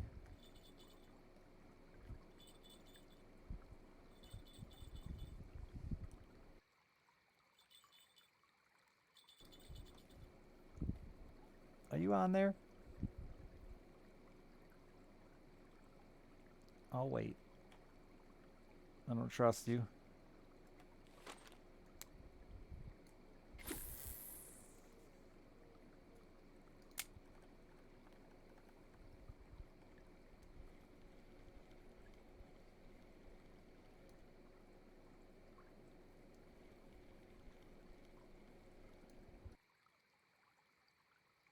Yeah, Zandy, it's awful.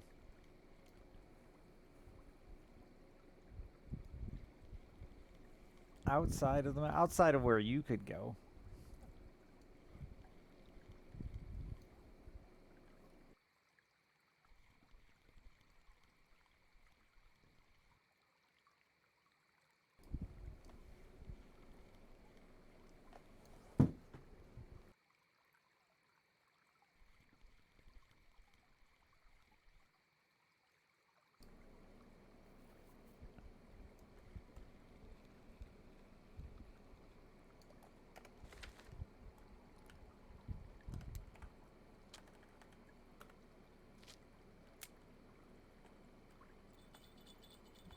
You got more faith than I do, Blue.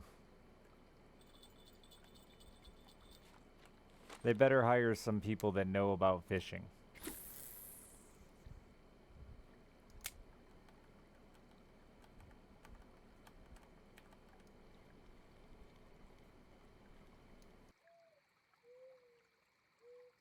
Yeah, I don't everything. I think Zandy. I think the whole game is a bust, man.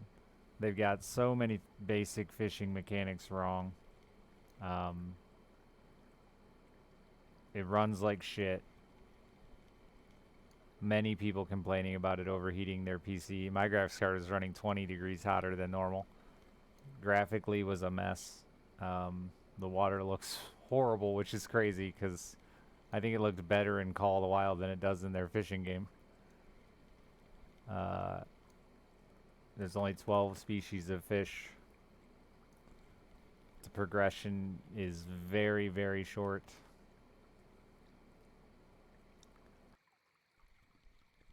There's no skill or perk system.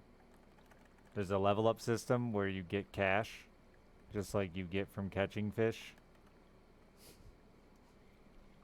It feels like they just added it because they felt like they needed levels, but didn't know what to reward you with.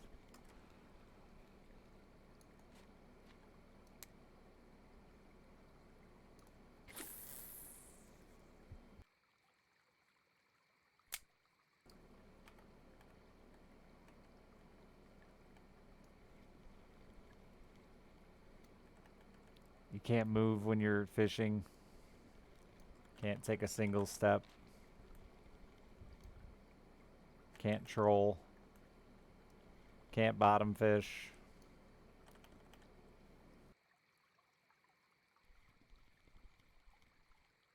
That's what I mean. I think the game is a bust. Like that's not just updates.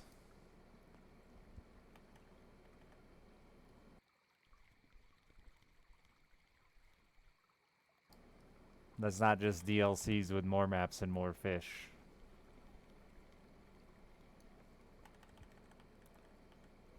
Yeah,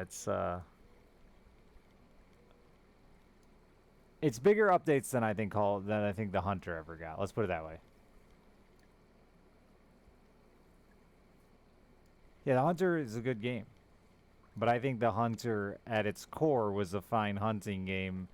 It was just buggy and glitchy and weird. But they had the core mechanics of the game right when it came out, which I don't believe they have now with Angler.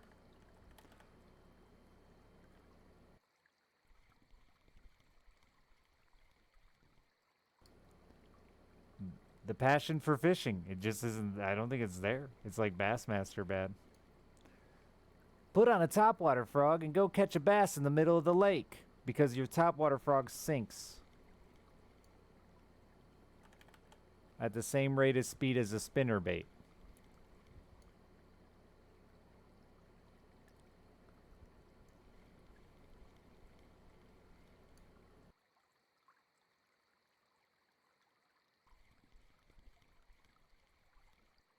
It literally tells you to put on a frog and go to the deepest point of the lake.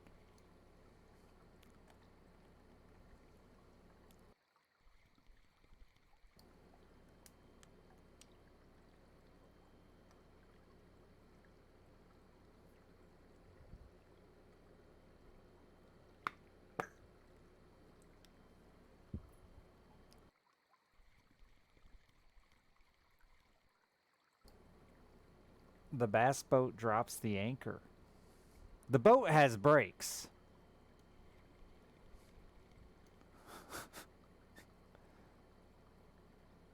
Yeah, you don't have to catch. You have to go to the spot, but you don't have to catch any of the. That's how I completed all the quests, because the spot they told you to go was never right.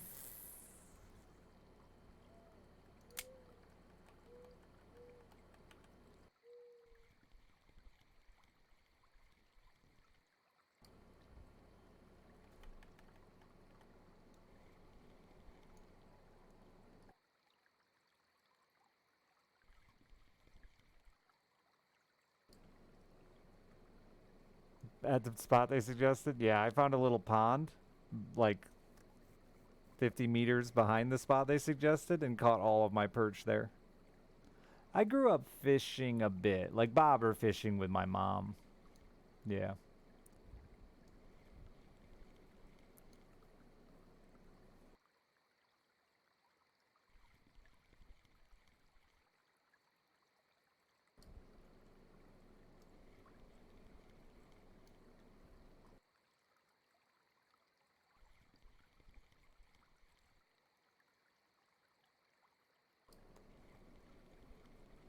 That sparked fishing games for me. I love fishing. I fish like crazy now in real life. I love fishing. It's by far my biggest passion. Besides being a father, I gotta always remember to throw that in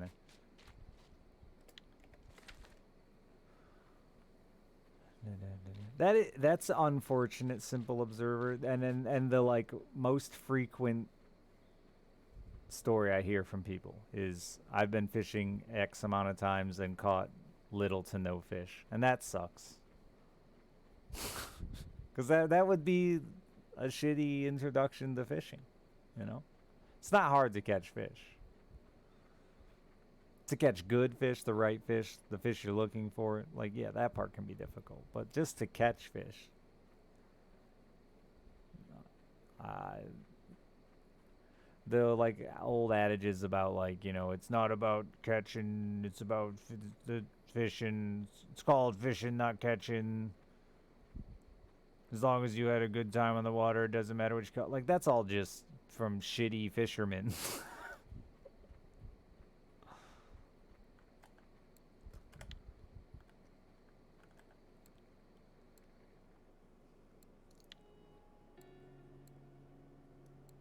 I still need one chum, damn it, and that's about to expire.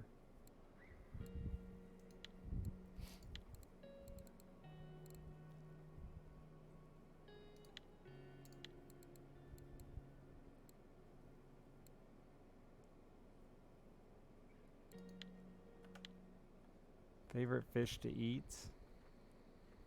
Tuna.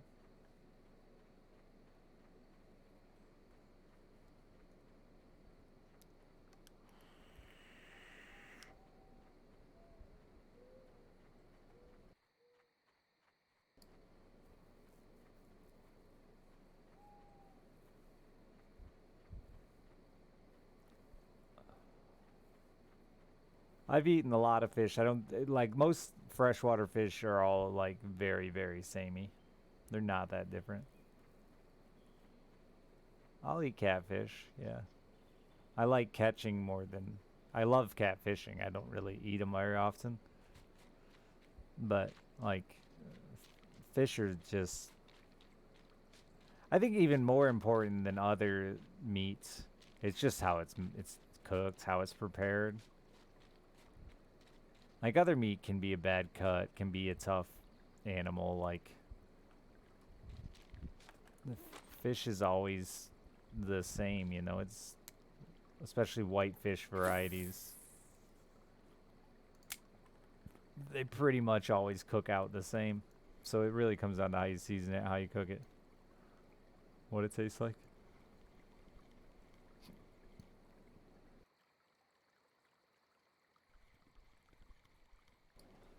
I could tell you the difference between a bass, bluegill, bluegill and sunfish. I don't know that I really could. Maybe bass, bluegill, sunfish, crappie, perch. Like I could tell you the difference eating them, but it's so close. It's like so close.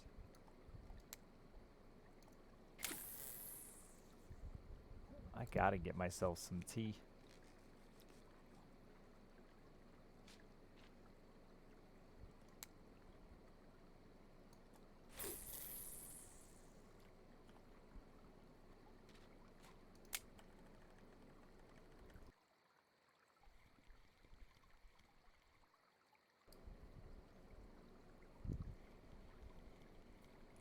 Catfish isn't very popular to eat around here, so I don't know if it's any different. I mean, our water systems are a lot different than most of the country.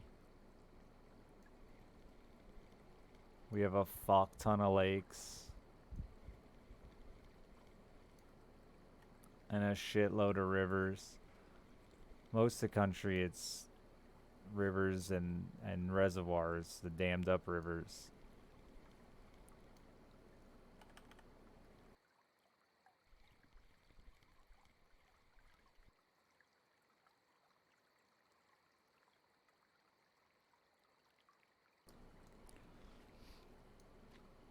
We have very little of that up here.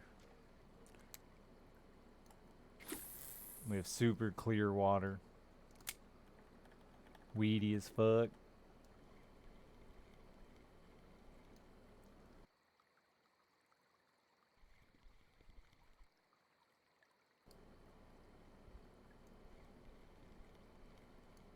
Pike's probably one of my favorite like freshwater fish to cook, just because it's good, big, solid fillets that you can do a lot with.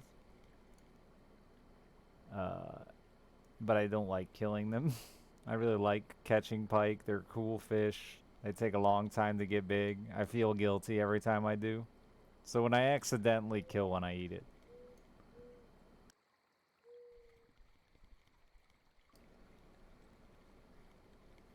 Yeah, I love canned tuna. I like that shit straight. I just did actually before this stream. Just fucking a spoon and a can of tuna.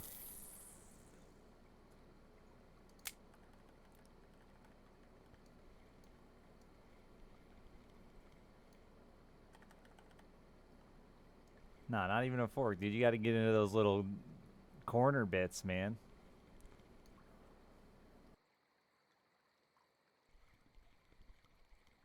I haven't done deep sea fishing. I have fished in the ocean, but never deep sea. Everything's been like within a mile or two ashore.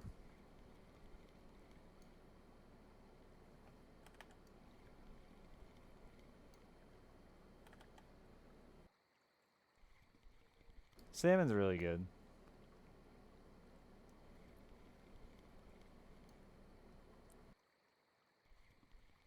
Salmon, tuna, trout, those are very unique species. There's a few ocean fish that get kind of weird too that are still a white fish that are unique, at least in texture. Like redfish are really popular in Florida, and they're kind of like firm, like really firm compared to a lot of white fish you eat elsewhere. The biggest fish I've caught before, a snook in the Gulf of Mexico.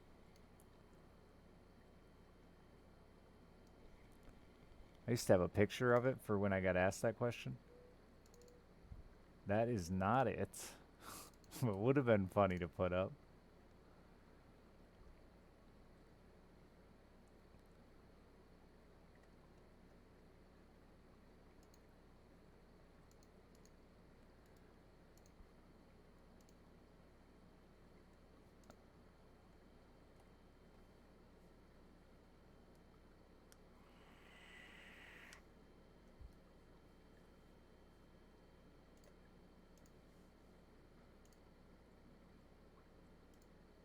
Oh, that's the right size.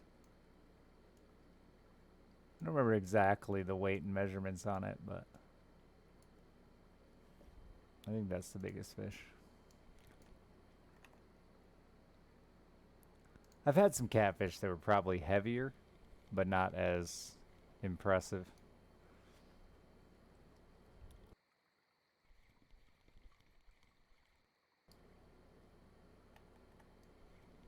I like how we're wearing like gloves and shit because we had no idea what we had our hands on. Every fish we had caught in the ocean previous to that, it was me and a buddy who'd never fished in the ocean, so we had no idea what we were doing. We were just throwing random shit on the water. And like classic rookie fisherman, I caught like a really big snook, which very lucky. The dude at the bait shop said he fishes that bay every morning and has never caught one that big. But anyway, so yeah, it was the biggest fish we had caught by far. In the middle of the night, we had no idea what it was, and it was the only thing we caught the whole time without teeth. 'Cause fucking everything down there has teeth or spikes or... It's basically the saltwater bass. The snook.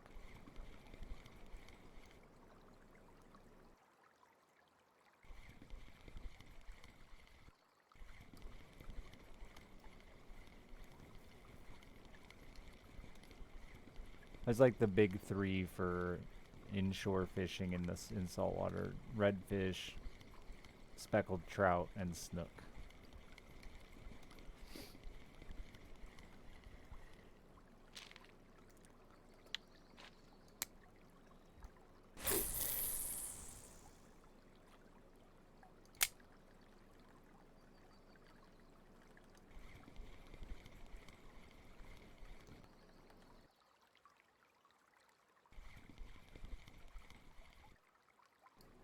Be out in the middle of the ocean, some dude you don't know?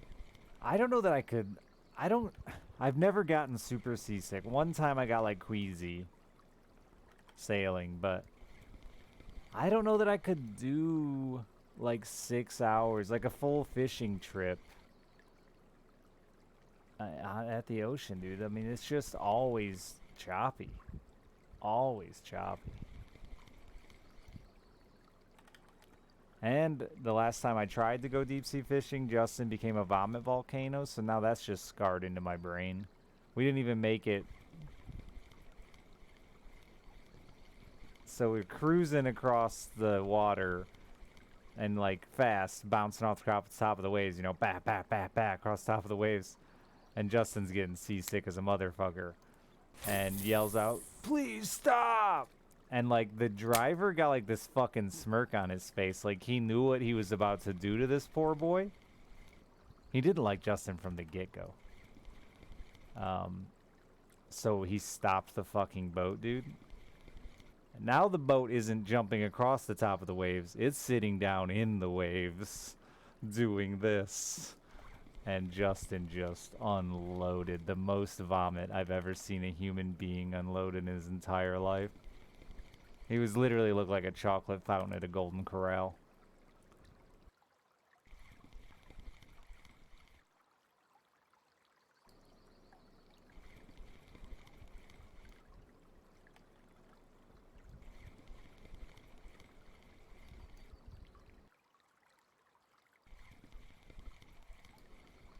Like he didn't even have enough time to get up or react or anything. He just kind of went.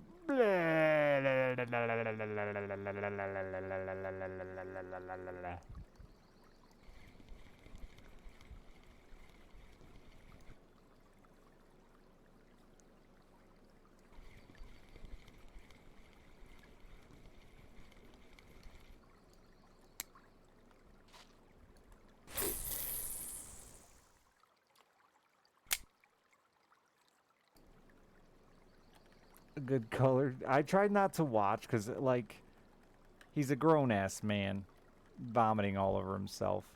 And if I was in his shoes, I wouldn't want all my friends watching. So I tried not to watch.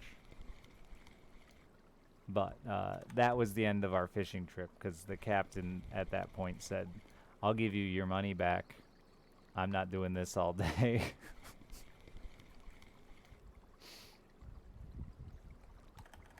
Because we'd only made it like I think we were going like 6 miles out, and we'd only made it like a mile and a half. And then we were going to be out there for like 6 hours.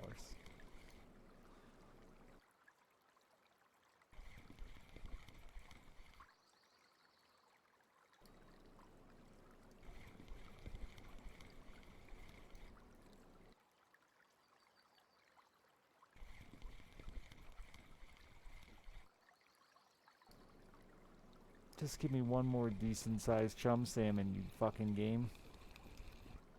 And I can move on. I'm gonna run out of time.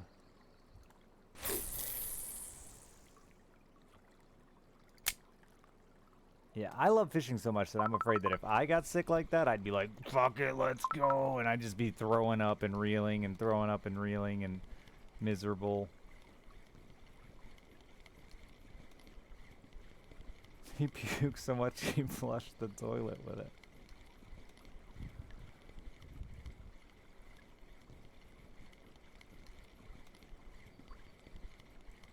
I can't throw up anymore. Like, it fucking kills me. It hurts so bad. My whole chest lights on fire. It's the worst. Used to be if I started to feel sick to my stomach, I'd just throw up, feel better, and move on with my day. But, man, it's just hard on me now.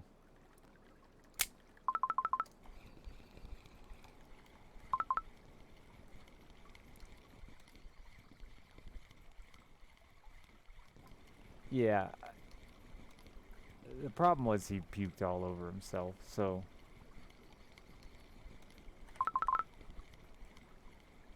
And probably his girlfriend, because she was so supportive, dude. I'm just saying, if my girlfriend, if my wife, if my daughter had that much puke on her, I don't know that I could have been that supportive. I remember my daughter, like, her first sick as, like, a child and not a baby. She comes walking up to me, Dad, I'm gonna be sick. And I went, oh no. And I just held my hands out like this and just caught it. Just 2 hands full of vomit. And like, it's not actually holding any liquid. So now I've just got hands full of vomit, dripping, leaking vomit all over the floor as I run to the sink to dump it.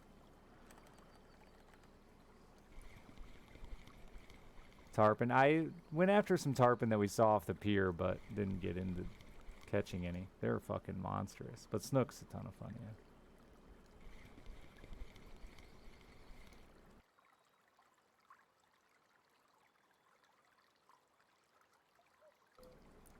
We had a garbage disposal, Blaze it. It was fine. Just washed it right down.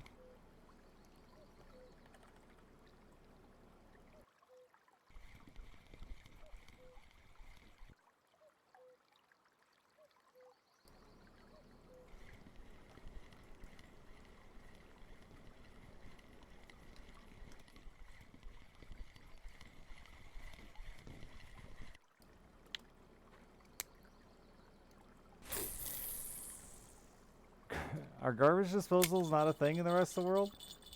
The best part about it is most people that have them treat them like they're wood chippers. And just put fucking everything in there.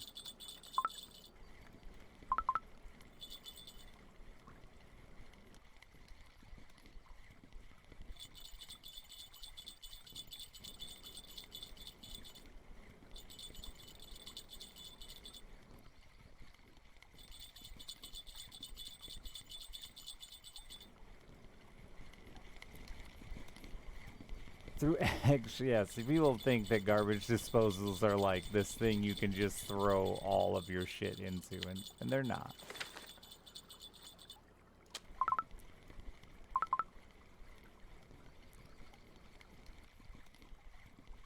Spaghetti.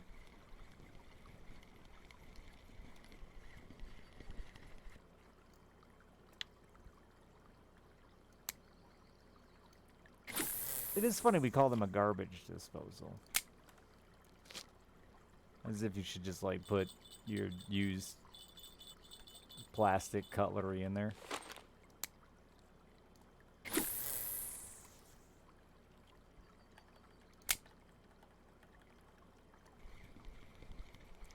I rent a house to my brother and his girlfriend. And the two of them together equal the most naive human being on the planet. But she did shit like that for like the first 3 months. Not like just once did she shove a pot of spaghetti down the sink. But like it was a pot of spaghetti and I'm like, you can't do that. You have to scrape your plate and then you wash it. Oh, okay. Then I go over there the next like week and it's an entire fucking salad. No, that you can't do salad either. Oh, okay. I just don't understand how human beings can be so naive.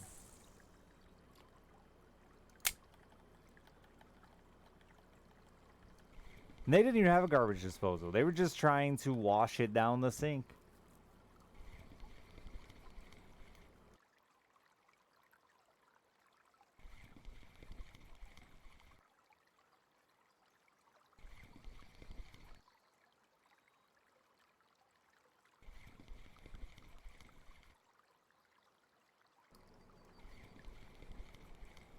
She had like a rice cooker thing. They made a lot of rice. And every time I went over there, the thing's just loaded with burnt rice. And I was like, how do you guys always burn your rice? She's like, oh, we always burn the outside and we just eat the middle.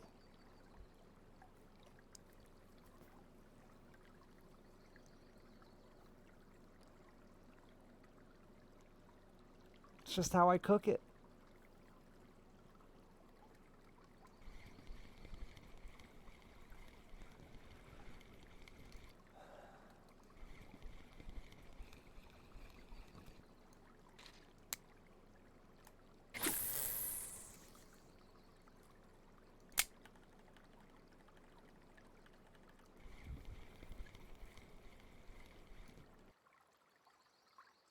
So I grabbed the box of rice. It's fucking minute rice. And I showed her. You don't have the heat on. Once you put the rice in, the heat comes off. She had a rice cooker. It was a little different, but I showed her how simple cooking rice is supposed to be. You want rice wheeler without the crust? Nah, she doesn't drive a car, thankfully. She was still going to high school last year. It's at 19. And I give her credit for trying to finish high school, but then she found out you don't have to finish high school to go to college. And I said, man, you probably should have like spent last year getting your driver's license. And she laughed and said, that would have been a waste of time.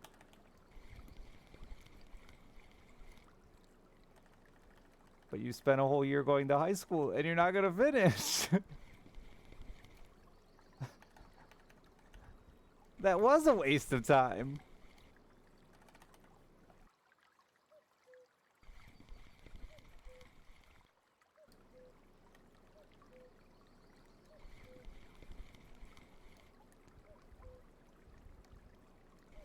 You plan on making risotto today?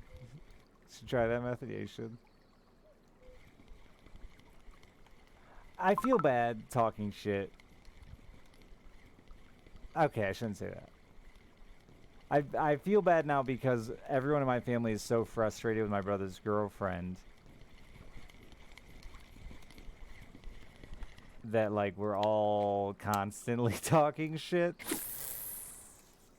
And he loves her. And I mean, I get it. Sex is cool when you're 19. But goddamn.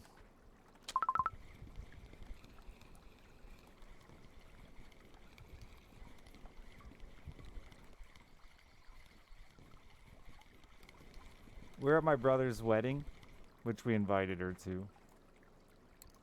Because, you know, she's been with not my other brother at his wedding. And she got like super crazy focused on the wedding photographer. And she starts asking my brother's now new wife, how much does she charge? And I was like, Millie, that's like, it's not appropriate. This is their wedding. All right, whatever. So she tells her how much it was. It was a lot. It was wedding pictures. I don't know, a couple grand or something like that. So then she's like, that's all she can talk about the entire wedding is how she should probably start doing photography. And do you think it would be appropriate if I sat the photographer down and asked her some questions about... No, this is their fucking wedding! Do this research at home! Google!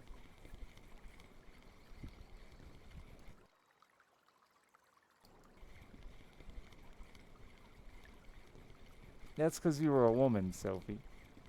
Not like in the least sexist way possible. Us men, we were just flopping around having a great time. We had no fucking clue what we were doing, but we were loving it.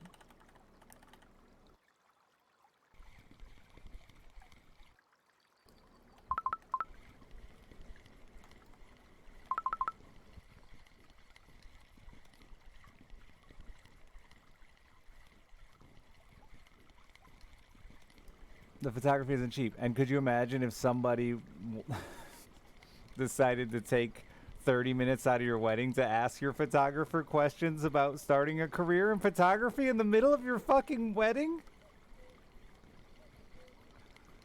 And congratulations. I hope it's beautiful and everything you imagined. I'm jealous.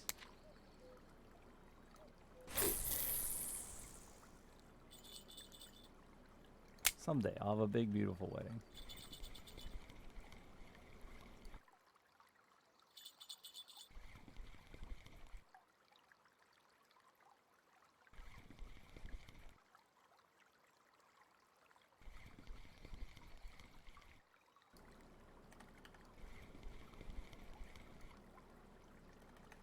I rent them this house. Sorry, I'm going to keep bitching for a minute because, like, you got me in a mood now where I just want to rant about this girl. I rent them this house cheap. I promise. They're cheap. With the intention of them buying it if they ever want to get their shit together. Well, her brother has a very, very nice house that he will rent them for the same price currently because nobody's living in it while he waits to decide if or not he's selling it. So she wants to move.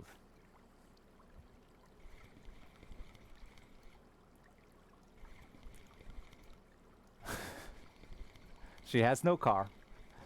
My brother works here in the town that the house is in a house that he can continue to live in as long as he needs.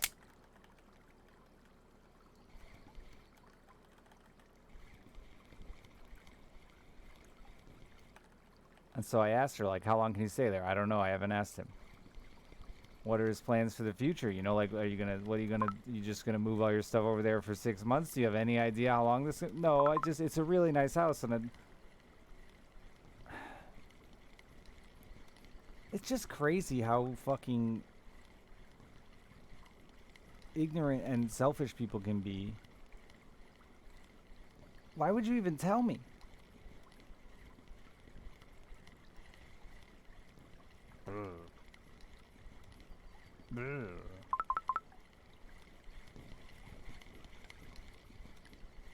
It's got granite countertops. She asked me if I was putting granite countertops in their house.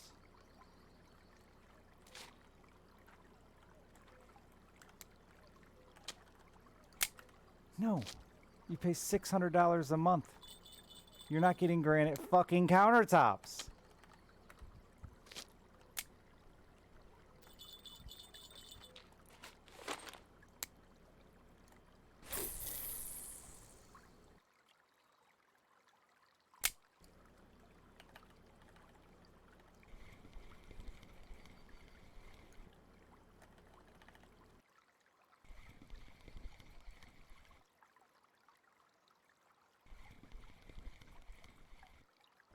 She finally got a job this week, though, so... She got fired from her last job because she sold underage alcohol to somebody.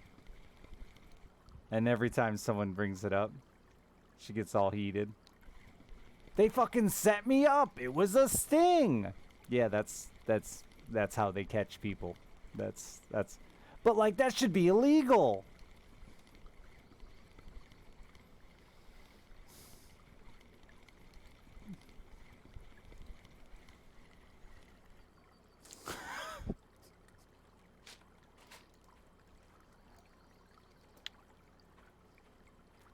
It's entrapment.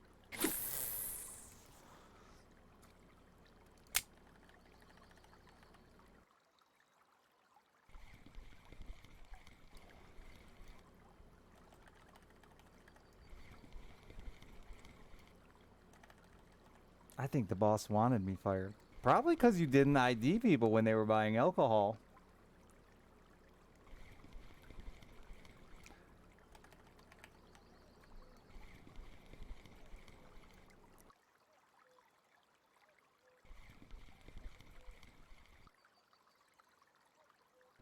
The first time she ever came over my house. First time.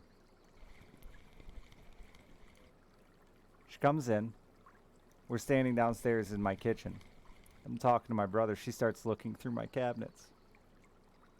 Alright, that's weird, but like, I'm a curious person. Maybe she's just like a quirky, fun weird. Can I have this spaghetti sauce? I guess. We go out on the boat, come back, hang out in the living room for a while. They leave. And I'm this whole time just thinking, this bitch just came in my house, looked through my cabinets, asked for spaghetti sauce. I get up to go to fucking bed, trip over the spaghetti sauce. She left it laying on my living room floor.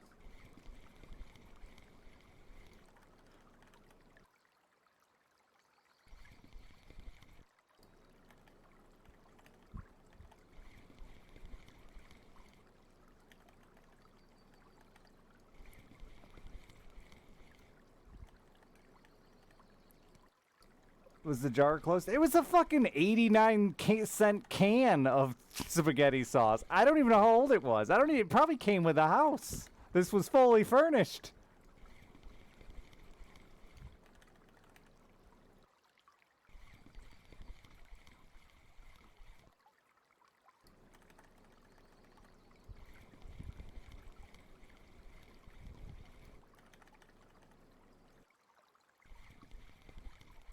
Did I ever give her the can? No, I didn't.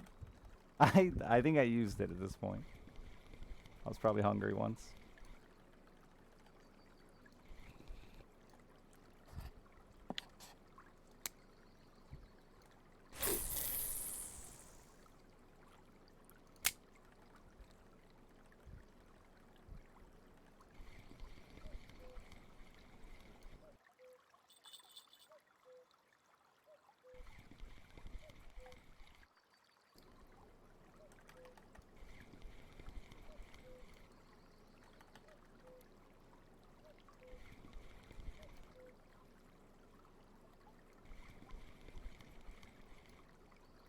She's a mess, dude.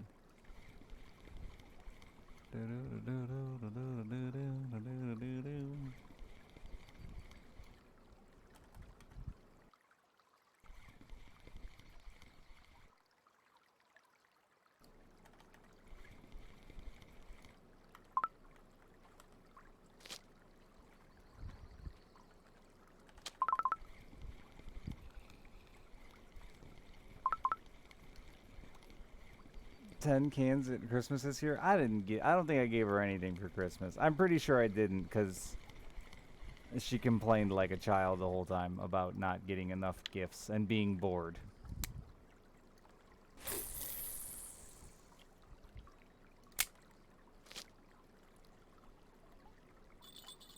And then left gifts here that she didn't like.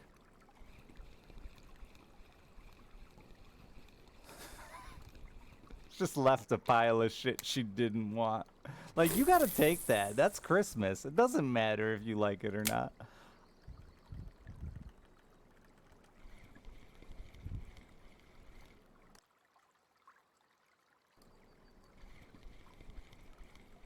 I should have just gave her spaghetti sauce.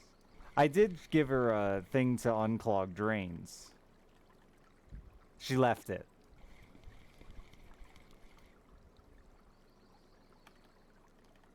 I use it. I tried to use it the other day when I clogged my toilet. It didn't work.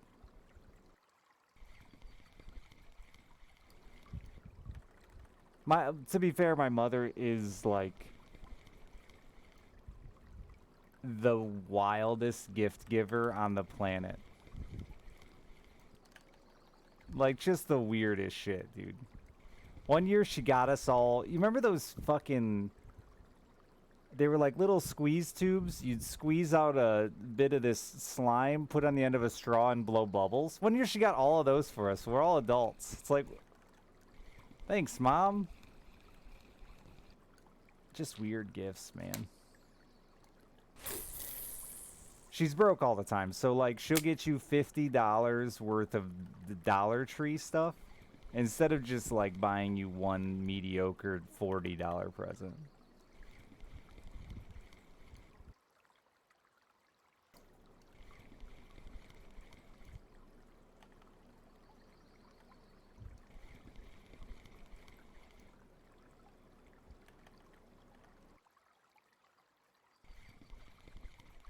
When they live in, it's supposed to be their house. My brother is supposed to be buying it. It was supposed to be he rented it for one winter and then started buying it from me. It's been 2.5 years. He's no fucking better. He's the kind of kid, when I say they're the most naive person, he's the kind of kid, we're on a boat in the middle of a lake, and he says, weird, I just got hit with the biggest, warmest raindrop, and then runs his hand through bird shit on his head.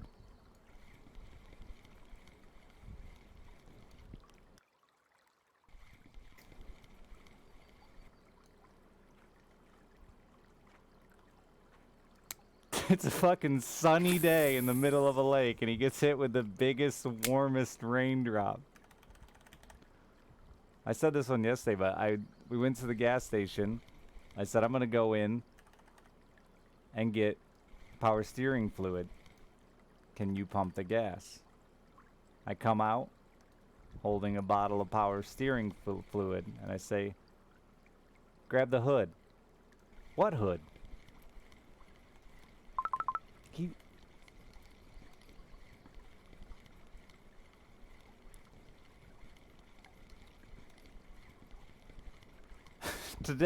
Today I said, grab the jump pack.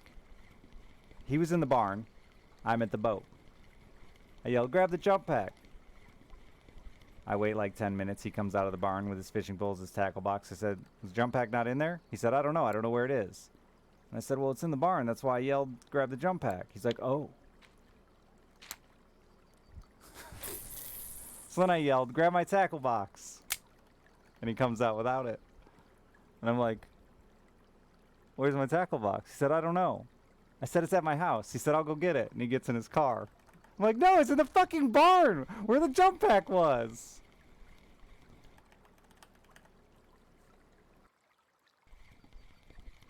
He's a good enough kid. He'll do whatever you ask. But he doesn't take fucking 0.5 seconds to think before he...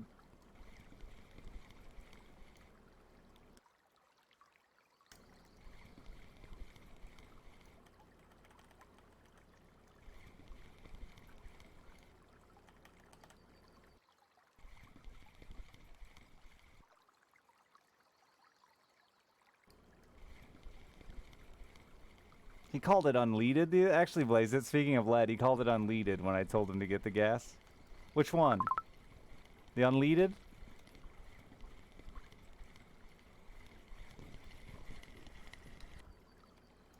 How old is he? 19.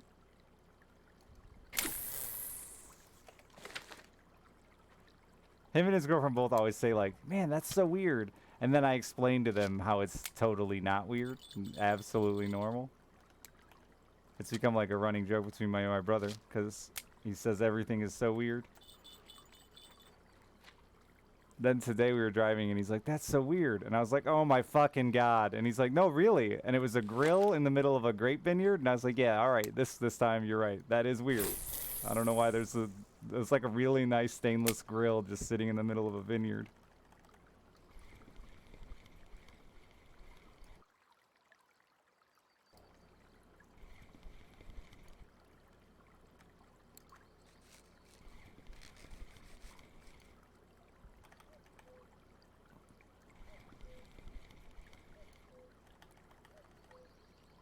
We went to the fishing tournament last Sunday. He gets in the car. He's all excited because it's super early. I was worried he wasn't gonna be there. He was up all night playing D&D. He gets in the car. He's got a bag with him. He's like, "I got all my energy drinks and coffee. I'm ready for today." We drive for an hour and a half. It's an 8-hour tournament. It's the longest one of the year. We drive for an hour and a half to get there. We were like 10 minutes from the lake. We've already stopped and got gas for the truck and the boat. And he says, "We gonna stop at a gas station again?" No. Why? "I need something to drink for today." "You said you had everything you needed." "Well, I've drank 3 energy drinks on the way up here." Motherfucker. So he went 8 hours with nothing to drink.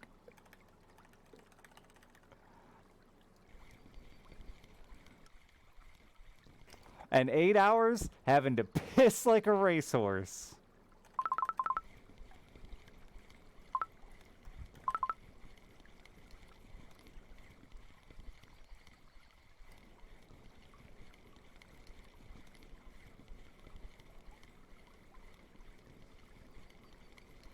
He's young. He'll be fine. He could have peed. Actually, I told him I had an extra drink for him. Said, "I got a spare drink. You can have it." I left it sitting on the floor by him, next to an empty can. I asked him later. I was like, "Why didn't you ever grab that drink I said you could have?" He's like, "Oh, I picked up one, but it was empty, so I thought you just drank it."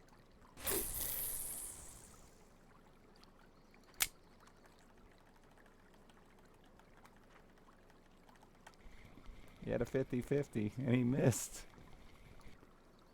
He's my brother. He's my half-brother. Me and my brother, my real brother, my full brother. I always call him my real brother, which is rude, because the other brother is my real brother.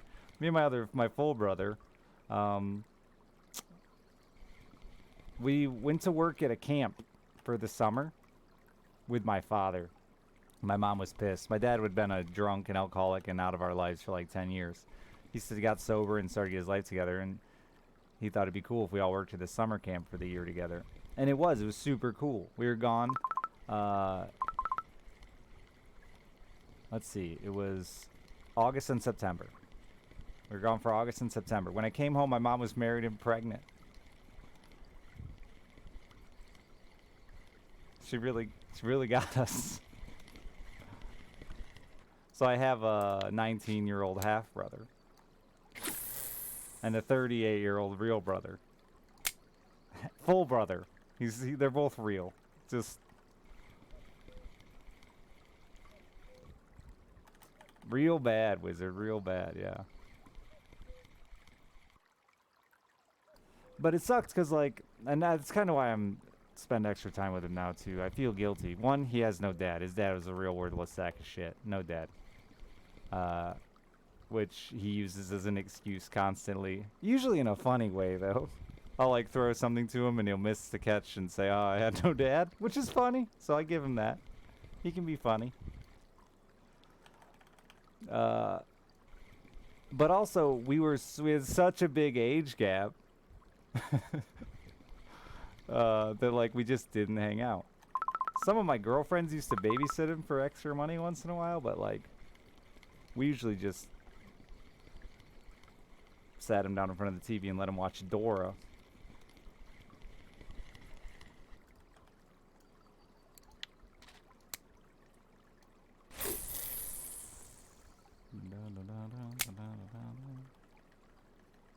But yeah, it's like 16 years or something. What, he's at 19, I'm 34, however many years that is. It's a lot.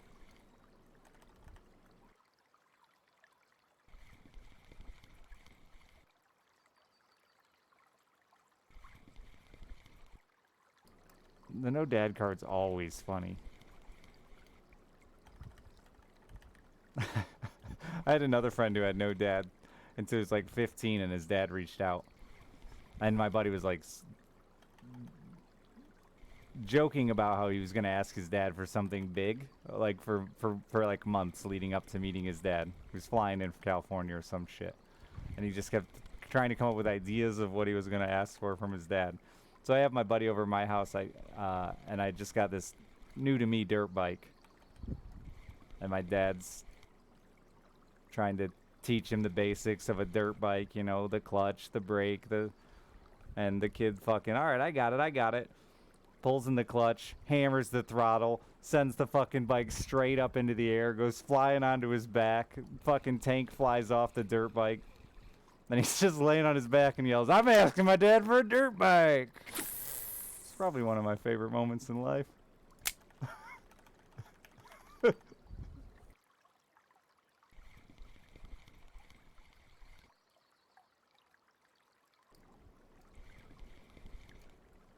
Old pasty swag. He had no dad either. Did he get the dirt bike? No, his dad never showed up. He didn't get shit.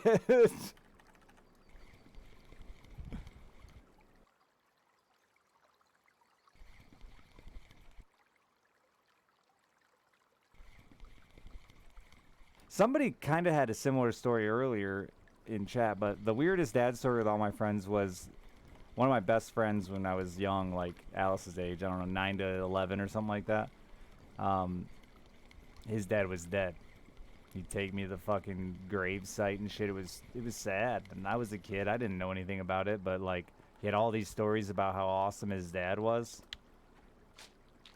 My mom comes home from work one day and she's like, Richard, I have something that I'm going to tell you. I'm fucking like 10 or 11, maybe. I might even be younger. I'm going to tell you, but you can't tell your friend Aaron. And I'm like, what? I just found out his dad's not dead. I met him today. And I'm like, oh my God, why would you tell me this?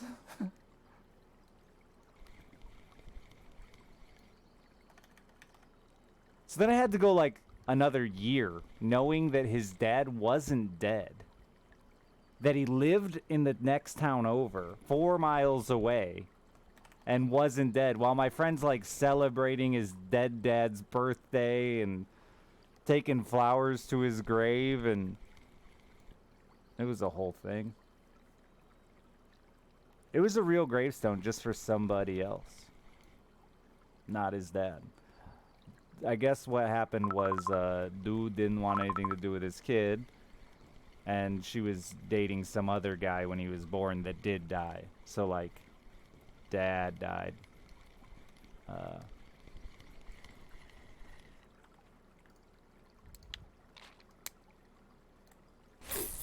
But man, was that was an awkward period in my life of not understanding what I've got on the end of the line.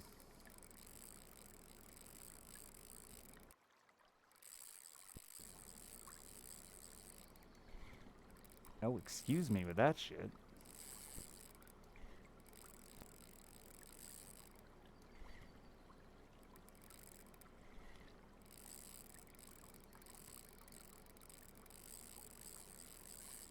Let's just hope it's a big enough Chinook that it makes me some money.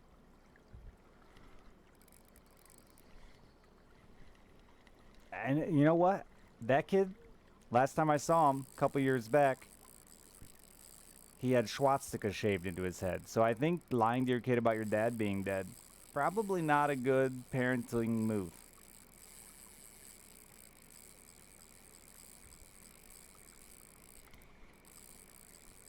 Leads to bad life choices. Stop it. Stop it. You're...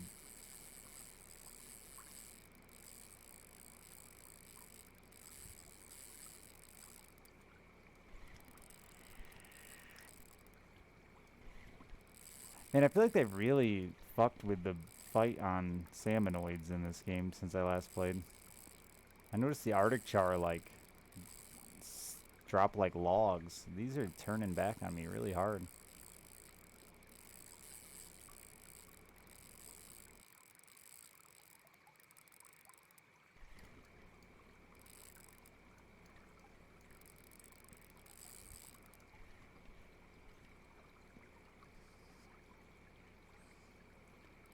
Yeah, but he found out, Sophie. If you're gonna play the dead dad lie, you better have a damn good guarantee that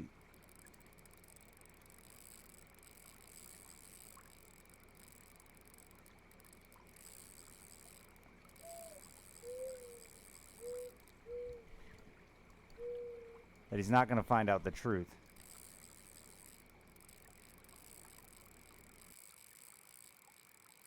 Like, it was such an elaborate lie too. They had this weird old, like, plantation house, and it had this big giant H on the front of it. So she picked a dude in the graveyard with an H in his last name. It was a whole thing. And it acted like it was a whole family house, his father's family house, and all this shit. This big elaborate. Fuck. What the fuck? I've never had a fish drop the line like that on me.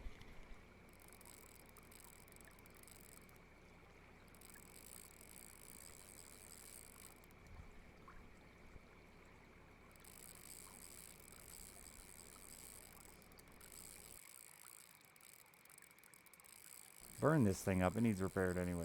Go ahead. Smoke it.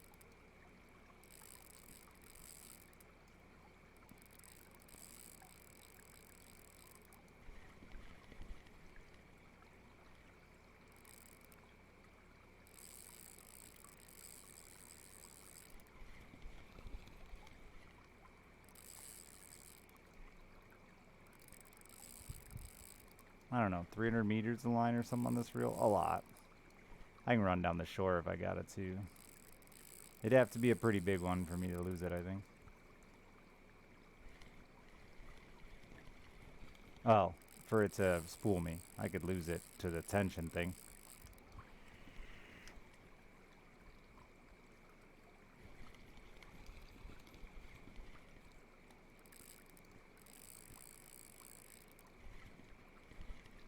Dude, river fish are so much stronger than regular fish. It's crazy. As a bass fisherman, it's bonkers how much stronger they are when they live a life in a river. They just, every day's leg day, you know? No, this isn't my best reel. This is my mid-grade reel.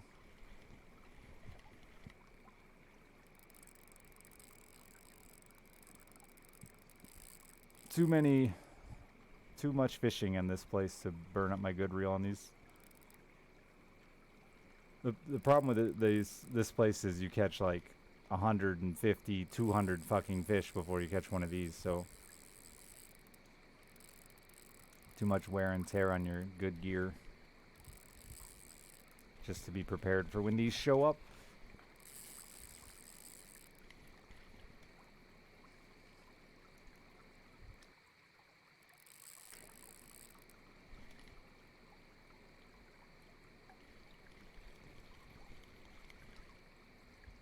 I think I've landed 30 kilograms plus on this. Maybe not. I don't know what my biggest Chinook is. It is running the right direction, which is nice.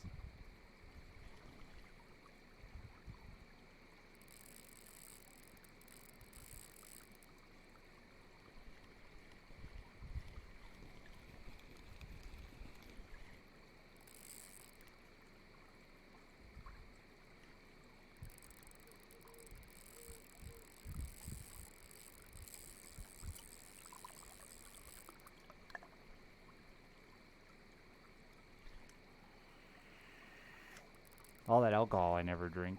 I'll drink something.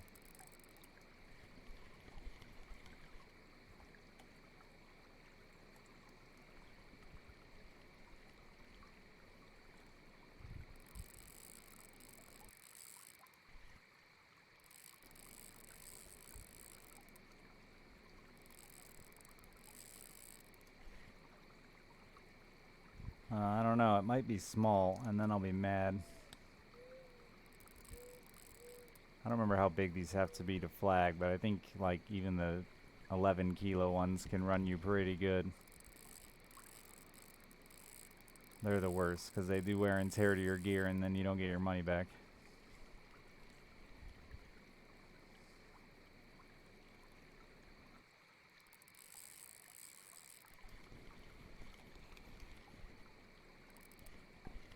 Shit like that was pretty common back in the day. Caboose, like Jack Nicholson was raised by like his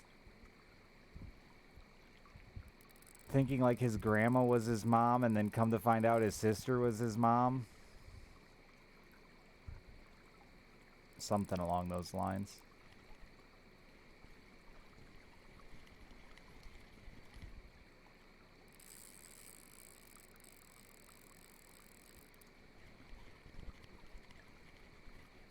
But his mom didn't want his sister getting the shit for it, having a kid out of wedlock and all that stuff, so they just ran with a lie until it wasn't a big deal anymore.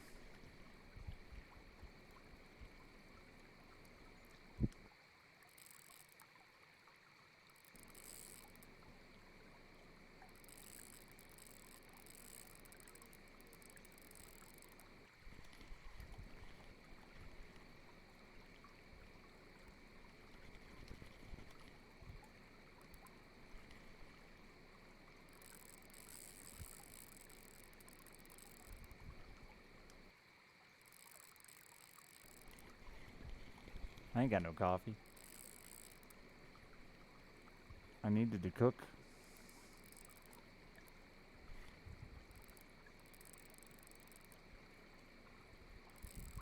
Heck yeah. Thanks.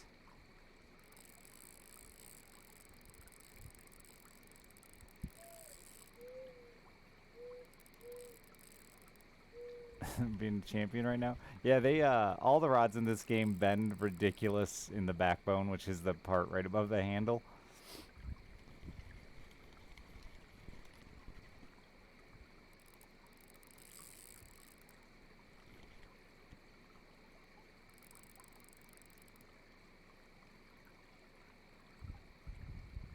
We've done the whole. I've got rods that bends. You can touch the tip to the hand, like to your hand, but they usually don't bend. They bend a lot more at the top, not so much. This is actually, I think, bending the handle itself.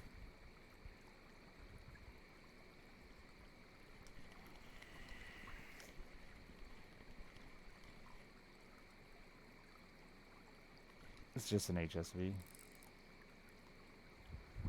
I don't think it's very big.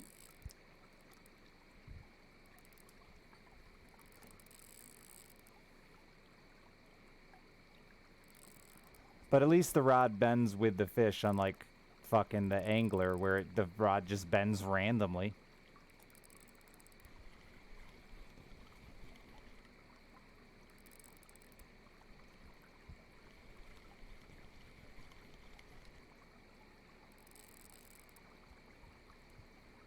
No, this is an HSV. I don't know even know what an Evia 8000 is. That must be new.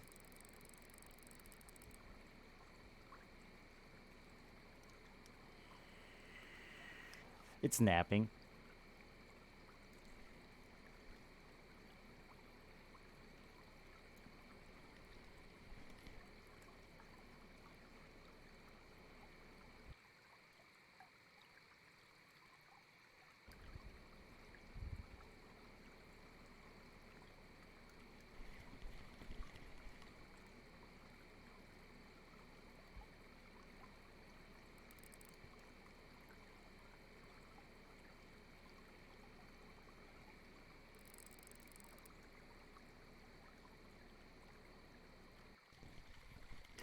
It's gone.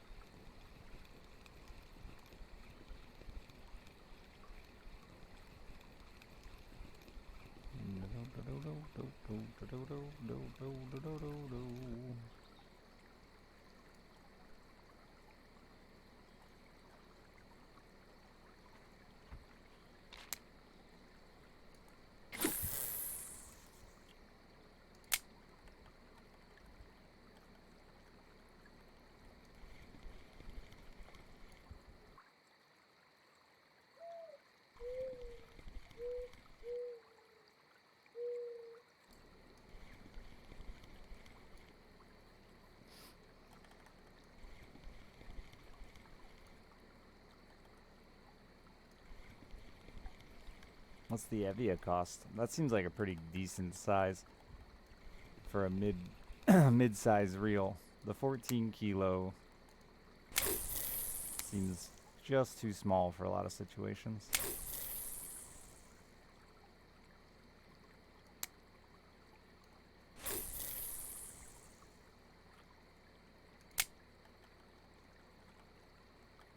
But then the 26 kilo reels seem just too big for a lot of situations. Is it slow? They're all fucking super slow, in my opinion. Nah, I never upgraded my HSV. I plan to when I repair it. I just haven't had to repair it.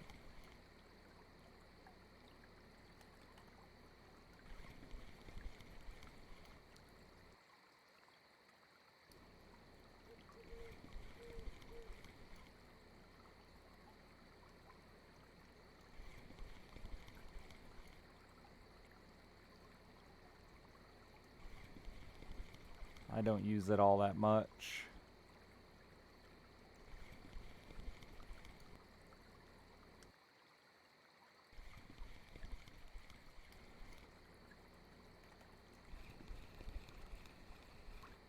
I've got the Overlord and a Tagara, so the HSV's kind of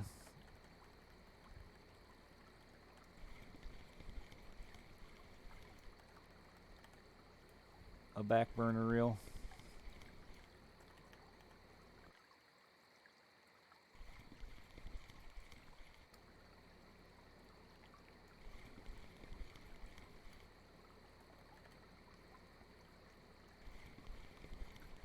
Could have at least stayed on till dark was over.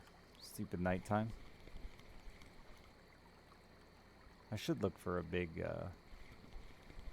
burbot, since there's an order for one.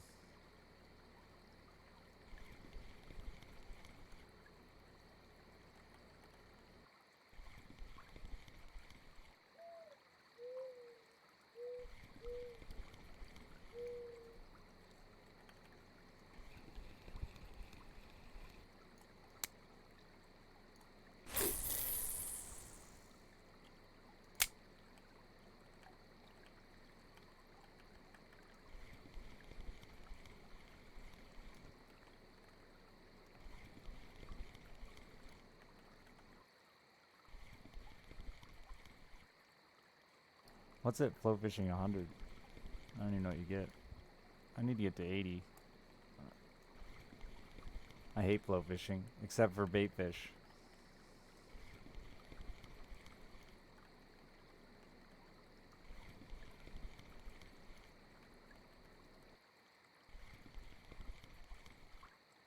My bottom fishing is just stalled out too. I like only spin fish anymore.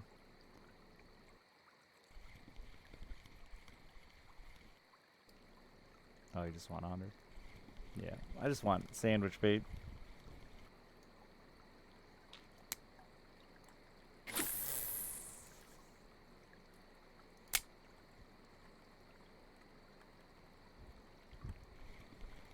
Yeah, I've never used the Spirullo.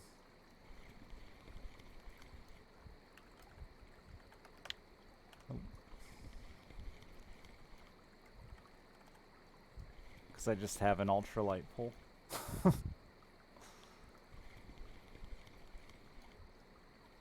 Sandwich bait's like all the weeklies.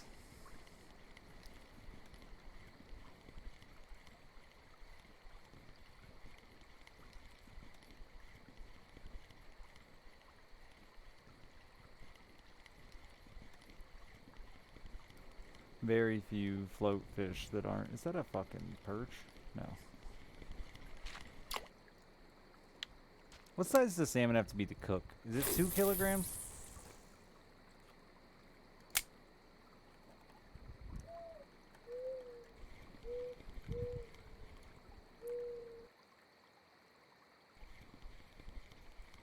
The problem with ultralights is the same issue as whatever that man was saying. They're just so slow. You're like, yay, I can yeet a spinner across the lake. 20 minutes later, I fucking hate how far I can cast. Really hard to get some techniques right with ultralight too, because they're so slow.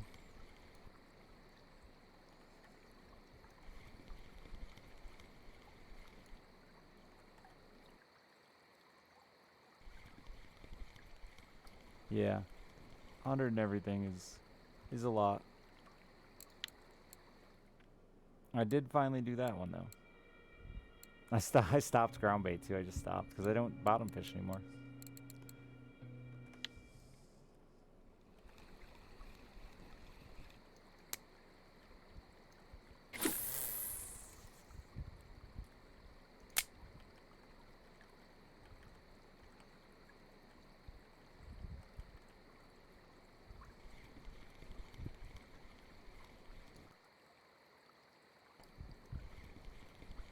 Yeah, I didn't bother with ground bait 100 because until you unlock bottom fishing 100, who cares about PVA?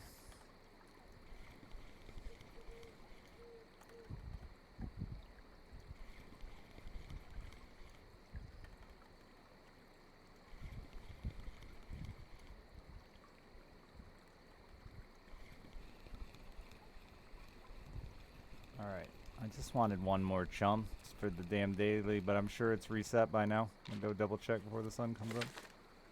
Or not daily, whatever they're called. Cafe.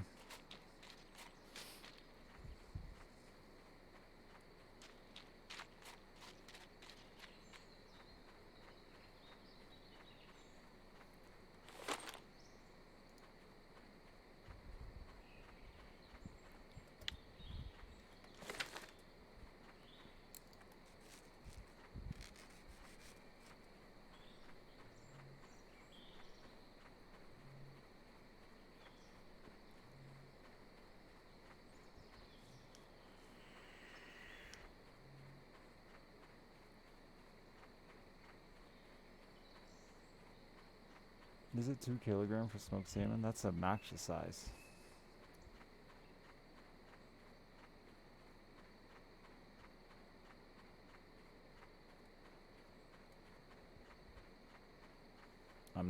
Can't afford to buy any 5% rods that support any reels I have, so that wouldn't solve any of my problems. Oh, it's an easier chum now.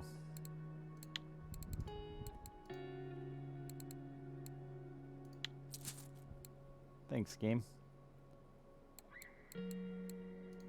I didn't get a long nose that big. If only it was a 50 kilogram Chinook.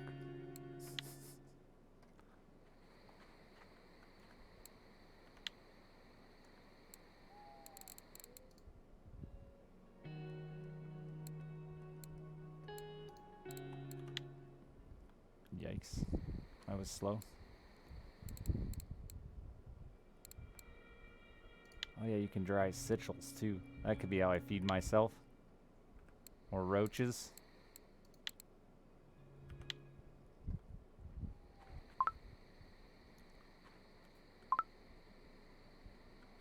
Is that how you make a salmon campfire? No, it's a box. Nope. Isn't there like a smoke box? This thing. 2 to 10 kilos. Yeah, no, I don't want to do that.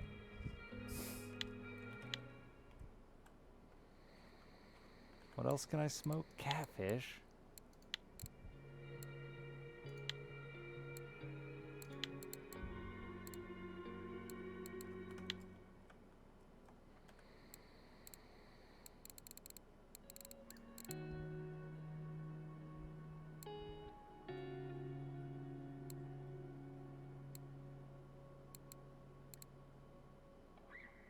Worth like nothing. It's 7 silver.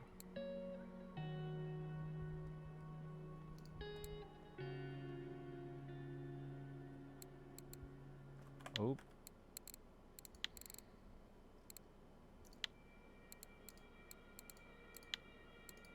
Oh yeah, they automatically do that now.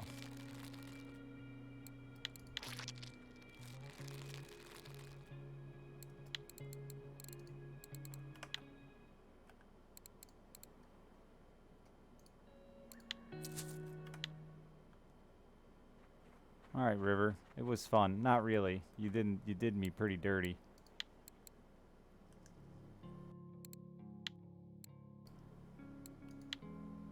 I'm going cooking. I need some coffee and tea. Do I even have the thing to make coffee? I don't think I do. I don't think I've ever gotten it. I think I've always had people give me coffee.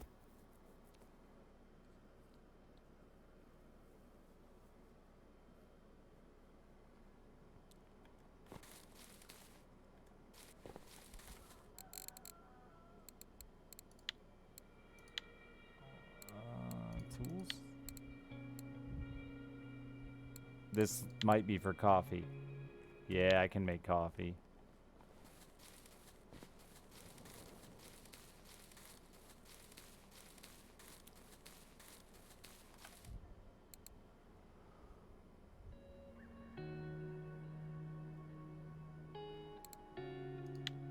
Oh, you only sell 500 portions here?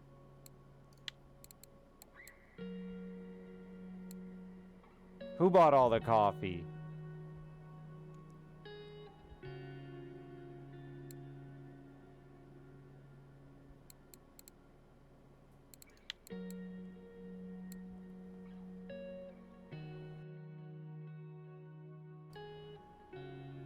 I don't want to make 500 coffees.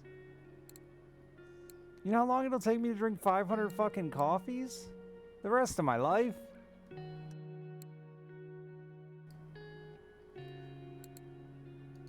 And how much of a deal is it even? I can't do that. They made the math complicated. Isn't it cheaper at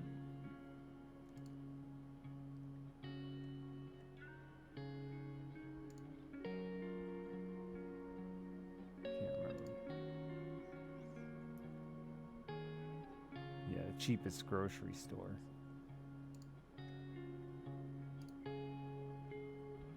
Sir Wiggles the third thing for the 48 months.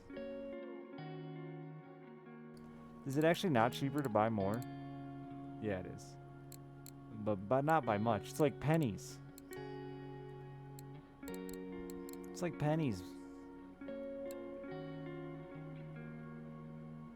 Like, legitimately, the difference between 100 and 200 is fucking pennies.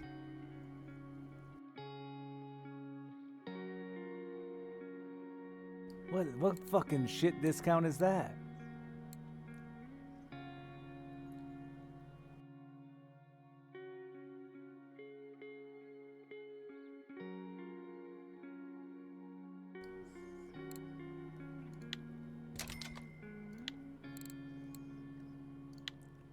I don't want to spend 700 silver on coffee. No thanks, game.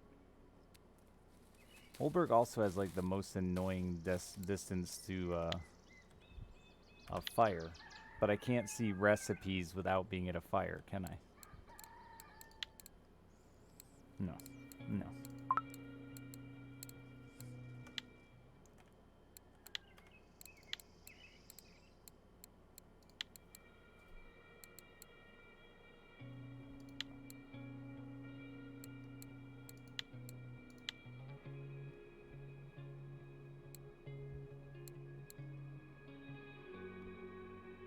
I'm gonna catch fish to cook.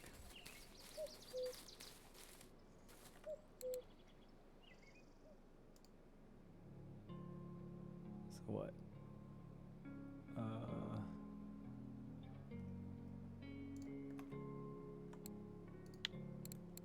Wasn't even worth the travel here. I spent more on the travel.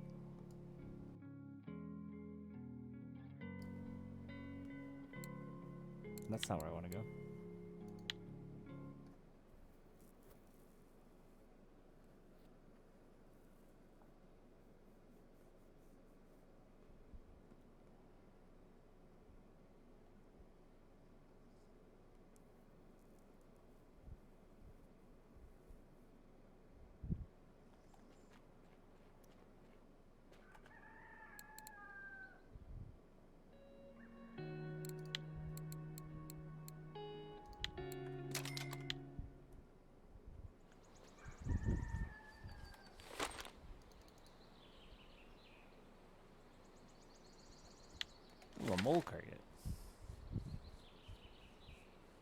Where's your fire at?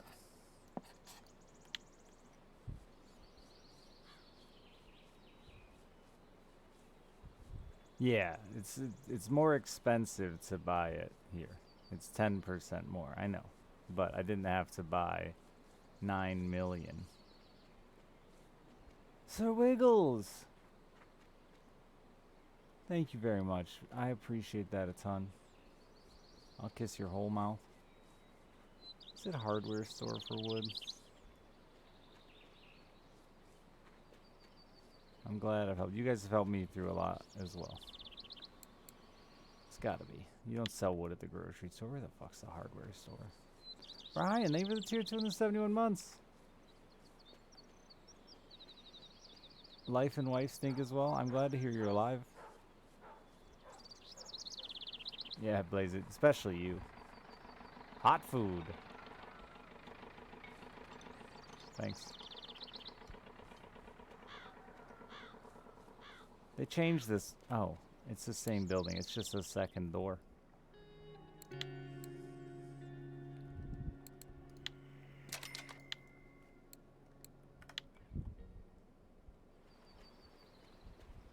Let's go make some fucking tea and coffee for the next 8 hours of my life. Content.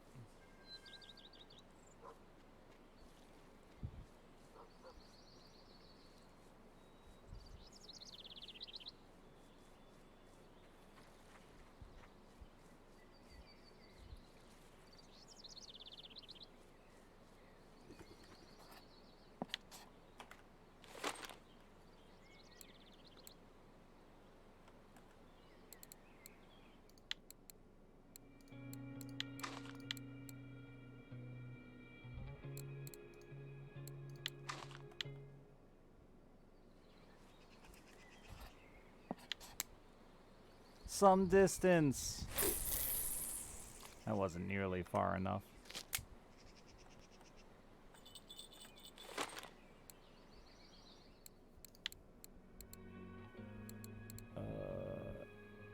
It's fucking... It's PB.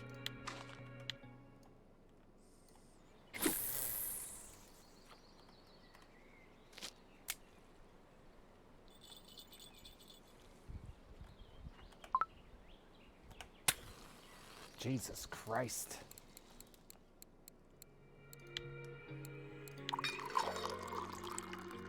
I got an achievement for making some coffee. Discard. Remember when tea and coffee had quality? Those were the days.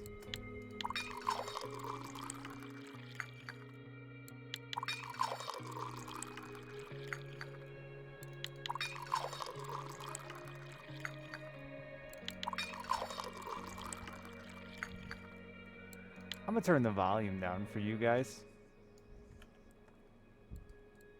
And for myself. Good time to go to bed, Caboose. Good night.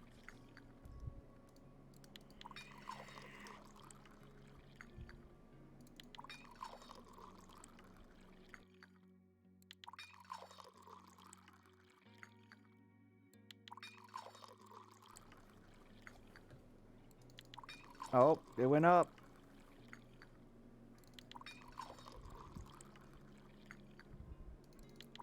Oh, like a 50-something, Wani?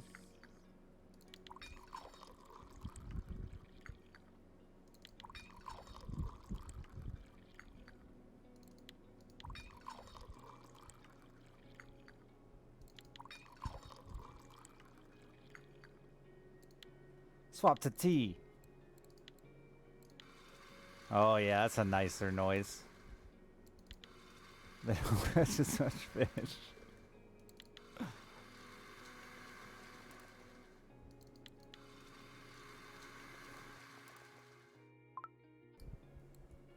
I just failed, you know?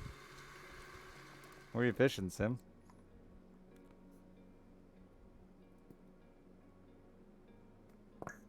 Speaking of fishing.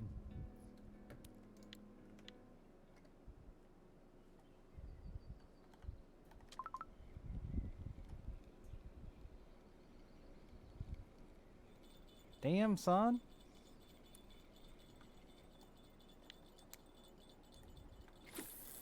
I don't remember how big the bream had to be to cook them.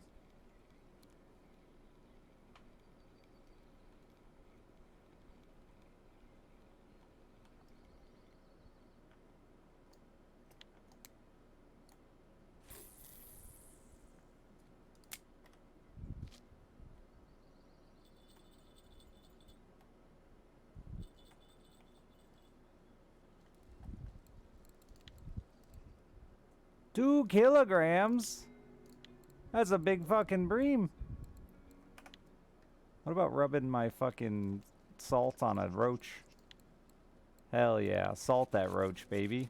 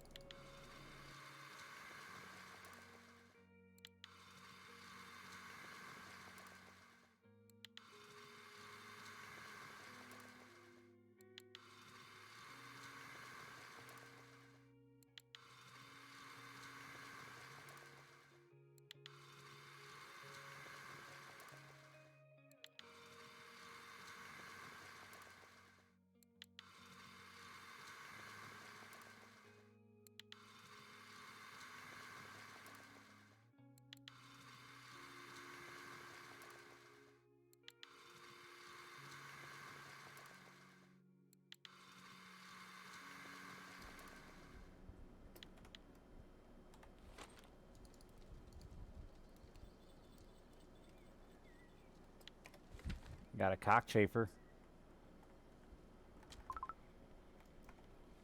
Why does this bowl seem so weak?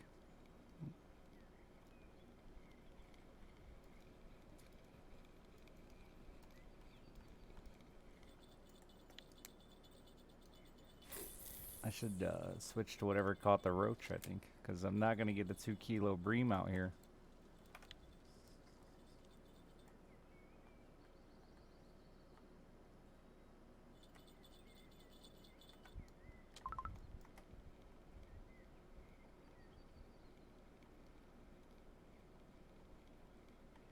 If I knew, I wouldn't have said, why does this pole seem so weak?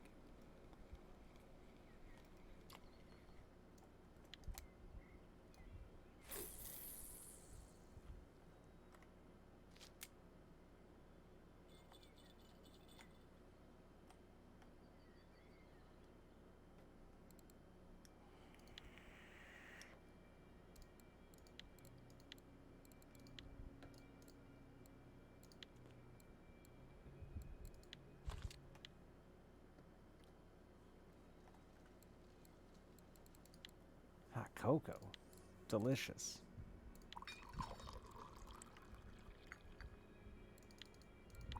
Nah, it's fine. It'll be fine. No big fish on mosquito.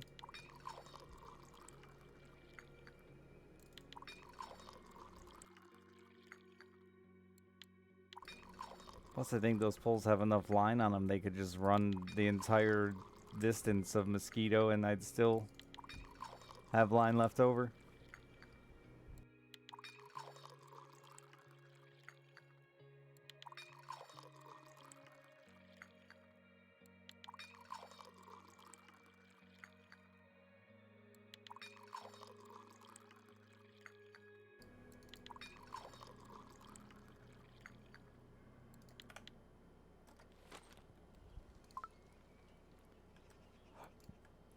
Public.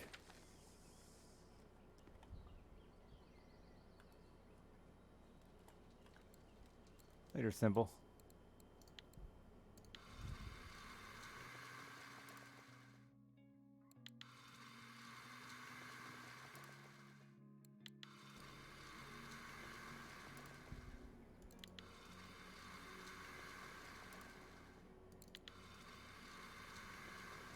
Yeah, angler really sucks. It's real bad.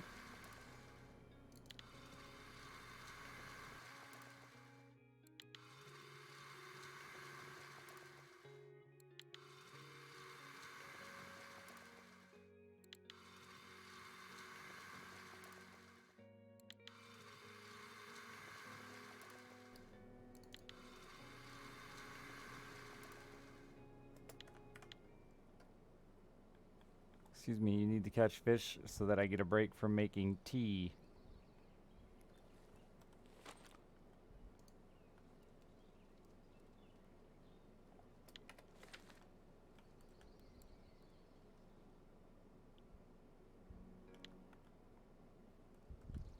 Oh, I used that reel.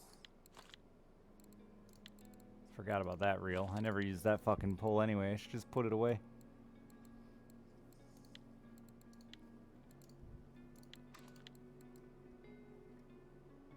I don't remember what line goes with it. Something. Something. That seems fine.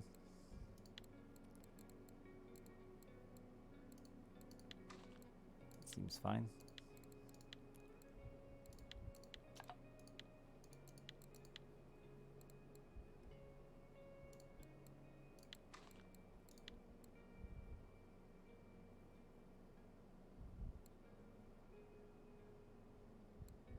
I forgot what I'm looking for. Hell yeah. 3 out of 10.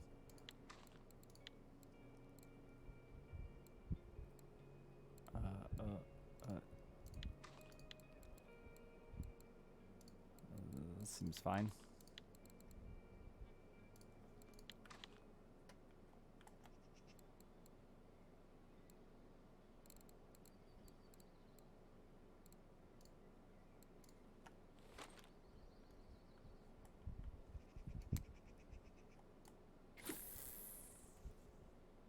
Fucker is, that's out there. Oops.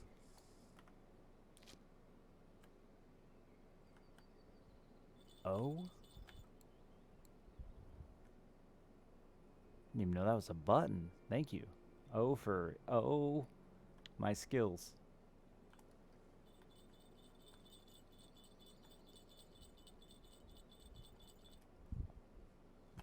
Let me know when you're actually on there.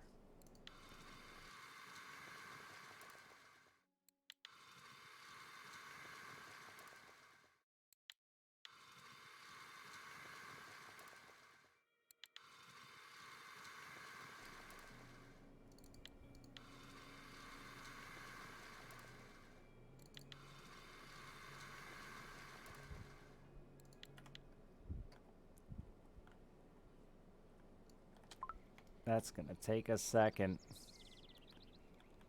Maybe don't throw that one so far.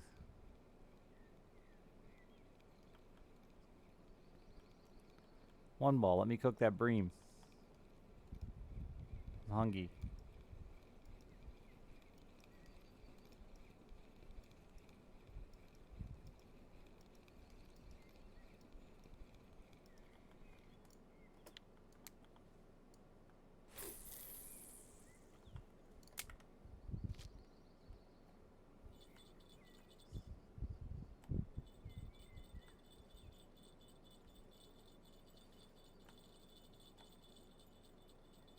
I got it fired up.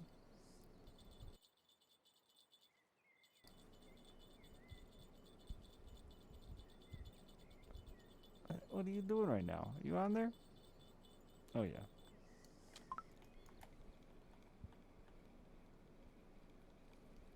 When fish gets away mid-reeling without high tension, low tension is what makes, is like the one thing that can make you, high tension doesn't make you lose fish. High tension's fine.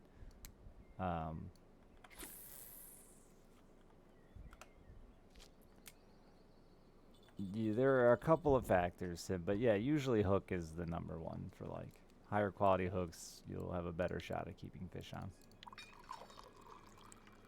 But as long as you have tension on a fish, low or high, as long as that bar has tension on it, in a perfect world, you should never lose that fish. Like I lost that one earlier with tension on it, but that was battling. That's a new ability available?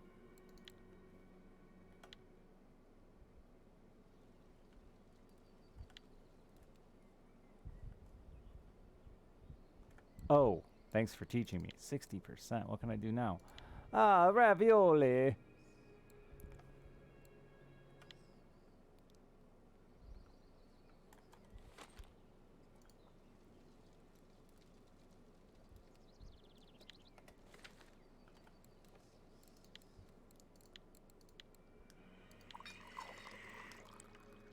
mean, they all work. Templar.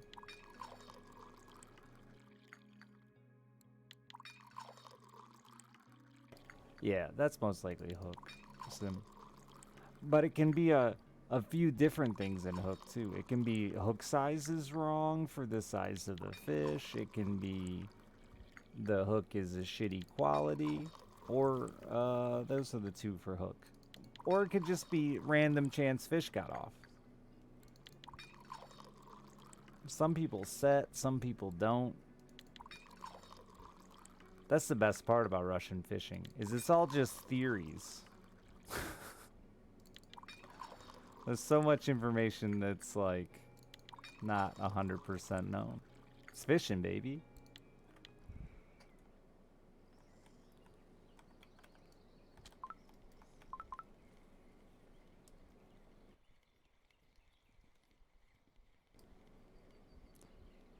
But yeah, I don't think tension matters if it's this or reeling. As long as that bar has yellow on it.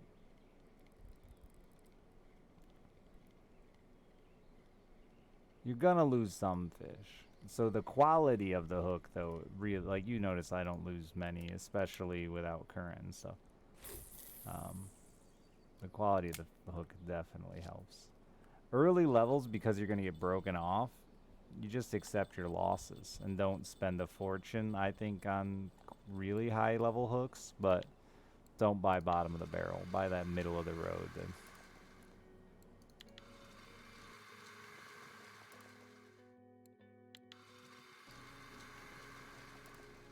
Yeah, see, I wouldn't tell you to buy 25 silver hooks unless you're, like, already doing better. Personally, I wouldn't. You're already higher than you are.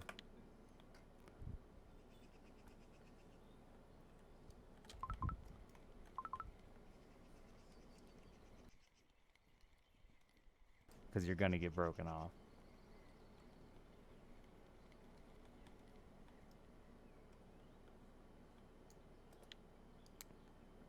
Unless you're one of those coward babies who alt F4s instead of getting broken off.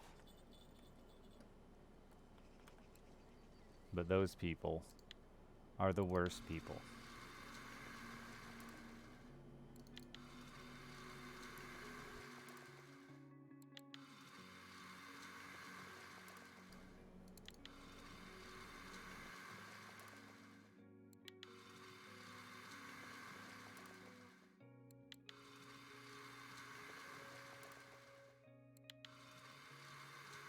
That's right, Sim. Sometimes you just gotta break shit, dude. What if it didn't break and you caught the fish? You know? I had one time where I had 0 line on my reel. It was empty. And the fish stopped. And I reeled it all the way back in.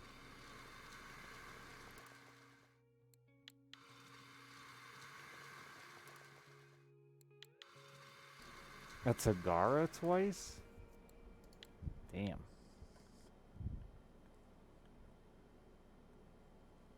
I'll never even buy another Tagara. That was a one and done deal for me. I'll never save that much money again. Wasn't worth it.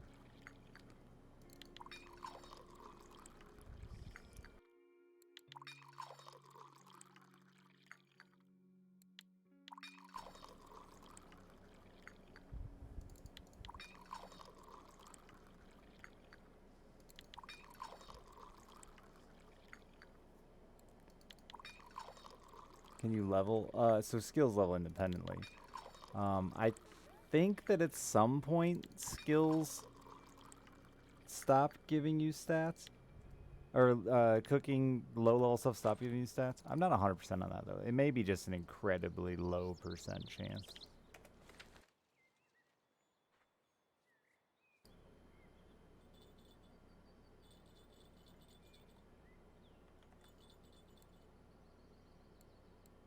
Whoa. That makes more than it says? I didn't need to buy that much.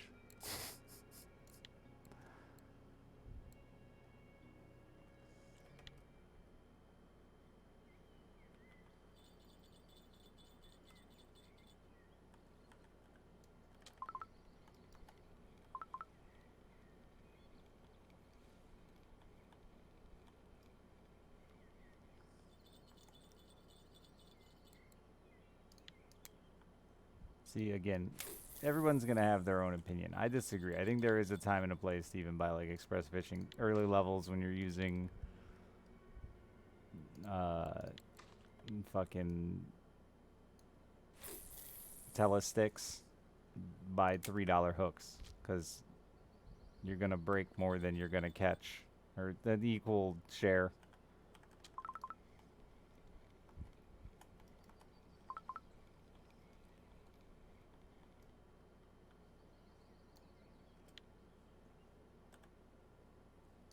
Yeah, the happy hook's a decent hook. That usually does pretty well.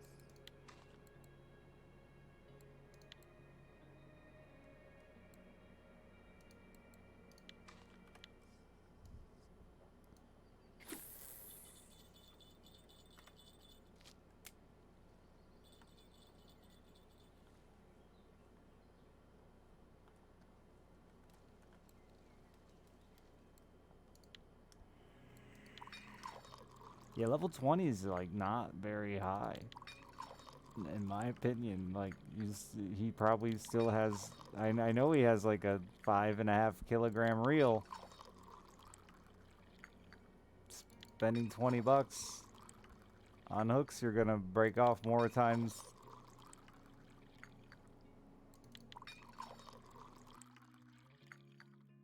A level 14. Yeah.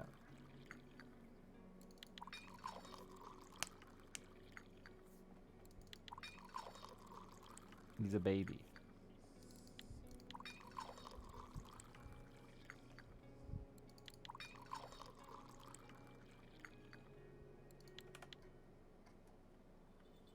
Maybe I just fished aggressively. I don't know.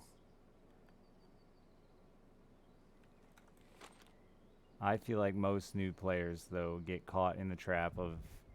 Not even the trap. They just have fun, and they go to new lakes, and they try to catch big fish, and they lose their shit.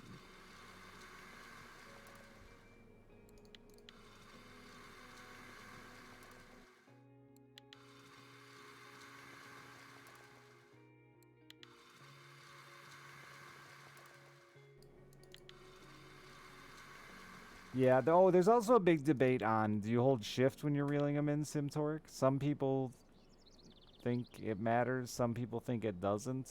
I am in the firm group of holding shift, you lose more fish. But guys like Hardcore are level 43 and have been playing for 10,000 hours and hold shift every fish they catch. I agree, Tony.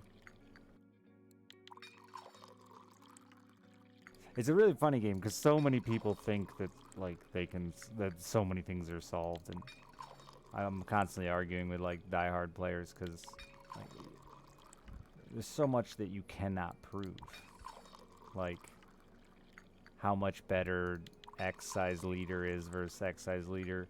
Like, you can't prove that to me in any true scientific fashion.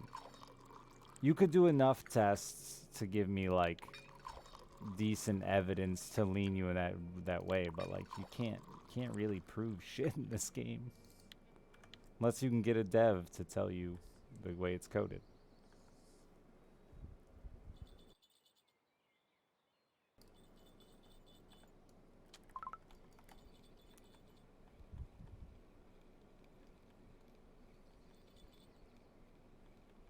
Yeah, I hold shift when the fish are little, and if they're big, then I don't.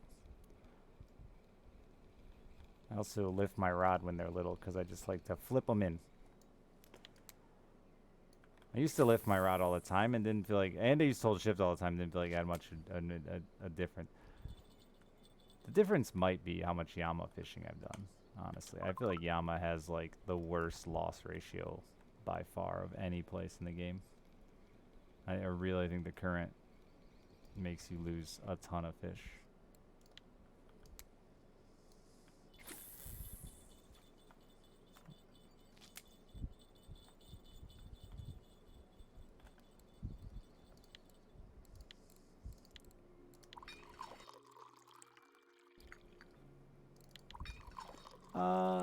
I think leader size matters. In every side of fishing. 100%. I just, again, don't think you can prove exactly how much very well. Unless you want to do like crazy examples of like a 50 kilogram leader versus a 5 kilogram leader kind of thing. I don't think it should matter with certain techniques in spin fishing, but unfortunately it does. You should be able to use straight braid, no leader, when you're running, like, when you're trolling IMO in most of these places. Maybe not like Corey. But in my experience as a fisherman, when the bait is moving that fast, the fish doesn't have the time to inspect what it's eating. It's reacting.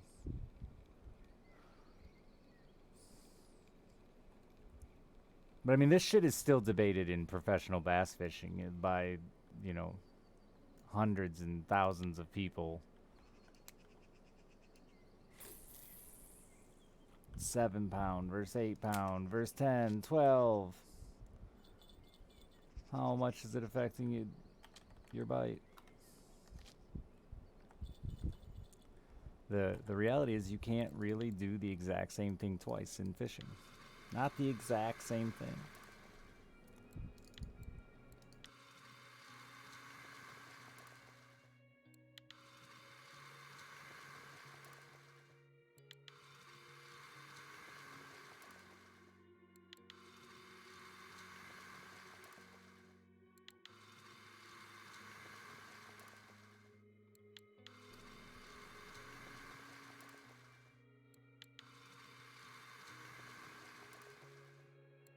See, I would disagree with you, Templar, and say that I think it matters more in this game. Because unlike real life, this game is coded. And there is somewhere where numbers are entered saying this has this effect. Unlike IRL where there isn't.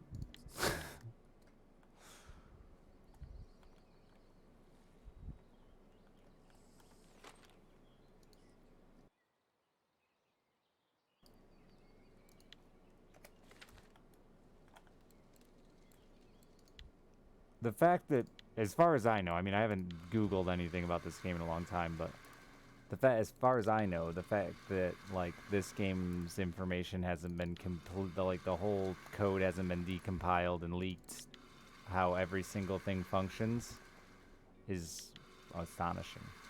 And if it ever happens, like, the game will die to me.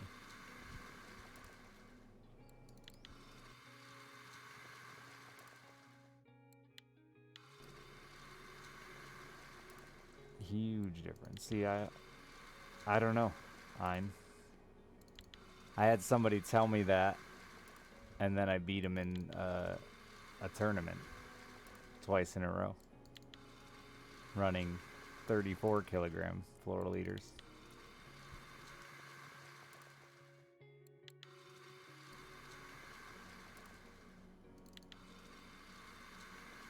But again, was it the leaders, or was it that I happen to be running better lines, like better lines in the lake trolling and better lures, and that's fishing, baby. And the one thing that's really great is, just like IRL, you have your method that you're confident in works better. Therefore, for you it works better. Because that's the method you're going to use more often than not, more consistently. Damn, this works good for me. Just like real life, man. Everybody's got that fucking one bait in their tackle box in real life that is their go-to.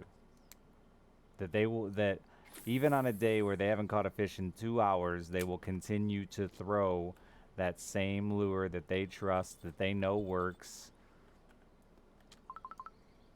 But if you pick up a lure you aren't confident in, that you haven't thrown that much, you're going to throw it a handful of times and blame the lure and switch back to some old faithful.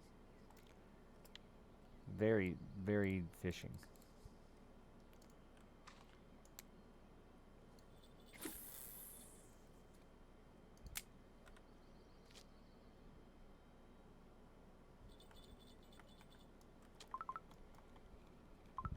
I've had one pike bite through a 30 kilo leader.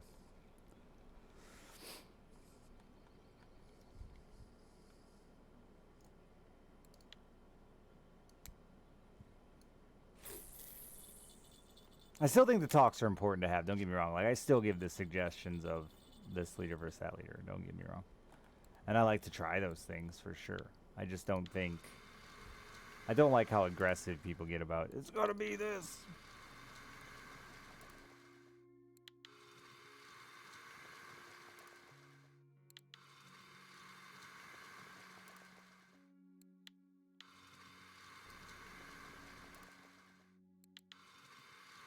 Because I caught a fucking blue tag gibble here on a potato at level 6 with mono. And like a God knows what size and quality hook, you know?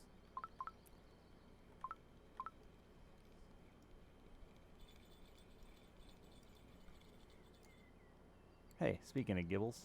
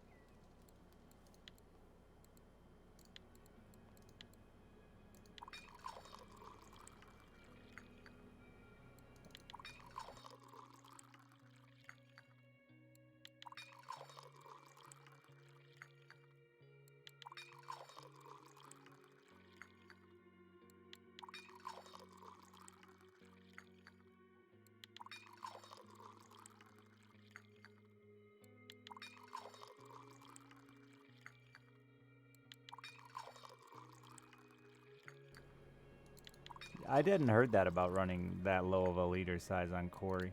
That's really small. I don't feel like I noticed a difference, but I should test it again. Because I always run an ultralight when I'm out there, and I don't feel like its bite rate is that much higher, but it might just be the lure difference.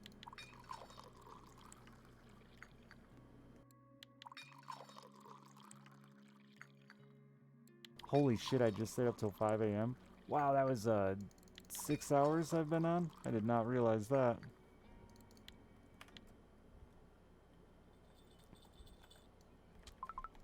Rip my schedule. I gotta be up at like 3 o'clock in the morning on Sunday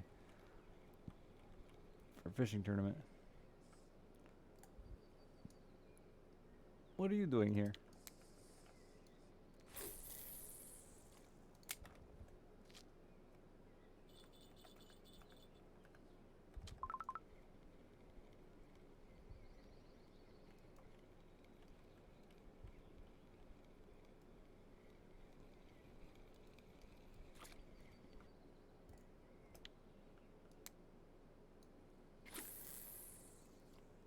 Yeah, I haven't played around a leader size on Corey. I'll try it. It makes sense though. It definitely, I feel like it definitely has an impact on Yama.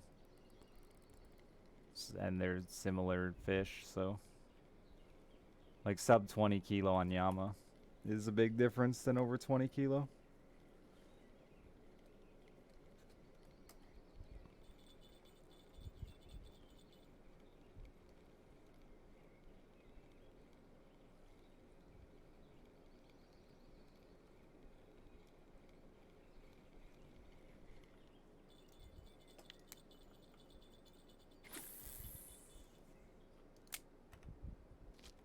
Keep forgetting that rod just cast 9 million times further than the other two.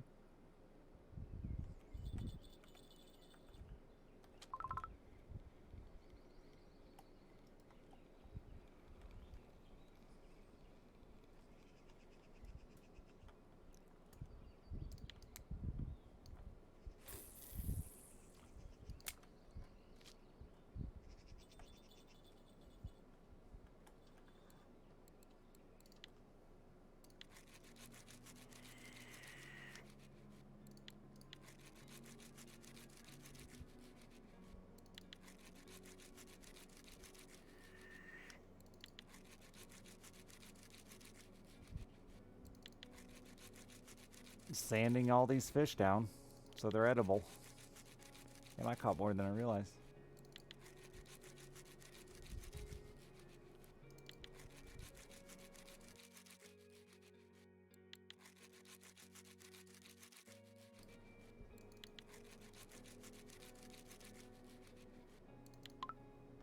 Oh, the best is when you catch a smaller perch than the perch you're using as bait on a perch. That's my favorite.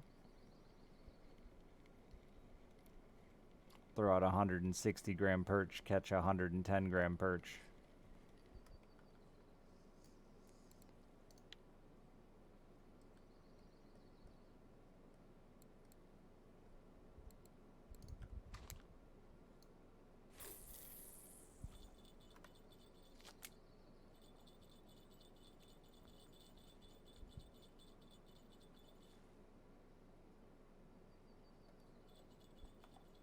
Oh no, my campfire went out.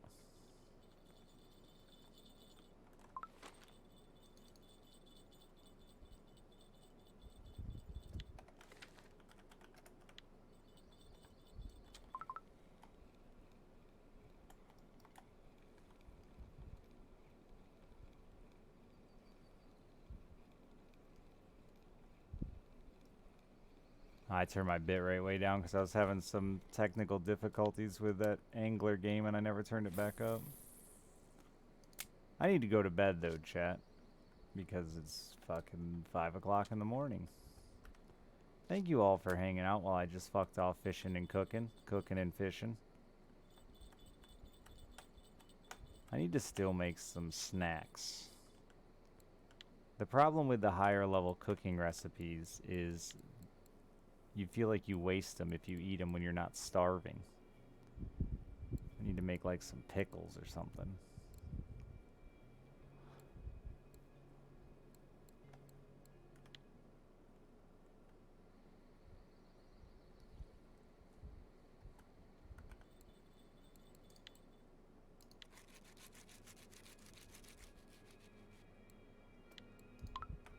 Alright, chat. I'm out of here. Thank you for everything. Subs, tips, bits. You're beautiful. I'll be back tomorrow.